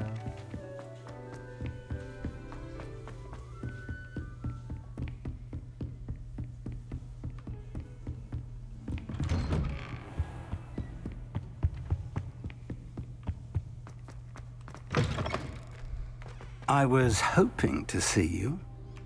Yeah. You're back. Finally. Minister Spavin talks more than he listens. Ranted on and on about rogue dragons. Wouldn't listen to a word about goblins. Speaking of which... Listen, Professor. So much happened while you were away. Your friend, Mr. Ollivander, sent me an owl asking for help finding an heirloom wand that was stolen from him. He did he? And so I went to the owlery like he said, and there were all these statues. What do you mean, statues? In the owlery? Yes, which led me to a secret hideout where I found Richard Jackdaw's ghost. Who on earth is Richard Jackdaw? He was a student here long ago. Anyway, he told me about a secret cavern. I went there, and right next to Jackdaw's skeleton, I found the missing pages. You found the pages? I did. And because Jackdaw had followed the map they contained, when I found the pages, I found the location on the map. Believe it or not, it's a room below Hogwarts. Why am I not surprised? Shall we? I was hoping you'd say that. Ông giáo sư Fit này. Oh, and we'll need to bring the book. Mấy ông này mốt có ấy gì với mình chúng ta? Hay là mình đa nghi quá nhỉ? The room is called the Map Chamber, by the way. And the portrait of Percival Rackham awaits us there. Professor Rackham. I look forward to meeting him. How did this Jackdaw get the pages from the book?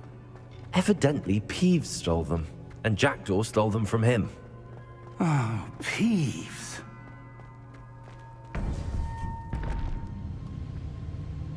To think it was beneath us all this time.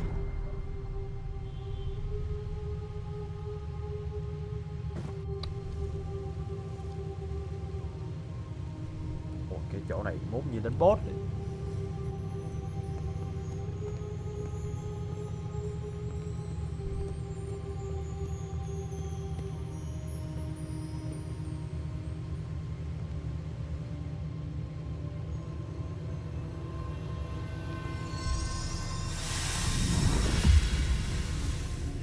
This looks promising.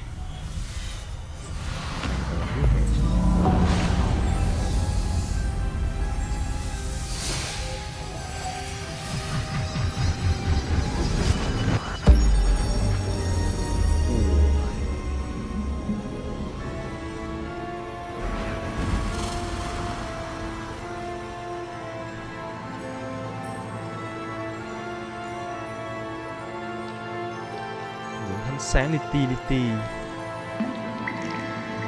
A map. Ngôi sao à? There's Hogsmeade. Bản đồ. Đây là hẻm And xéo. over here, the Forbidden Forest. Đây là khu rừng. And of course, Hogwarts. Đây là Hogwarts. It's magnificent. Thật là phi thường.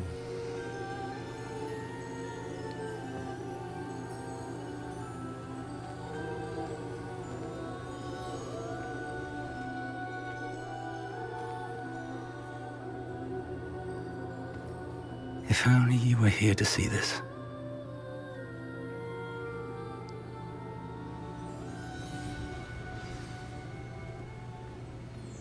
Wow, Professor. Hello, Professor Rackham. We've placed the book on the pedestal as you asked. And this is my mentor, Professor Fig. How do you do, Professor Fig? And you, my young friend, see now why you needed to return with the book? I do. I also see why you refer to this room as the map chamber. That you have come this far tells me that you possess extraordinary magical ability, the potential and power of which will unlock should you prove yourself worthy. The location of each of 4 trials will, in time, appear on the map. Trials that will test you and give you access to invaluable knowledge. Trials that you must complete on your own. Do you recall the pensive memory you viewed in my vault in Gringotts?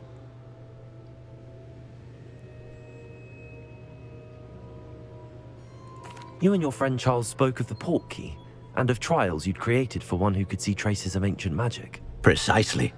Charles is another of the Keepers, a designation we gave ourselves centuries ago, in light of the knowledge that we have been bound to keep hidden.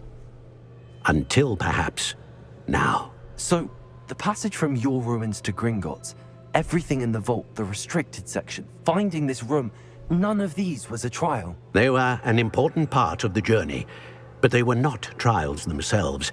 The fact that you have come this far, however, bodes well. The trials were designed to ensure that the power and knowledge we have kept secret for so long does not fall into the wrong hands. They will test your abilities, both innate and learned. But of equal importance, everything you witness as you complete the trials will inform what you choose to do with all that we share. You will need patience. The trials have much to teach you. It will take time. I'm afraid we don't have the luxury of time. We have waited this long, Professor Fig.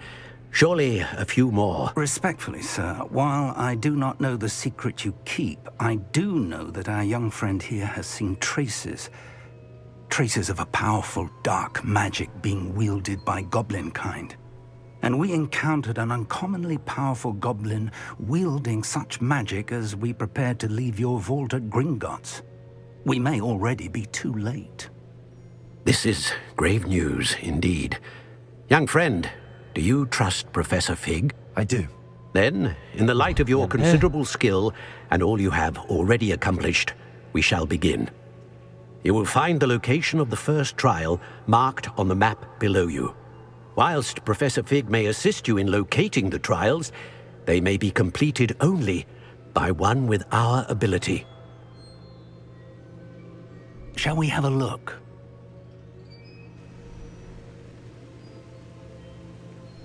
I know that tower.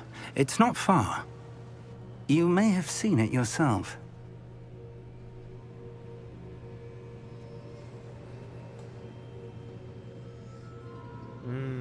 Tóm tắt sao nhờ?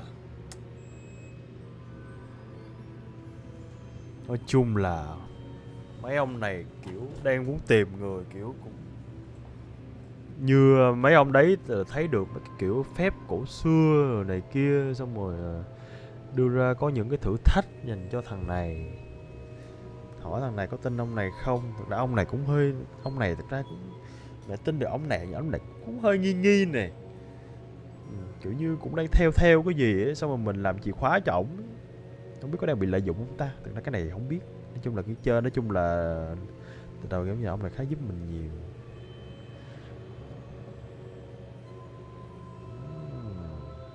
Nói chung là mình mà có năng lực này nói chung là cũng rất là hiếm. Nói chung là có thời gian thì mình làm hết trial thì thì mình sẽ học được rất là nhiều phép này kia theo như lời của ông kia nói, nhưng mà không có thời gian tại vì bị thằng Goblin kia bị dí, xong rồi thằng nào Rockwood dí. Ủa cái tháp hồi nãy có phải là cái tháp kia không ta? It looks familiar. Perhaps your young friend is more well-traveled than you might think. As your mentor, the least I can do is go ahead to make sure it is safe. Join me as soon as you can.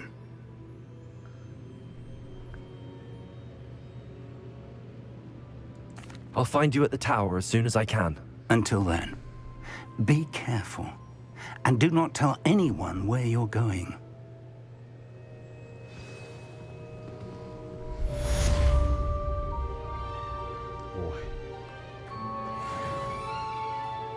Cái tháp kia là cái tháp ngay phải cái trường không ta? Ủa, má 1.600 m, 600 bước chân.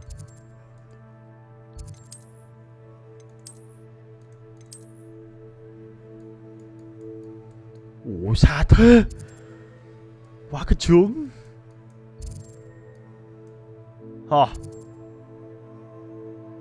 Mình có chổi mình nhờ. Mà ok, mà chắc là mình chơi tới đây thôi anh em ạ. It's time you learned Glacius, the freezing spell. Trời ơi sao nhiều phép vậy? Ngày mai phải đi học phép thôi.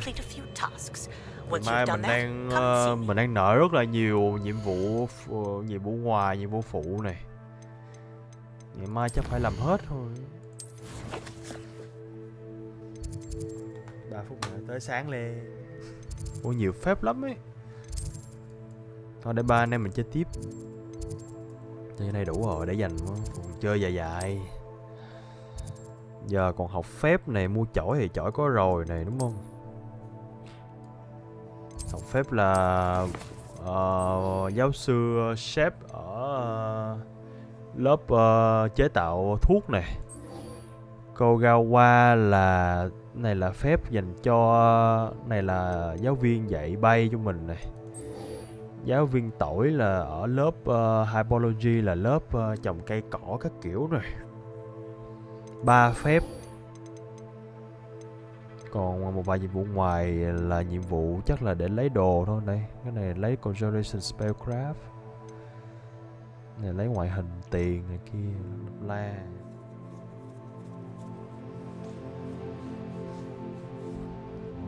Nốt là lâu đó. Để mai chơi một thể luôn. 17%. Cái gì đây? Defeat 10 Dark Wizard. Mà có cả achievement mà ở đây luôn à.